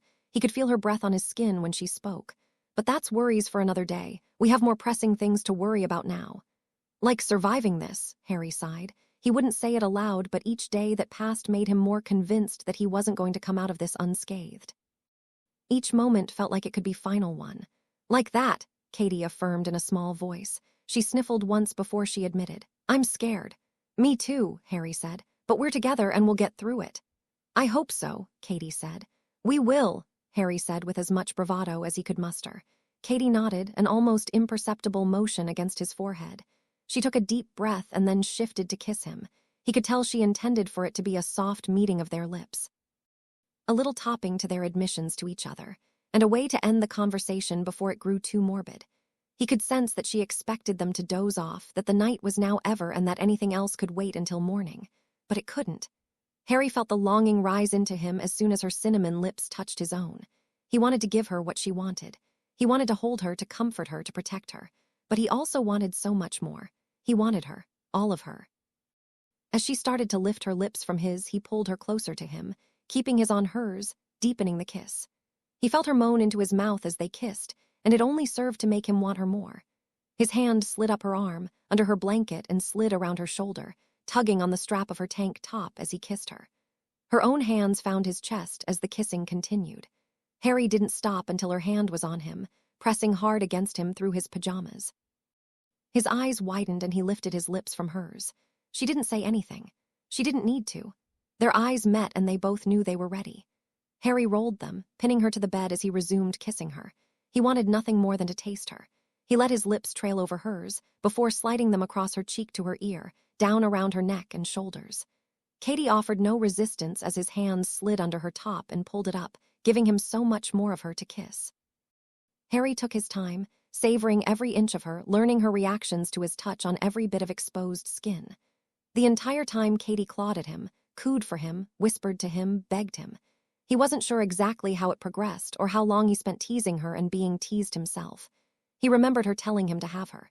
She whispered how empty she felt, how she wanted him, how she wanted to be his. Each word spurred him to new height, and so he took her. He remembered her pained expression when he did. He remembered the sinking feeling in his stomach that she wasn't enjoying herself as much as he was. But that feeling faded quickly as she kept pleading with him for more. He remembered loving her. And he would never forget the warm feeling of her body against his after as he held her so tightly he thought he would break her for sure. She told him to not let go, to not even think about letting go, and so he obliged her. He remembered falling asleep once more, her body still entwined with him as the perfect serenity of the moment washed over them both. He doubted anything else in his life could ever feel as perfect as she did with him. He remembered waking up with her, their eyes seeming to open at the same time hours later, his lips finding hers on instinct. He remembered the sheepish smile she gave him, as if she wasn't sure if she should be embarrassed about her naked body against his. And he remembered the way she looked at him, and the exact tone of her voice when she asked if he wanted to do it again. They spent the next 5 days together in the tent in various stages of undress. While they both hoped Ron and Hermione would return, neither of them were particularly put out when they didn't. Of course, after the first couple of days, Harry knew that it wouldn't matter what Ron or Hermione said. He wasn't going to spend a night without Katie in his bed. Even without the sex, there was something to holding her as she drifted off to sleep, and being woken by her wiggling as she tried to get out of bed without waking him. The took turns cooking. The results were mixed.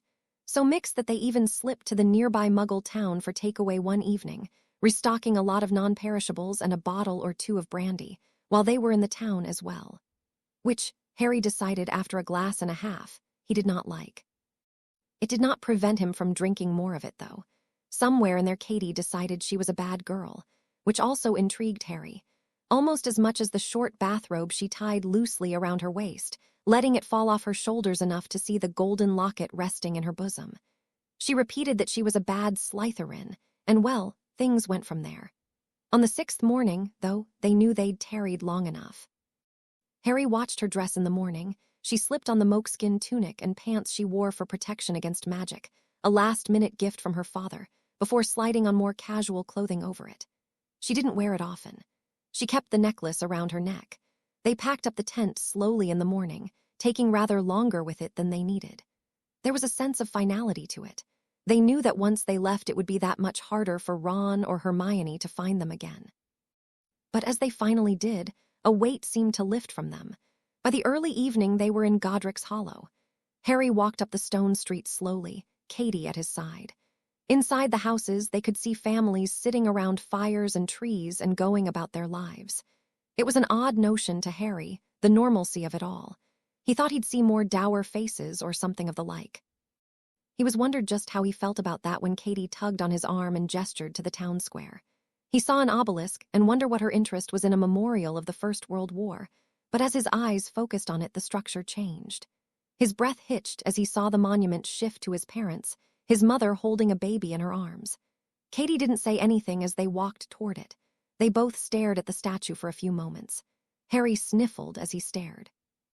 Katie held onto his arm, resting her head against him as they stared. After a few moments it was too much for him, though. He turned and started to walk away, further into the town. He could see a church at the end of the street and the sudden notion that his parents' graves may be there. Halfway up the street, though, they ran into a destroyed house. Harry stopped in his tracks and Katie whispered. "Oh God, I had no idea," she said. Harry read the plaque outside the house. It said it was his house. Or had been for some point of time, the destruction of it preserved as a memorial. There was graffiti on the sign. He stepped toward it, staring at the ruins as he did. "Either did I," he said. He peered into the wreckage, knowing there was nothing there, but doing everything he could to imagine the home as a home. To think of what his life would be like had he grown up in that house, in that neighborhood. He looked down the street, wondering who would have been his friends, where he would have spent his time, how his life would have been different. "Harry," Katie asked. He looked back toward her. She was holding up her wand, the tip of it glowing slightly as she peered at the sign. "What?" he asked. "Let's sign it," she said. He looked at her then at the sign. "I know it seems incredibly juvenile."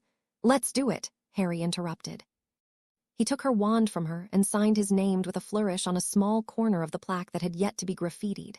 She added her own next to it with a sobriquet that they were there. Harry liked the way it looked on the sign as he wondered if anyone else would even notice it. He liked to think so. He turned back to Katie and kissed her. "What now?" she asked. "I want to see if my parents are in the graveyard," he said. She nodded and they started to walk toward the church. Snow started to fall as they approached, and Harry found himself thinking of his 3rd year, when he nearly took her off a broom in the snow.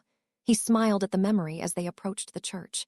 The graveyard was empty that evening, and it only took a few minutes to find the graves of Lily and James Potter. Harry stood before them as Katie hugged him from behind, peering around him at the graves as well. He didn't say anything as he read the inscriptions, the dates sticking out in his head. He'd always imagined his parents as far older than him, but that gap was closing rapidly.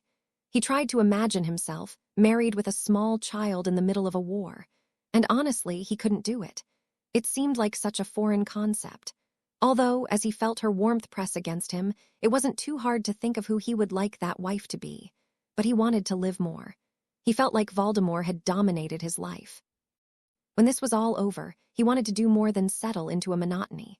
He wanted to travel, to accomplish something, to be able to be his own person outside of the shadow of the war. Of course, he wanted her with him as he did all of that.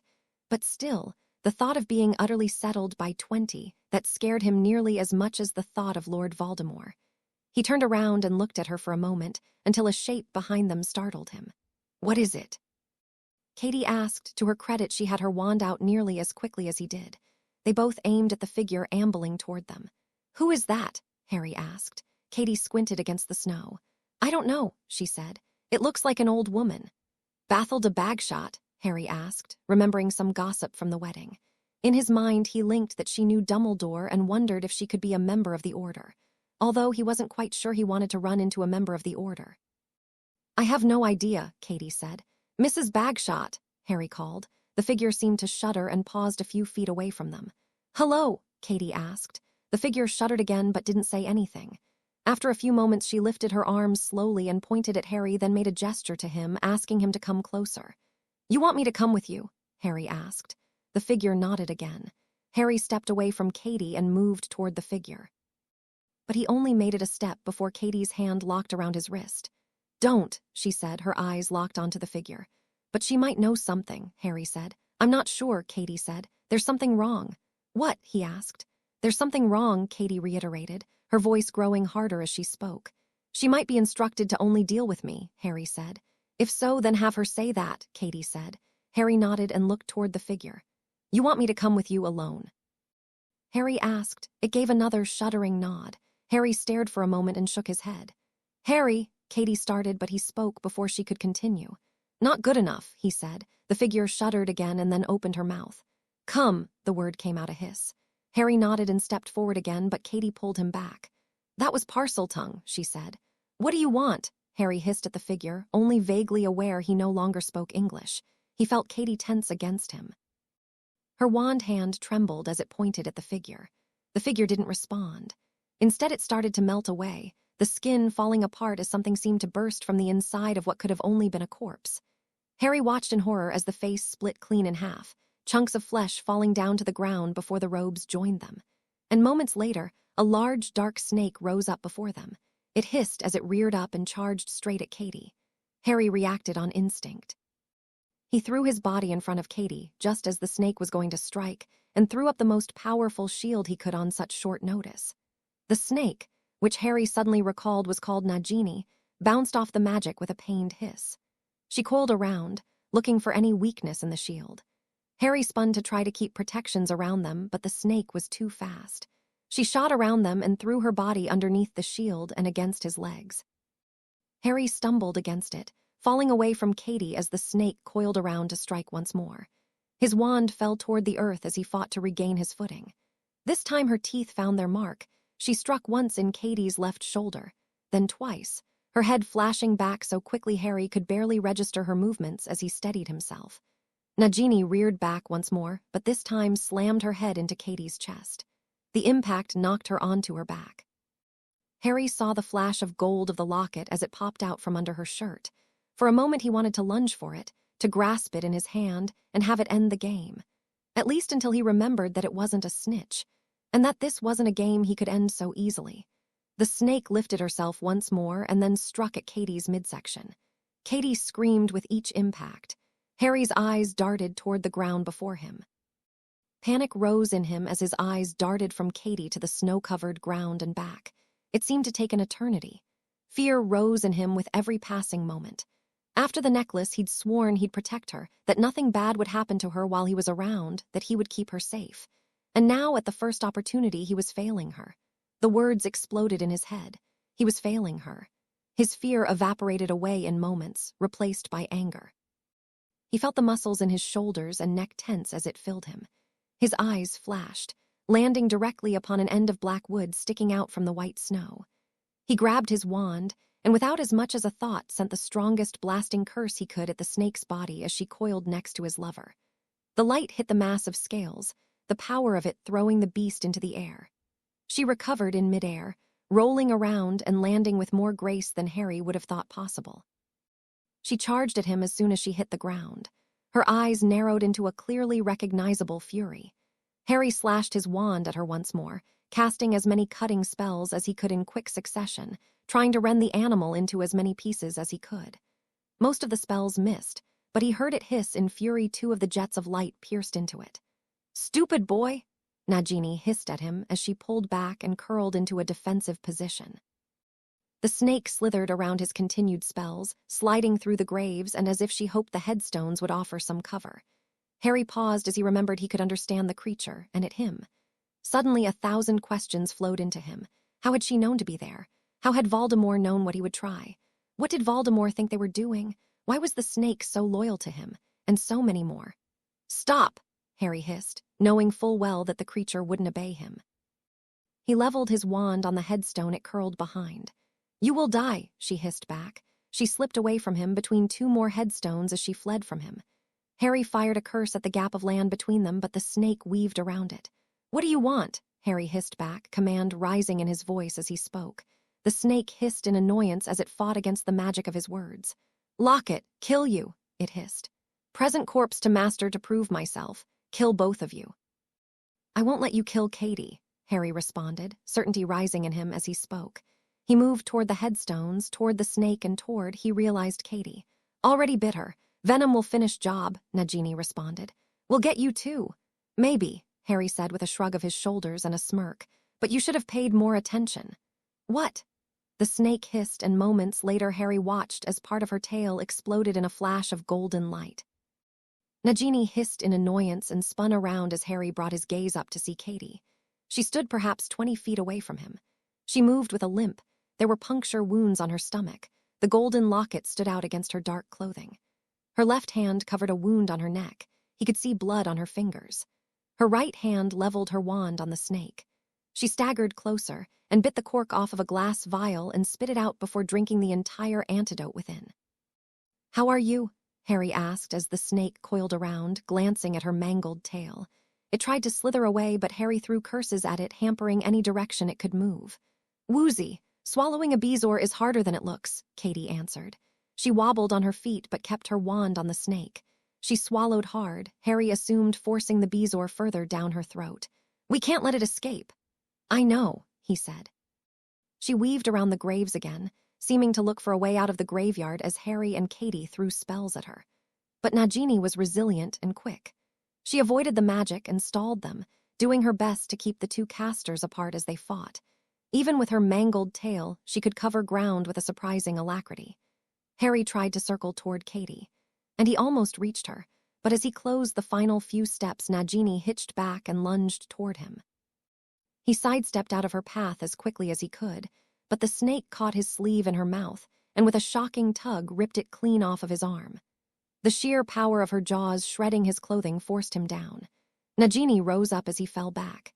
He pressed himself backward, sliding on his rear, pushing himself away from the snake as quickly as he could as he tried to regain his balance.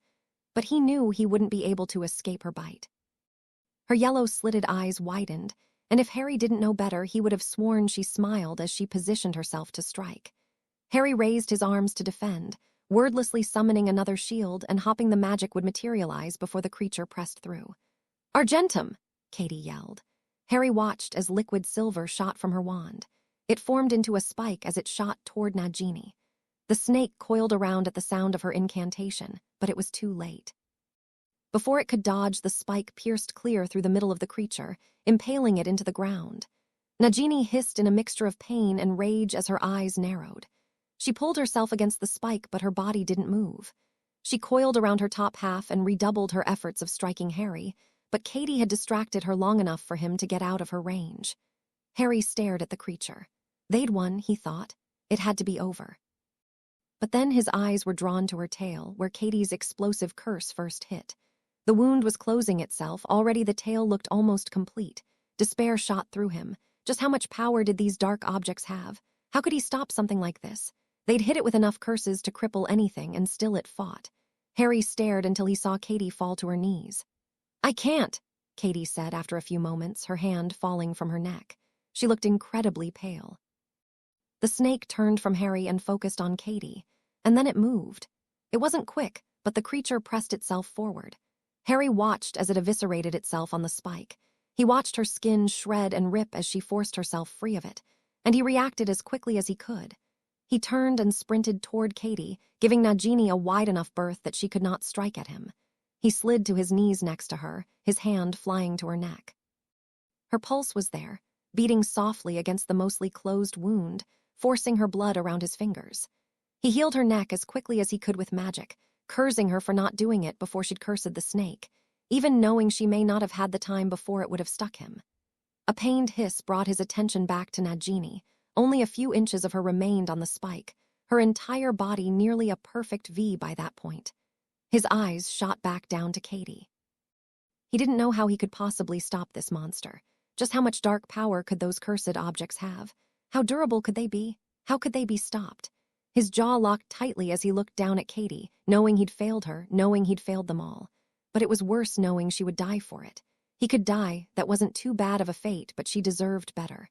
And then he was distracted by a flash of gold. How much of his life could be described with that same sentence? How much if it involved Katie? A thought rose in him. How much power did those objects have? How much power was there in a soul? Well, it was time to find out. Clarity rushed through him as he ripped the locket from her neck and pulled himself to his feet. An odd sense of faith washed over him as he felt power rise in him. Nagini freed herself from the spike and charged toward him, her blood and entrails streaking the snow behind her as she moved. He lifted his hand, his movement seeming slowed as he turned to the snake. He could feel his lips curving up into a smile as he held his right hand up, his wand still gripped tightly in his hand, joined by the locket of Salazar Slytherin and his lover's blood. Warmth spread through him as a tranquility surrounded him. He fought off the sudden urge to laugh as his mind washed away his own negativity. "You want this?" he asked, thrusting the locket toward the snake. Her eyes narrowed as her vision focused entire on the golden bauble in his hands. She charged toward him, rising up and launching herself at his hand. He watched his hand disappear into her maw. He watched her fangs sink into his forearm. His eyes met hers, and in a hazy moment he could sense her victory, her pride at accomplishing what so many of her master's minions had failed to do. It was an exquisite triumph. She would be praised above all else for all eternity. Harry smiled. And then he tightened his hand on his wand and yelled. "Defico exustio!" Purifying, uncontrollable fire shot from his wand inside of Nagini. She had no time to think as it consumed every bit of her. Harry watched as it exploded out of her, trailing up and down her scales, wrapping around her jaws as they evaporated against his skin. Her joy stayed fresh in his memory as her carcass melted into carbon. He saw the fire continue around him, melting the snow in a clear circle around him. He wondered what the residents of Godric's Hollow would say in the morning when they saw what would undoubtedly be a swath of destruction in the graveyard.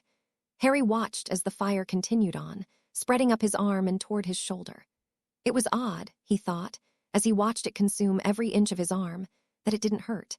It merely felt warm, a stark contrast from the chill of the evening.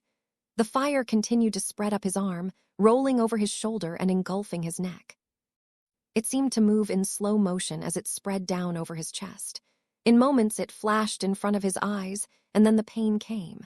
In the back of his mind, he wondered how many people in the village would be awoken by his screaming. His thoughts turned only to the pain of the fire around him. Somewhere in his head, he knew it was odd. It felt like the only part of him that was burning was his head. But that couldn't be true. He'd seen the fire everywhere. He must not be able to feel it anywhere else. The flames surrounding his head had to take precedence. He felt something being shoved into his throat. He gagged on it as he was forced to swallow, but that didn't make any sense. How could he swallow something when he was surrounded by flames? He could still feel them flickering around his face. He could imagine, quite clearly, what his charred skin must look like. He coughed on a liquid after. But most of it made its way down his throat. He sputtered against it, wondering why they wouldn't pour it over him instead, wondering why it wasn't being used to douse the flames. Then he suffocated. The air pressed from his lungs, seeming to force him into a smaller and smaller space. Just when he was sure it would all end, the air came back. And the chill of it encompassed him. And that was when his senses failed him.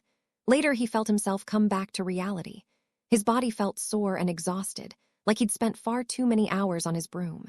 His eyelids felt unnaturally heavy, like all he wanted to do was curl into the warmth that felt to close around him.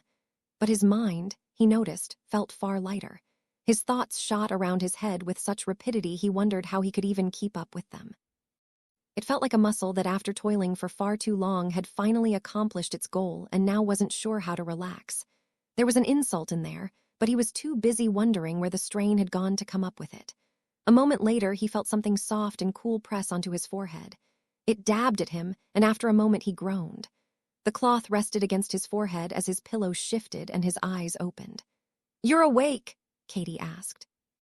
She was leaning over him. His head was in her lap and strands of her dark hair were falling down toward him, nearly caressing his face. Her clothing was torn in places, the moleskin underlayer visible through it. She had a bandage affixed to her neck. It only took him a moment to register that they were on the floor of the tent, near the fireplace. "WHMF," he started, only to find something in his mouth. He brought a hand up and spit it out. He stared at the bezoar in his hand for a moment before he tossed it into the fire. It left an odd mineral taste in his mouth. "What happened?" he asked after another moment. "I was hoping you would tell me," she admitted. She brought her hand down to caress his cheek gently. Harry felt himself nuzzle into her touch as she continued speaking. "One minute I'm sure the snake is going to get me, and the next it was latched onto your arm and then there was fire everywhere." "Yes," Harry nodded. "How did we get out? It was surrounding me, surrounding us." "I don't know," Katie said. "It didn't burn you or me." "But," Harry said, his eyes quickly shot toward his own skin, his arms, his body. He was dressed as he was before the graveyard. He looked entirely normal if not for the 4 small puncture wounds on his arm. The skin there was a faded pink, nearly completely healed, and a horrible shot rushed through him. "How long was I out?" Katie pursed her lips and peered toward the clock in the kitchen before answering. "A half hour, maybe." "Impossible," Harry said. "The snake bite is almost completely gone." "That isn't all," Katie said, her voice soft, filled with concern. He sat up and turned to face her. He saw puncture wounds across her chest and stomach from the snake's attacks. He could see the wounds on her and they looked fresh. "What?" he asked. She stared at him for a moment before deciding it was best to say it. "Your scar is gone," she said. "What?" he asked again, the alarm rising in his voice. She reached for a bag next to her and pulled out a small compact. She opened it and handed it to him. The face that looked back at through the powder-stained glass was his own, but still he barely recognized the man that looked back at him. A key feature was missing. His eyes shot to his own forehead, a hand reaching up to check. It wasn't gone, not entirely. He could still feel the small line where the flesh was blemished. But it was certainly fatting. He had to squint against his glasses to really see it in the mirror. "What did you do?" she asked. "I'm not sure," he admitted. "It was a spell in one of the defense books Sirius gave me years ago, an ancient incantation for purifying fire. I think the book went as far as called is soul cleansing. It was described as the opposite end of the spectrum as fiendfire." "Had you ever tried it before?" Katie asked. "No," Harry admitted. "But something about it in that moment came into my head. I figured if we were fight against pieces of a soul, perhaps cleansing them would work as well. Nothing else seemed to be doing the trick." "Well," Katie started as she rummaged through the bag once more. After a moment, she pulled out a few links of charred chain and the remains of the locket. The cover was completely gone and only about a third of the face remained. "I think it worked. I don't feel nearly as scared or angry when I hold this." "Good," Harry said, his voice filled with more anger than he intended. But anything that made her feel like that deserved a far worse fate. Then he took a moment to take her in once more. "Are you okay?" "I think so," she said. "Are you sure?" he asked, looking her up and down. There were a smattering of bruises visible on her skin in addition to the tears and bite marks in her moleskin. "A little lightheaded, exhausted, hungry," she said. "But I think those antidotes and the bezoar negated the poison well enough, and I started feeling a lot better once the snake was dead." "Me too," Harry said. "Where are we anyway?" "The Southern Fells," Katie said. "It was as far away of a point I could get us to. I set up the tent and then got you inside. I only put up a few of the defensive enchantments, just the ones I could do quickly. None of the anti-muggle ones. I should check on them, Harry said. He pulled himself to his feet. It took a moment to regain his bearings. Katie nodded. I could start fixing something for dinner, she said. I'll do that, Harry said. You should rest. I'm not the one who immolated themselves, Katie said. I honestly feel great, he admitted. Katie raised her brows at him. You don't need to act strong for me, she said. I already know you are. I'm not, Harry said. It's hard to explain, but honest, I feel good. A bit sore well everywhere, but I feel lighter, I don't know.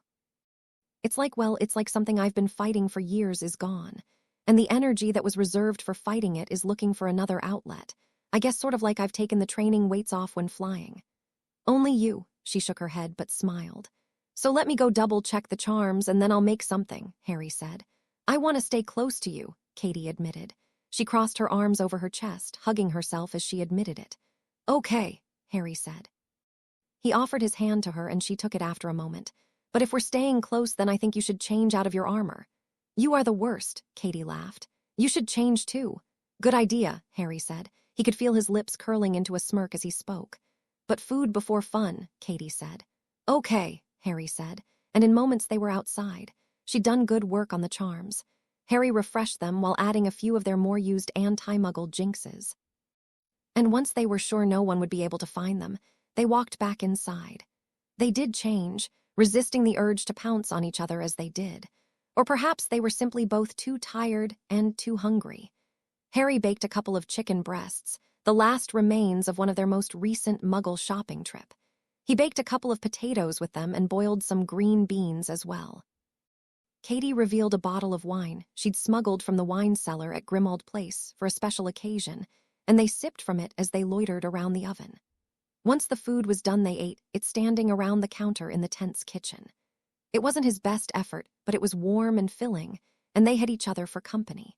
It wasn't until they found themselves on the couch by the fireplace a few hours later, well after the bottle of wine was emptied, that Harry had time to reflect on the day. Katie dozed against his chest as he stared at the flames. He waited until she shifted against him, waking herself up for a moment to speak. You know, he started, his voice quiet. I think this was one of the best Christmases I've ever had. What? She asked, raising her head to look at him. I mean, it wasn't quite as much fun as the Yule Ball, he said, and the Snidgets were technically the 28th, so I'm not sure if they count. If you want them to, then they do, Katie said. Well, still one of the better ones, Harry said. That's so sad, Harry, she said. Well, Christmas with my relatives was never fun. I didn't really see the point of it until then, so there's not that many to compare to, Harry said. I know, but we almost died, Katie argued. She shifted around so she was facing him. Her eyes were wide and wet as she stared into his own. I guess, Harry shrugged. But we also destroyed 2 Horcruxes and, well, we're together. 3, she said. She leaned over and kissed his forehead gently, right over where his scar was fatting away. 3, he agreed. I guess there's worse ways to spend a holiday, she scoffed. Oh, there are, he said. He slid his arms around her and pulled her against him. After a moment, his lips were on hers. Merry Christmas, then, she whispered against his lips. He couldn't help but smile. Merry Christmas indeed, he responded. I love you, she whispered as they continued to kiss. I love you too, he responded, a warmth filling him as he spoke that he was sure must have been from the wine. It felt nice to admit it, to know it.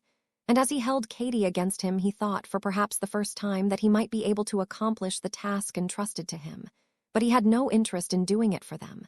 No, he wanted to do it for her, so he could be with her. So they could spend the rest of their days together without worrying for their lives. And now, he realized, he was far closer to that goal than ever before. Bed, she whispered. Yes, he said, standing and carrying her to the bedroom as he wondered how many days they could spend holding each other before the urge to finish their quest won out. It no longer surprised Harry Potter that he woke up before his alarm. He wasn't sure when that started to happen, but at some point, it had.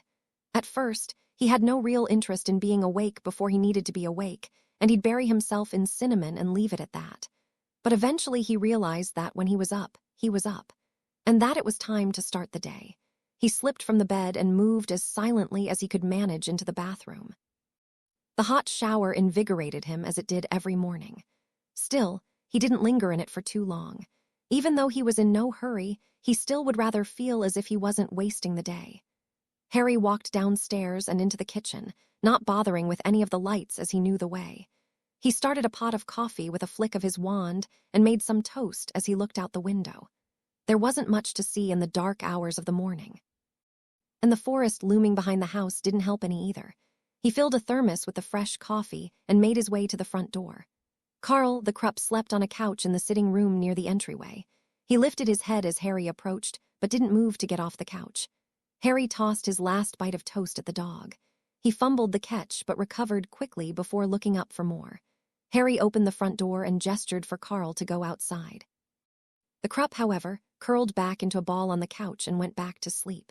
Harry couldn't help but chuckle softly to himself, trying not to think about how gray the animal looked in the face. He grabbed his coat from the nearby closet and walked outside. It was unseasonably warm that morning, even without the sun beating down as of yet. A light dusting of snow covered the front yard, but the path up to the door was clear. Harry took it down toward the stone wall that surrounded the home. He was about 3 steps away when a neigh interrupted his thoughts. He looked to his left, peering out toward the forest. It didn't surprise him when a large black horse trotted through the trees. It stopped a few paces away and locked eyes with him. "You know Katie would kill us both if she found out, Harpina," Harry said. The Kelpie snorted and kept her gaze leveled on him. Harry chuckled and with a wave of his wand saddled the creature. He climbed onto her back and peered around. "Well, the Mokes are the only thing due today, so how about a lap around the park?" Harry said as he took a sip of his coffee. The Kelpie responded by jumping over the stone wall and galloping down the path.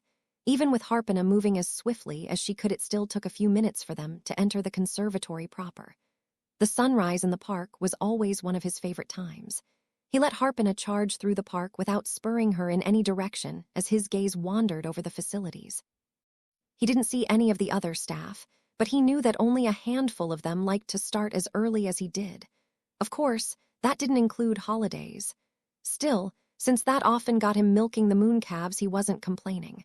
Most of the animals were still sleeping when Harpina galloped by the exhibits. A few were packing around, looking for their morning meal, but most were hidden away. The Kelpie ignored his original comment of one loop and continued past where she should have turned back to his home. Harry thought of stopping her, but with Penelope gone he doubted she was getting enough exercise, and he was enjoying the brisk morning air. It wasn't until the third loop, when she started to slow her pace as the sun started to peak above the horizon, that Harry figured he should start being productive. He spurred her to the Moke enclosure and dismounted. She followed him to the entrance, huffing at him as he entered. It had been a few days since he'd gathered the Moke skin. In the summer, that would have meant a rather long day cleaning up the mess. But given the winter months, the creatures seemed rather interested in keeping their skin right where it was. Some of them had shed a few layers, but there wasn't much more than a half hour of work to be had sorting through it all. After that, it only took a few more minutes to check on the health of all the Mokes, and then a few more to disperse the food for them.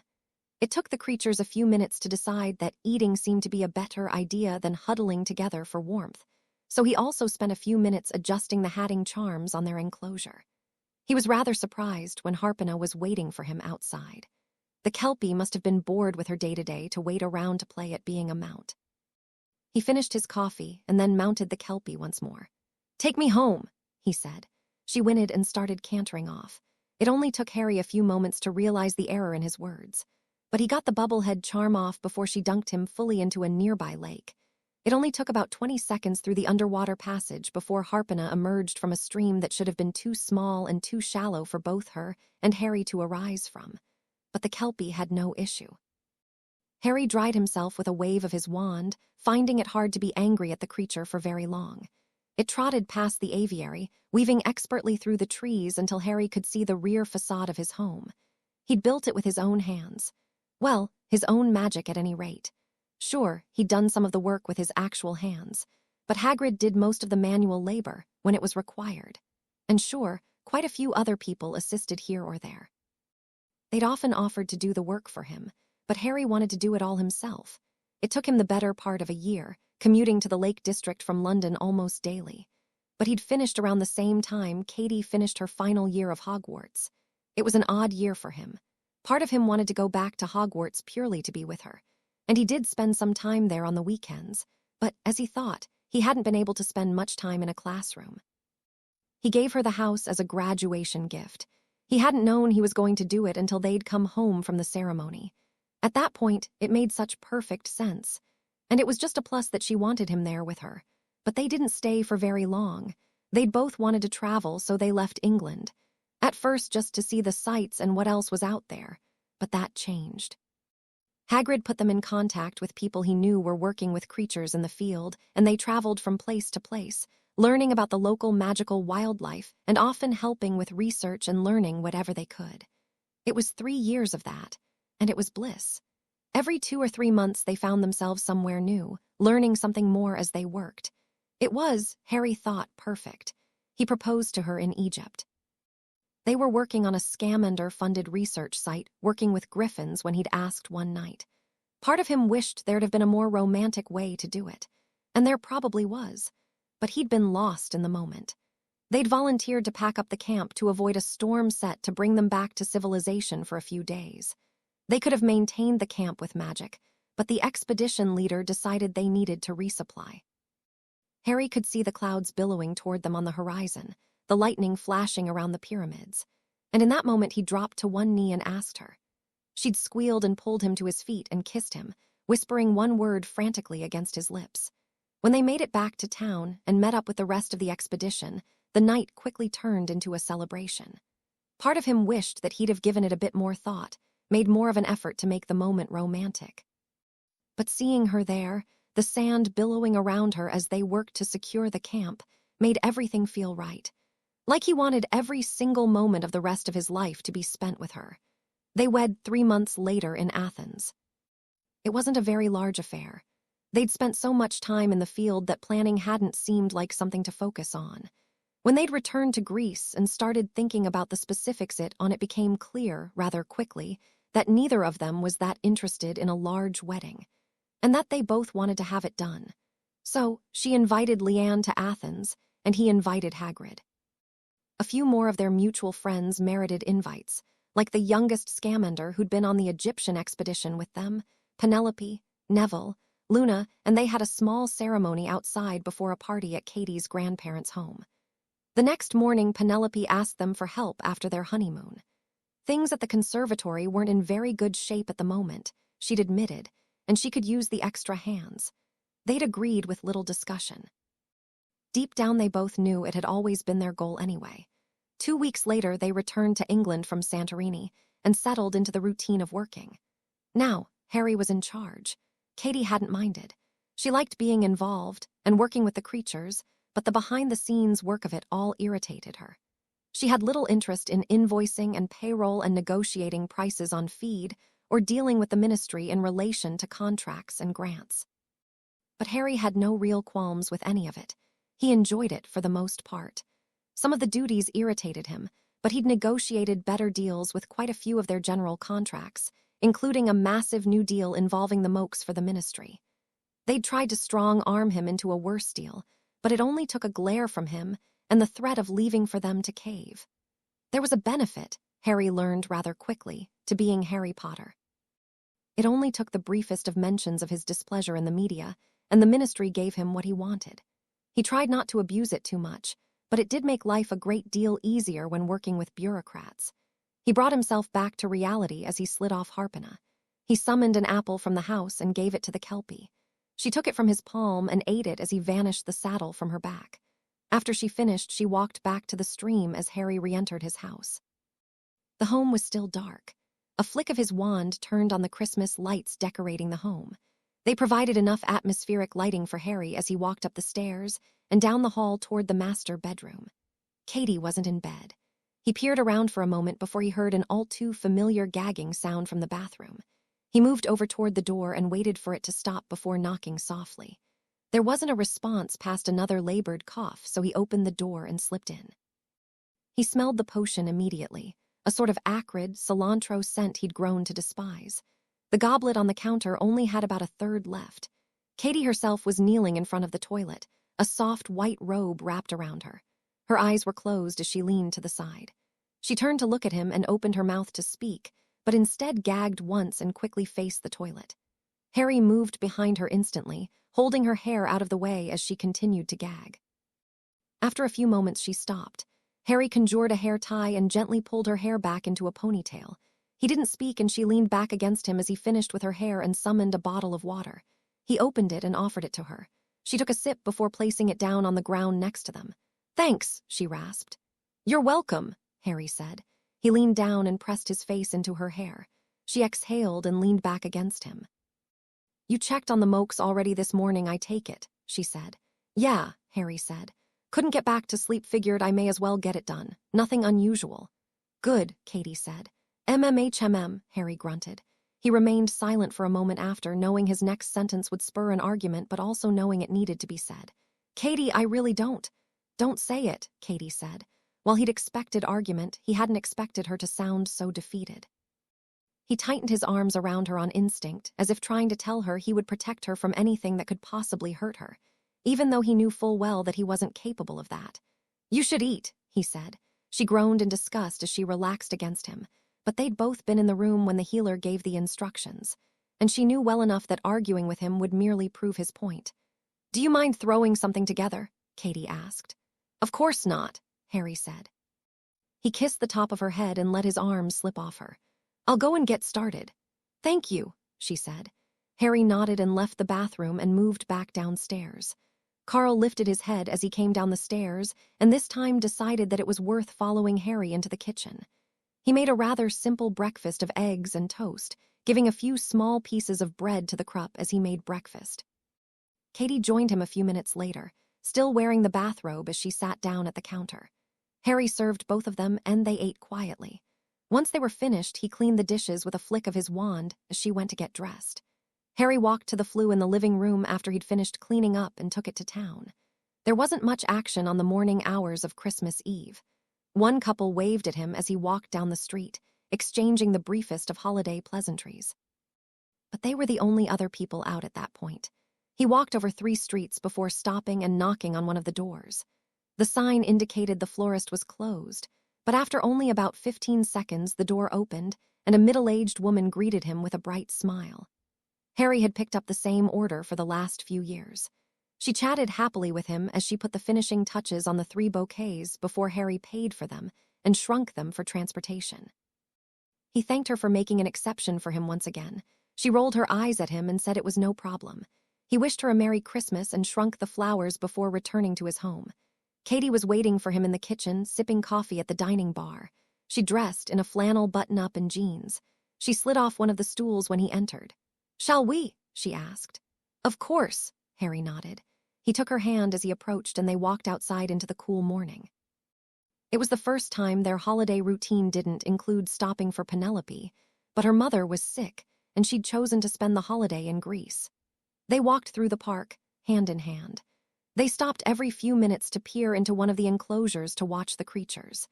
They'd promised, years ago, that they'd spend at least one day a year in the park acting like guests rather than owners, and that day often coincided with the Christmas holiday.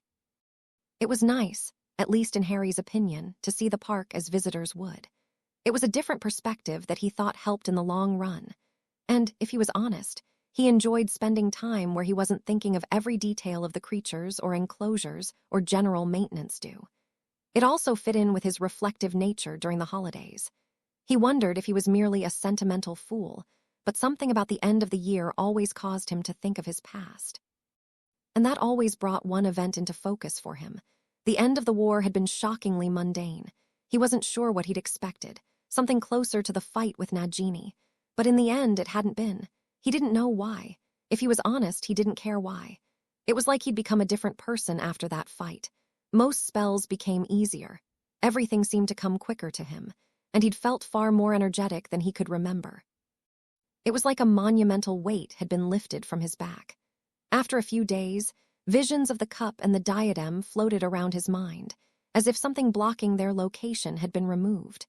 They'd struggled with how they could possibly retrieve the cup from Gringotts. In the end, he'd walked in and asked for it. He'd only had to obliterate a quarter of the bank before the goblins granted his request. They still didn't tolerate his presence in the building, but thankfully, Leanne's accounting services were quite handy. And in a pinch, Katie could still talk to them, even if she never let him hear the end of it when she had to. At the time, he hadn't known that there were no living Lestranges, and that after Sirius had named him heir, he was the closest living relative to the family. The goblins hadn't had much cause to refuse his request, but it wasn't in their nature to make it easier for him. All that remained after that was to get the diadem. They'd apparated to Hogsmeade and walked to Hogwarts. The goons left at the school, the Carrows, tried to fight him. After he'd killed the first, the second fled. Harry went for the diadem as Katie worked with McGonagall to defend the school. By the time the Death Eaters arrived, they were well outnumbered. Harry remembered expecting far more combatants on the field than showed up, and Voldemort was a shell of himself. The final duel only took a few minutes. In the end, he figured having most of your soul destroyed must have vastly weakened the Dark Lord. Either way, the man was dead, and Harry was free. He hadn't enjoyed the party afterwards. Too many people who hadn't been there for him approached him to gush about how they'd always believed in him.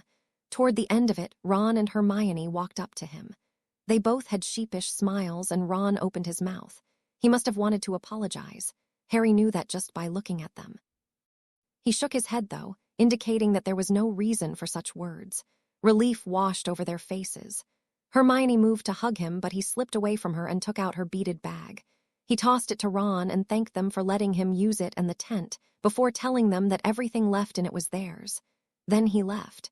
Both of them were too stunned to even comment, but the party was excessive. Both he and Katie were uninterested in it. They wanted to be together in a world where they weren't running or fighting for their lives, and they wanted to catch up on what they'd missed.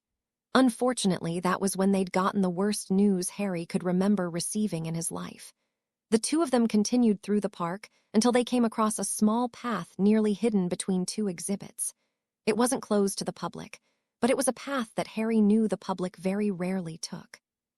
In the spring and summer, it was covered in wonderful shade from beautiful trees, and in the fall, the colors changing made it one of the more gorgeous walks at the park. It led into a very well-manicured garden. Behind that, however, there were a couple of monuments guarding a small graveyard. There had been some debate as to if it was entirely proper, but Harry didn't care. He, Katie, and Penelope had agreed upon it, and that was the final word. In the summer months, a large circular flower bed greeted the visitors, but there was nothing sprouting from the soil that winter. Paved paths led further into the secluded area. One path moved off to the side into the corner of the area. If one chose to follow that path, they would find a large obsidian slab tucked back into the trees. The inscription on it was simple. It merely read, "They died on this ground fighting for tyranny and inequality," and beneath it were the names of 35 branded Death Eaters, whose corpses were found on the grounds on Christmas morning 8 years earlier. What Harry hadn't realized until after the war was that his and Katie's fight with Nagini wasn't the only engagement that occurred on that Christmas Eve. Voldemort and his followers had finally decided to see if the Bells knew where Katie, and by extension Harry, was. What they hadn't counted on was the park fighting back. When they'd blown open the door to the Bells' house, Harpina had been the first to respond. The Kelpie was protective and wary of strangers near her waters and had stalked the group through the park. An attack on her family resulted in every Kelpie in the sanctuary charging the Death Eaters. The 5 wizards who'd started the mission called for help, and more of their number rushed in. Thomas Bell rallied the sanctuary to him. Salamanders joined Kelpies, and the violence spread through the entire park. Still, the Death Eaters, after they'd had the numbers, were able to cut through most of the Kelpie herd and kill all but one of the salamanders. But then they'd made a crucial mistake. They'd stumbled blindly into Nashwa's enclosure and woken her up. It only took the Sphinx moments to eviscerate the Death Eaters in her space and to determine what was going on. She'd rushed to Thomas Bell's side and they'd fought on. Harry and Katie continued up the paved path, ignoring the memorial to the Death Eaters and instead peering up at the second monument and garden. It was a 7-foot-tall bronze sculpture of the Sphinx. Harry stared up at it for a few moments, remembering her smile and how excited she'd been to see him again after the tournament. She'd died fighting for his family, and she'd taken a score of his enemies with her. Further back, the final memorial consisted of a headstone and a statue. Thomas Bell's gravestone called him the founder of the park and a lover of all creatures. Penelope had written it herself, citing she wanted people to focus on what he accomplished and now how it ended. Above the grave was a marble statue of the man. His stone visage was locked in a smile, ashwinders coiled around his feet, A moke rested on his shoulder, and a snidget hovered around his head. Harry squeezed Katie's hand as they looked up at the statue. She sniffled once and he slid an arm around her. His free hand brought out the flowers. He placed one of the bouquets at the base of Nashwa's statue. Katie slipped from him to place the second at her father's grave. She whispered something at the gravestone, a tear appearing in her eye as Harry watched. He'd often wondered what the man had thought as the creatures came to his defense and paid for it with their lives. As the inscription said, he'd loved the animals, and Harry couldn't imagine watching so many of them die. But really, he'd known how the man must have felt. His final actions solidified that completely. After the fight, after they'd sent for help but before it could arrive, as Penelope was trying to keep him alive, Harry had seen the memory. He'd begged her, whispered repeatedly to her to save the child. He was sorry and he loved her, but please save the baby. Harry heard the soft pattering of feet behind him and couldn't help but smile, and Penelope had obliged him. She'd shifted her attention to the Sphinx and she delivered the creature's daughter as her husband passed from the world. "Good morning, Senora," Harry said. The young Sphinx walked up to their side. Katie patted the creature on the head, and Harry heard the soft rumbling of a purr. "Merry Christmas Eve," the creature said. She was perhaps 4 feet tall with coppery fur and a youthful expression. Like her mother, she claimed to enjoy the English winters. But she also decided a year ago to stay full-time at the conservatory, foregoing returning to Egypt in the summers. Harry stared up at the man who would have been his father-in-law. He wondered if the irony of it ever occurred to Lord Voldemort. The Dark Lord was so ashamed to have a common Muggle name that he'd gone to great lengths to quash any rumor of it. Lord Voldemort couldn't bear the shame of being called Tom. Hell, even Harry had used it as a taunt. And yes, the greatest single defeat his Death Eaters suffered came at the hands of a Thomas, a man who'd wanted nothing more than to be a good husband, a good father, and a good naturalist. A man who could appreciate the simple things in his life. A man who could love and protect any creature he thought needed it. A man who'd given his life so that one more creature could enter the world. There was something beautiful about it, Harry thought. Although he was positive Lord Voldemort wouldn't have understood the simple magic of it. The three of them stared at the statues for a few moments before Harry took out the third bouquet of flowers. It was already smaller than the first 2, and became even more so when he split it in half. He led Katie to 2 small, almost invisible headstones in the back corner. The only thing on either of the grave markers was a single date. Harry put his bouquet down before one of them and Katie the other. Her sniffling had turned into full tears by that point, and Harry did all he could. He hugged her and whispered he loved her. They stayed in the graveyard for about a half hour. Senora pounced around her mother's memorial as Harry held Katie and tears fell. Eventually she spun around in his arms, her eyes finally dry, and spoke. "We still need to prepare for the party," she said.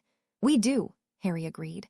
Most of the decorations went up at the start of December, but for their Christmas party there were a few touches they liked to add. "Can I come?" Senora asked excitedly as she pranced around them. Harry and Katie exchanged a glance and started to walk away from the memorial before Harry spoke. "You're always welcome to help with the decorations," he said. The Sphinx pouted immediately. "No, to the party," she squealed. "Oh," Harry said, raising his brows and spinning around to look at the Sphinx as he walked backward into the park. "Please?" she asked, prancing closer to Harry. "Maybe," Harry said. "Is that a good idea?" Katie asked. She slipped her hand from his as she spun around as well. She retook his hand as she walked with him. "Please?" Senora asked again. She stopped prancing around them and instead padded right behind them. "You have to promise me 2 things, Harry said, giving the Sphinx a stern look. "Anything," Senora said. "You have to help us with the decorations," Harry said. "That's easy," Senora responded with a smug satisfaction. "I like doing that, it's like a game. And you have to behave," Harry said, his tone suddenly sharp as he spoke. Katie squeezed his hand, and when he peered over at her she was biting her bottom lip and seemed to be making an effort not to look at him. "I always behave," Senora pouted. "You nearly pounced on Secretary not 2 years ago," Katie said. "He insulted my mother," Senora exclaimed. "And I know you don't like him." "Attacking ministry officials, no matter how stupid or snide they are, is not behaving," Harry said. "What was I supposed to do? His father might have been the one who—" Senora let her words trail off. Harry could feel the vehemence in her. "Come and get one of us," Katie said. "Not wasn't invited, and I'm sure he regrets trying to throw his weight around." "What did you do?" Senora asked. "All sorts of politicking," Harry said. He knew the Sphinx well enough to know she would have very little interest in the ins and outs of backroom deals. Although it hadn't been that backroom. He'd been furious when he'd learned Nott had shown up 2 years ago at the Christmas party. Harry had made it quite clear no one whose family name was etched on the obsidian slab in the memorial was welcome at his parties. It wasn't strictly true. Tracy Davis and Pansy Parkinson had both approached him at separate times, asking about the memorial to their parents. He wasn't friendly with either of them, but they'd been repentant. Tracy likely would have been at the party that evening, but given it was only a month since the birth of her first child, Harry doubted she'd show.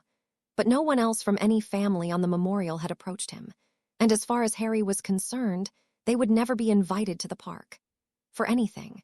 Nott had taken it upon himself to represent the Department of Games and Sports without an invitation. And he'd made a disparaging comment about the beasts allowed to wander around, and why would anyone put up a memorial to a disgusting cat? Harry had frozen Senora mid-pounce, and then spent a good chunk of the evening in her sanctuary with her as she calmed down. By the time he'd made it back to the party, Hagrid and Neville had convinced not to leave. Harry wasn't completely sure how they'd done it, but he figured the black eye and sling the man had at the Ministry meeting 2 days later had something to do with it. Either way, when other Ministry officials tried to talk him into forgiving Theodore, to burying the hatchet as it were, Harry had simply nodded and agreed. Except, he'd said, he'd never sell another skin or egg to the Ministry. They'd laughed at him. Until he'd pointed out that he could get better prices from the French, the Germans, or even the Americans on all of the same products, which gave them some pause until they countered with all sorts of export regulations. Harry had shrugged and played his ace. He'd inherited quite the fortune. Enough, he'd calculated, to run the conservatory for at least 3 centuries, even adjusting for inflation. The silence in the room amused him. He had no idea, really, if it was true, but it didn't matter. He'd taken their threat and countered it. They could shut him down, they could regulate away his ticket sales, but they couldn't take his land or his animals. And he could survive without them. In the end, Theodore not lost his job, and the Ministry treated him with caution and respect from there on out. Harry knew there was some grumbling about it, but it didn't matter to him. He had no intention of making such threats ever again. And he added, no intent in making it in the first place. It had been one of their own who tried to gloat over him that spurred him into action, and they were living with the consequences. That sounds boring, Senora said. It was, Harry agreed. And that was 2 years ago, Senora frowned. I'm much more mature now. Last year you nearly mauled a little boy, Harry said, remembering that incident as well. Thankfully, she'd stopped before she'd got her claws into him, and instead just tackled him, and after much scolding, Harry ran off. He pulled my tail, Senora yelled, defending her actions. He deserved it. That may be, Harry said, but attacking my guests reflects poorly on me. But he pulled my tail, Senora said again, swishing her tail as if for emphasis. And I'm sure that was very mean of him, but if you can't promise me to not harm people at the party, then I think you'll spend it in your sanctuary, Harry said. Will you at least bring me some of those shrimp you always have? Senora frowned. Food is for guests, Harry said. Fine, she frowned. I promise I'll behave. I've heard that before, Harry said. Senora made a face at him. Harry raised her brows at her and stared.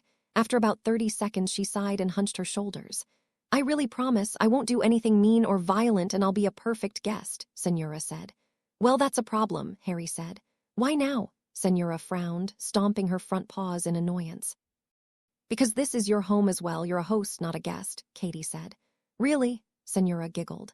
Really, Katie said. And we expect you to be a gracious and kind host, Harry said, even if that means I have to keep an eye on you all night. Yes, Senora squealed and pounced, her paws wrapped around Harry's neck as he caught her. He'd barely had the time to take his hand form Katie's and catch her, but he managed even if he staggered backwards. Hey now, he laughed. Careful. Thank you, she said, burying her face into his neck. Katie reached out and patted her on the back twice, suppressing a smile as she did so. You're welcome, Harry said, shifting his grip so prevent dropping her. Remember, though, you promised to behave. I'll remember, she said, raising her face to look up at him. But I have one question. Yes, that includes if they pull your tail, Harry said. Senora glared at him but shook her head. No, not that, she said. What then? Harry asked. Do I still get shrimp? Senora asked. Of course, Katie laughed. Why wouldn't you? Well, you said food was for guests, and the host isn't really a guest, Senora said. Hosts can eat too, Katie said. Oh, good, Senora said as Harry placed her on the ground. But we need to finish setting up first, Harry said. They were almost to the center of the park, a large open area that served as a hub for everything. Let's get that done then, Senora exclaimed. She pounced off in front of them, hopping around the center area. Harry took Katie's hand again, and they both spent a moment simply watching the excited Sphinx as she pranced around. Do you want to do the venue or the tables and chairs? Katie asked, peering around the atrium of the conservatory. Venue, Harry said, as he pulled out his wand. Katie made a face at him and started repeatedly conjuring. Harry watched as the black wooden chairs sprang into existence, and once he thought he had a good idea of the theme she was going for, he waved his wand across the entire atrium. At first, pine trees sprouted from the path leading down to it. They grew to about 20 feet before lights and garlands sprouted out from the branches. Each ended capped with a bright glowing star. The trees formed a path into the atrium and then lined around it. Once that was finished, he conjured floating candles and dispersed them around the entire area. While he thought the lit trees might provide enough light, he wasn't willing to chance it. He could always vanish the candles if it got too bright. After that, he cleared out an area in the corner and made space for the band to set up. And then he smoothed a portion of the nearby flooring to be a dance floor. Once that was done, he moved to the opposite corner and set up an area for the catering. A glance at his watch indicated they'd be arriving shortly. He turned his attention to the center of the atrium and started on an ice sculpture. He focused on kelpies this time, 3 of them rearing around each other. When he'd finished with that, he conjured miniatures of it and placed them on the tables Katie had finished conjuring. Almost on cue, he heard the popping of apparition behind him.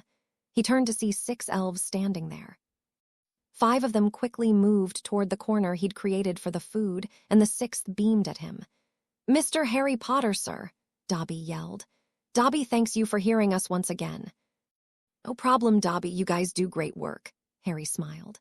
After the war and McGonagall's retirement, the Ministry had found it rather odd to have an elf on the payroll of the institution and had terminated his employment. But Dobby had taken it in stride.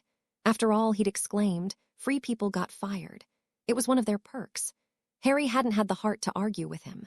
As it turned out, the elf had saved almost all of his earnings in the kitchens and decided to give catering a go. He'd convinced a handful of other elves in his time at Hogwarts to give freedom a shot, and they followed him into his new venture. Harry had been one of the first wizards to hire him for the yearly Bell Christmas party as it happened, and the elf had performed admirably. So admirably, in fact, that hearing him for a party quickly became vogue. Harry Potter is too kind, Dobby yelled. Dobby will make this the best bash yet. Going to be pretty hard to top last year, Harry said. He still has rather fond memories of the raspberry-filled chocolate animals that had joined in the party just in time for dessert. Dobby has plans, Dobby smiled. But we must prepare. You and Miss Katie should go. We will finish setting up. I'm almost done, Harry said, but Dobby started shoving him away. At least until the Sphinx landed feet away from him. Dobby jumped back in alarm. Do you have any shrimp ready? Senora asked.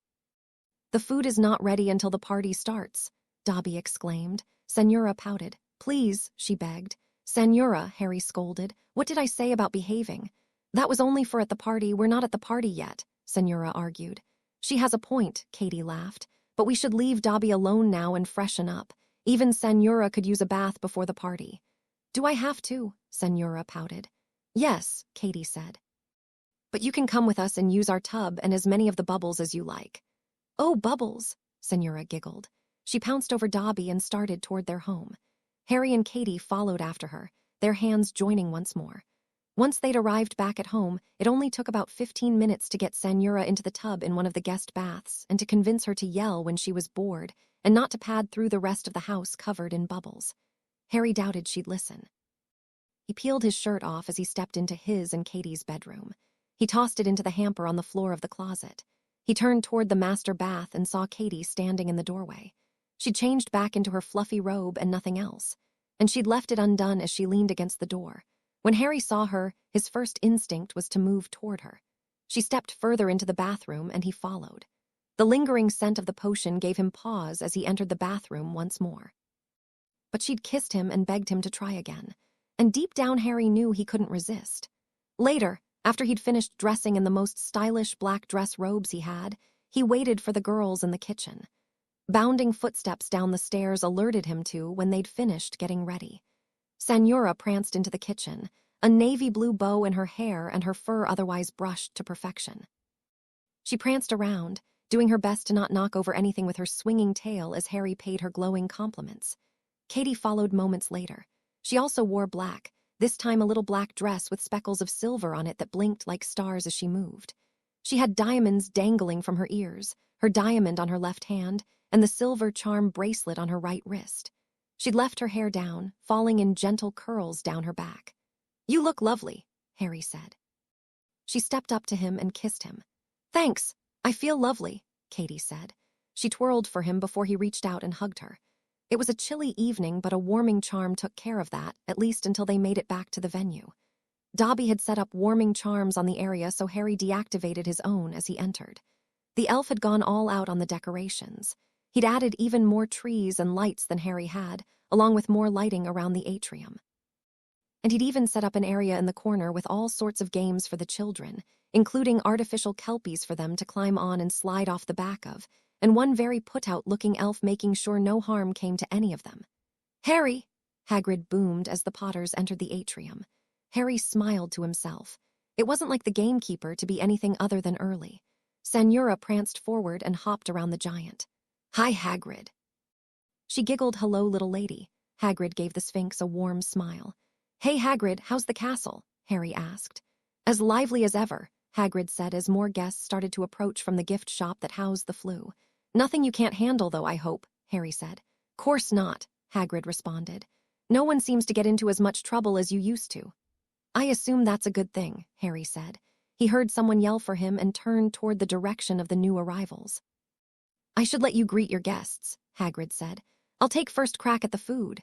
"Oh, can I come?" Senora asked, sliding next to Hagrid. "Course," the giant said, reaching down to ruffle her hair. She slipped away from his hand, sliding around to his other side as she followed him toward where two elves were arranging food on platters. Harry watched the two of them for a moment before greeting Dean Thomas.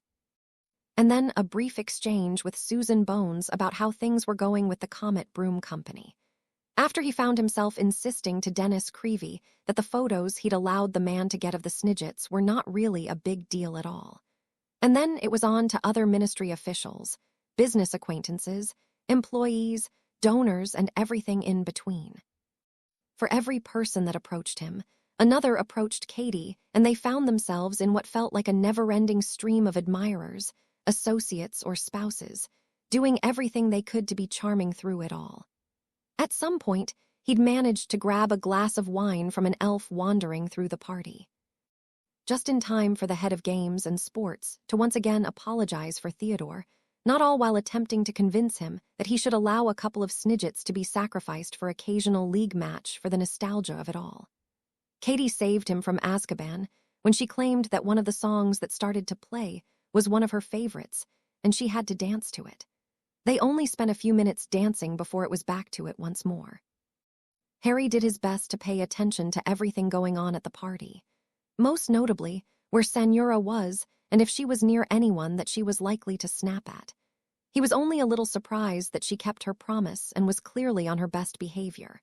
Although, given how close she was staying to Hagrid and how large the plate of food he was carrying, gave him a pretty good idea of why she was behaving. After it seemed like he'd talked to far more people that could possibly be at the party, it was time to give a holiday speech. It never changed much.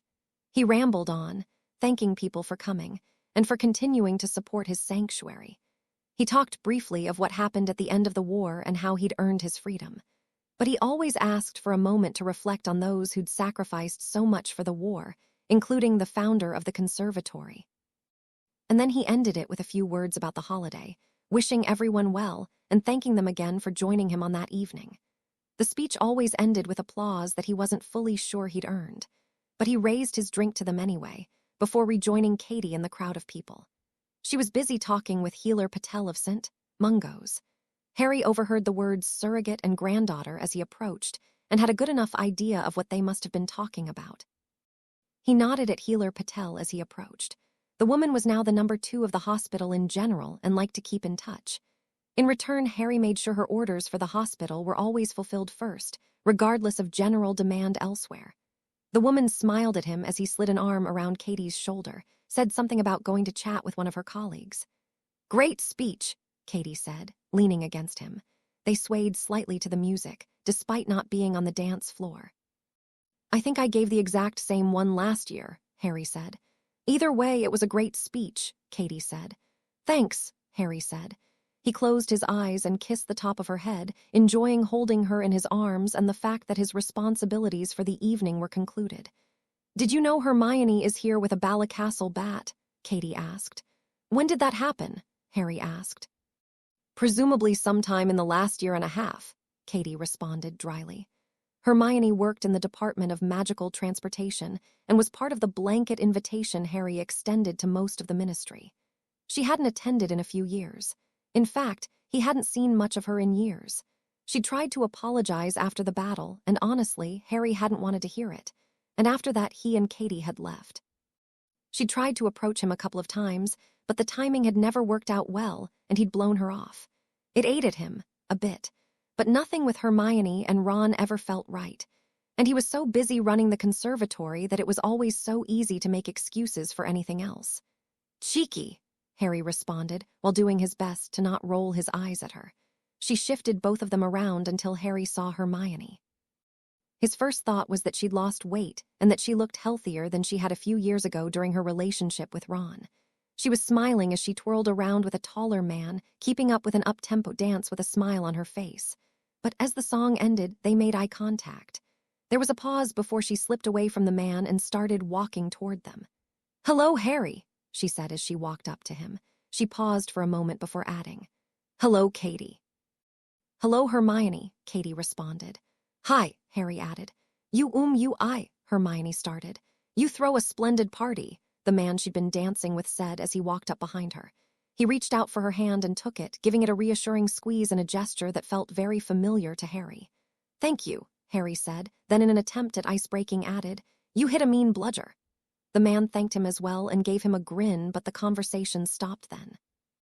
They were quiet for a few moments then, staring at each other. The man with Hermione was tall and rather handsome. His expression seemed frozen in a half-smile as his eyes glanced around the party. There was a sort of easy air around him. He was the one that eventually broke the silence. "You should just say it, babe, or we'll be here all night, and there are quite a few other things I'd like to do with you tonight." He spoke casually, only glancing at Hermione briefly. She flushed crimson and looked ready to yell, but Katie giggled, which earned her a glare, and Hermione seemed cowed for a moment. "What's up?" Harry asked. I never got the apologize to either of you, and I don't like the fact that you hate," she started. "Hermione," Harry sighed. "Don't interrupt," she snapped. Harry chuckled as she continued. "I hate that you hate me, and I mean I won't try to defend myself. I can't defend myself. I abandoned you. I'm so sorry, Harry and Katie. I understand that it's something you will never be able to forgive or forget. But, well, I'm sorry. I'm so sorry. There isn't a single day where I don't wish I had stayed with you. Thank you for everything you did, everything you struggled for so that we could be here now." Hermione said it all in one breath. Whatever she expected as a response, well, she didn't get it. Instead, Harry shook his head slowly. The memory of his anger, his fear, his despair when he'd heard her the tent filled his head. But then Katie squeezed his hand, and he remembered that he wasn't a 17-year-old idiot attempting an impossible task in the middle of nowhere anymore. No, now he was 26. He was a husband and part owner of the largest magical animal sanctuary in England. And he was a hero. He didn't like to play that card, but he knew it was the truth. A lot of his emotions about that Christmas had faded in the near decade since. What had been a triumph had turned to sorrow upon learning the full cost of that evening. When words finally came to him, they weren't what he expected, but somehow, he knew they were the only words he'd be able to say in that situation. "I forgive you, Hermione," he said, chuckling at the absurdity of it all. Before he'd even finished her name, her arms were around his neck and her body pressed to his. She sobbed against his chest as she held him tightly. He hugged her for a moment before passing her off to her boyfriend.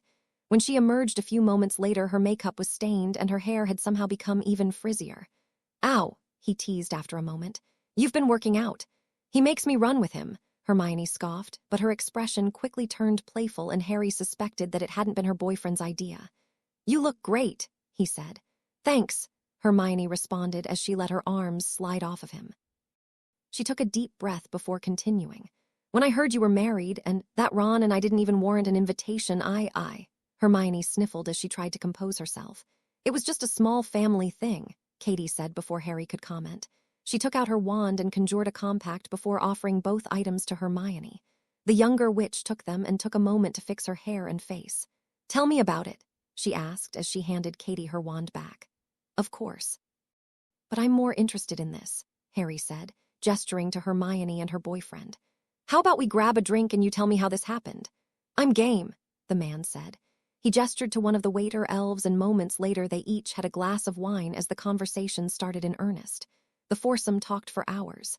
Harry started with questions on how things ended with Ron. Hermione blushed and didn't look at him as she talked about it, instead focusing entirely on her wine. But when they moved on to more current events, she perked right back up. Harry asked a few questions about how she'd met her boyfriend, learning that it had been mostly at ministry events. He'd overheard that she'd given Draco Malfoy the black eye he'd sported at the end of his 5th year at Hogwarts, and he wanted to know the story about that. They'd spent the evening talking, and somehow that had led to dinner a few nights later, and then more. She quickly grew bored of talking about herself, though, and turned the questions back on Katie. The wedding quickly became the main talking point. Katie gushed about it, down to the most minute of details, while Hermione commented where appropriate, and asked questions of Harry where appropriate. At some point, magical photos were summoned, and the gushing continued. At various points, guests would approach the group. Mostly thanked Harry for the invite and excused themselves for the evening, but the occasional one or two asked for an autograph or a picture. A surprising amount of them asked Hermione's boyfriend rather than Harry, which, if he was honest, amused him rather a lot. The man took it all in stride, and really, that endeared him to Harry. The man was rather mellow, rather calming, and surprisingly insightful. He was easy to be around, and easy to talk to when the girls were otherwise distracted. Even if their conversation turned to the most basic of topics, such as the wine they were drinking. And he even seemed rather intrigued as he talked with Harry about the sanctuary and expressed that he'd always wanted to see the Snidget exhibit, but had never made it on a day when it was open. Somehow that led to an open invitation to see the sanctuary, which led into talk about Quidditch, which led into more drinking, and the insistence that Harry should come up to Bala Castle for training one day to see what real Quidditch looks like. But eventually Hermione yawned and decided it was time for them to return home. She gave the excuse that they had a busy day the next day with his family in the morning and hers in the afternoon. They agreed to do something as a group in a couple of weeks. Katie promised to reach out to Hermione and arrange it. And honestly, Harry found himself rather looking forward to it as they left the party. Harry looked around and noticed most of the attendees had left, and the elves were working on getting the rest of them to leave. He was in the middle of wishing some of the other guests well when Hagrid approached him from behind.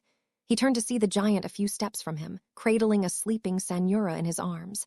He couldn't help but chuckle. "Did she behave?" Harry asked.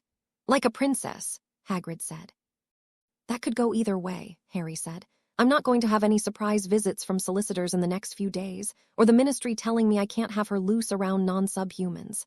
"Shouldn't," Hagrid said. "She's a good girl. Where should I take her?" "You should head home," Harry said. "I'll take her."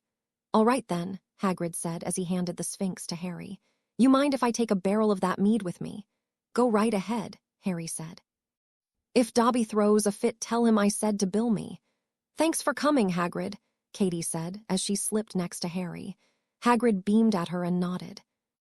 "Thanks for the invite," Hagrid responded with a nod of his head. And then, with a promise to return in a few days to help with the salamanders, he was off, leaving very few people at the gala. "I think," Harry started with a yawn as he shifted his grip on Sanura, "that Dobby can handle it from here." "We should at least thank him and wish him a happy holiday," Katie said.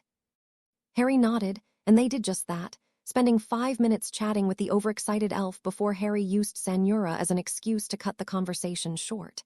But they did invite him for tea whatever day was convenient for him next week. Dobby just about fainted as he accepted, after they walked back home. They could have apparated, but walking felt nice. They walked past Sanura's sanctuary. Harry paused for a moment and looked at Katie. She rolled her eyes at him, but nodded, and instead they continued on, enjoying the dark walk through the park back to their house. Katie opened the door for him, and he slipped through with Senora. Carl growled from the couch, his eyes focusing on the sleeping Sphinx until Katie distracted him with treats and took him outside. Harry carried Senora up to one of the guest bedrooms. He magicked back the covers as he entered the room. He set her down on the bed what felt like moments before his arms were to give up on him. He cursed at himself for not levitating her back or leaving her in her enclosure, but he hadn't noticed her weight on the walk. He moved a pillow underneath her head and pulled the blankets up over her. She cocooned herself into the blankets almost immediately, curling into a ball and purring as soon as they were around her. Harry smiled at the sight before leaning over and kissing her on the head once. He whispered good night against her hair and turned to leave the room. Katie smiled at him from the doorway. Her eyes looked rather wet, but he chose not to comment. Instead, he took her hand and led her back to her bedroom. It only took them a couple of minutes to change into their pajamas and get into bed. They kissed as Katie cuddled against him, but as his hand slid down her leg, she shook her head. "Tired," she whispered against his lips. "And besides, we're probably going to wake up in bed with a Sphinx." "I hope not," Harry chuckled, but he wouldn't put it past the creature, his arm wrapped protectively around Katie. "You spoil her too much," Katie teased. Harry knew it was true and shrugged, having no real defense for it. "I guess," he said. "How was Healer Patel?" She was silent for a few moments, knowing full well what he was asking. "Fine," she said. "You'll be pleased to know she agrees with you about the potion." "Katie," Harry sighed. But she shook her head against him, and he let the argument die in his throat. "I know," she said. "She wants me to come in next week for a few more tests, for, well, the last option." "I see," Harry responded. He was quiet for a moment, knowing exactly what option she was referring to and that it had been by far Katie's least favorite idea. "We agreed on Wednesday morning. She might do an extraction to see what they can do magically," Katie said. "Do you want me to come with?" he asked. "No, that's all right. I'll be fine," Katie said. Harry nodded and was silent for a moment. He heard her breathing slow before he was able to fully compose his words in his mind. "I can only speak for myself," he started. She made a sort of noise against him to indicate she was listening. "But my life is perfect, and if this is what it is, I can't imagine being happier. Don't feel like you have to do all of this. It feels like too much." "I want to, Harry," she said. "If this doesn't work, well, then we'll cross that bridge, but I'm not doing it because I feel obligated. I'm doing it because I want to." "Okay," Harry said. I felt like I needed to say that." "I know," she said. "I love that earnestness about you." "Well, at least sometimes," he smirked. "At least sometimes," she agreed. She paused for a moment before whispering, "Merry Christmas." "You too," he smiled. "One of my best ones yet." "You say that every year," she teased. Even though her eyes were closed, he could still picture them rolling in her head. "Well, you keep making it true," Harry teased. "What can I say?" Katie asked sleepily. "It's a gift." "Yes, you are quite amazing," Harry said. He felt his eyes growing heavier, so he tightened his arm around her. He pressed his face into her hair, letting the warm cinnamon scent of it fill his senses. "I love you," she mumbled as she drifted off. He responded, his lips barely moving against her hair as he thought of his time with her. Never would he have imagined running a zoo and a farm would be his calling. But he loved the work, he loved the animals, and he owed it all to her and her family. They'd accepted him one Christmas without hesitation. They'd shown him the value in their work, and he'd found the place he belonged, and the person he belonged with. His words were simple when they came, and yet they carried more meaning and truth than anything else he'd spoken in his life. "I love you too." Thanks for watching. If you'd like to see more, please subscribe to my channel.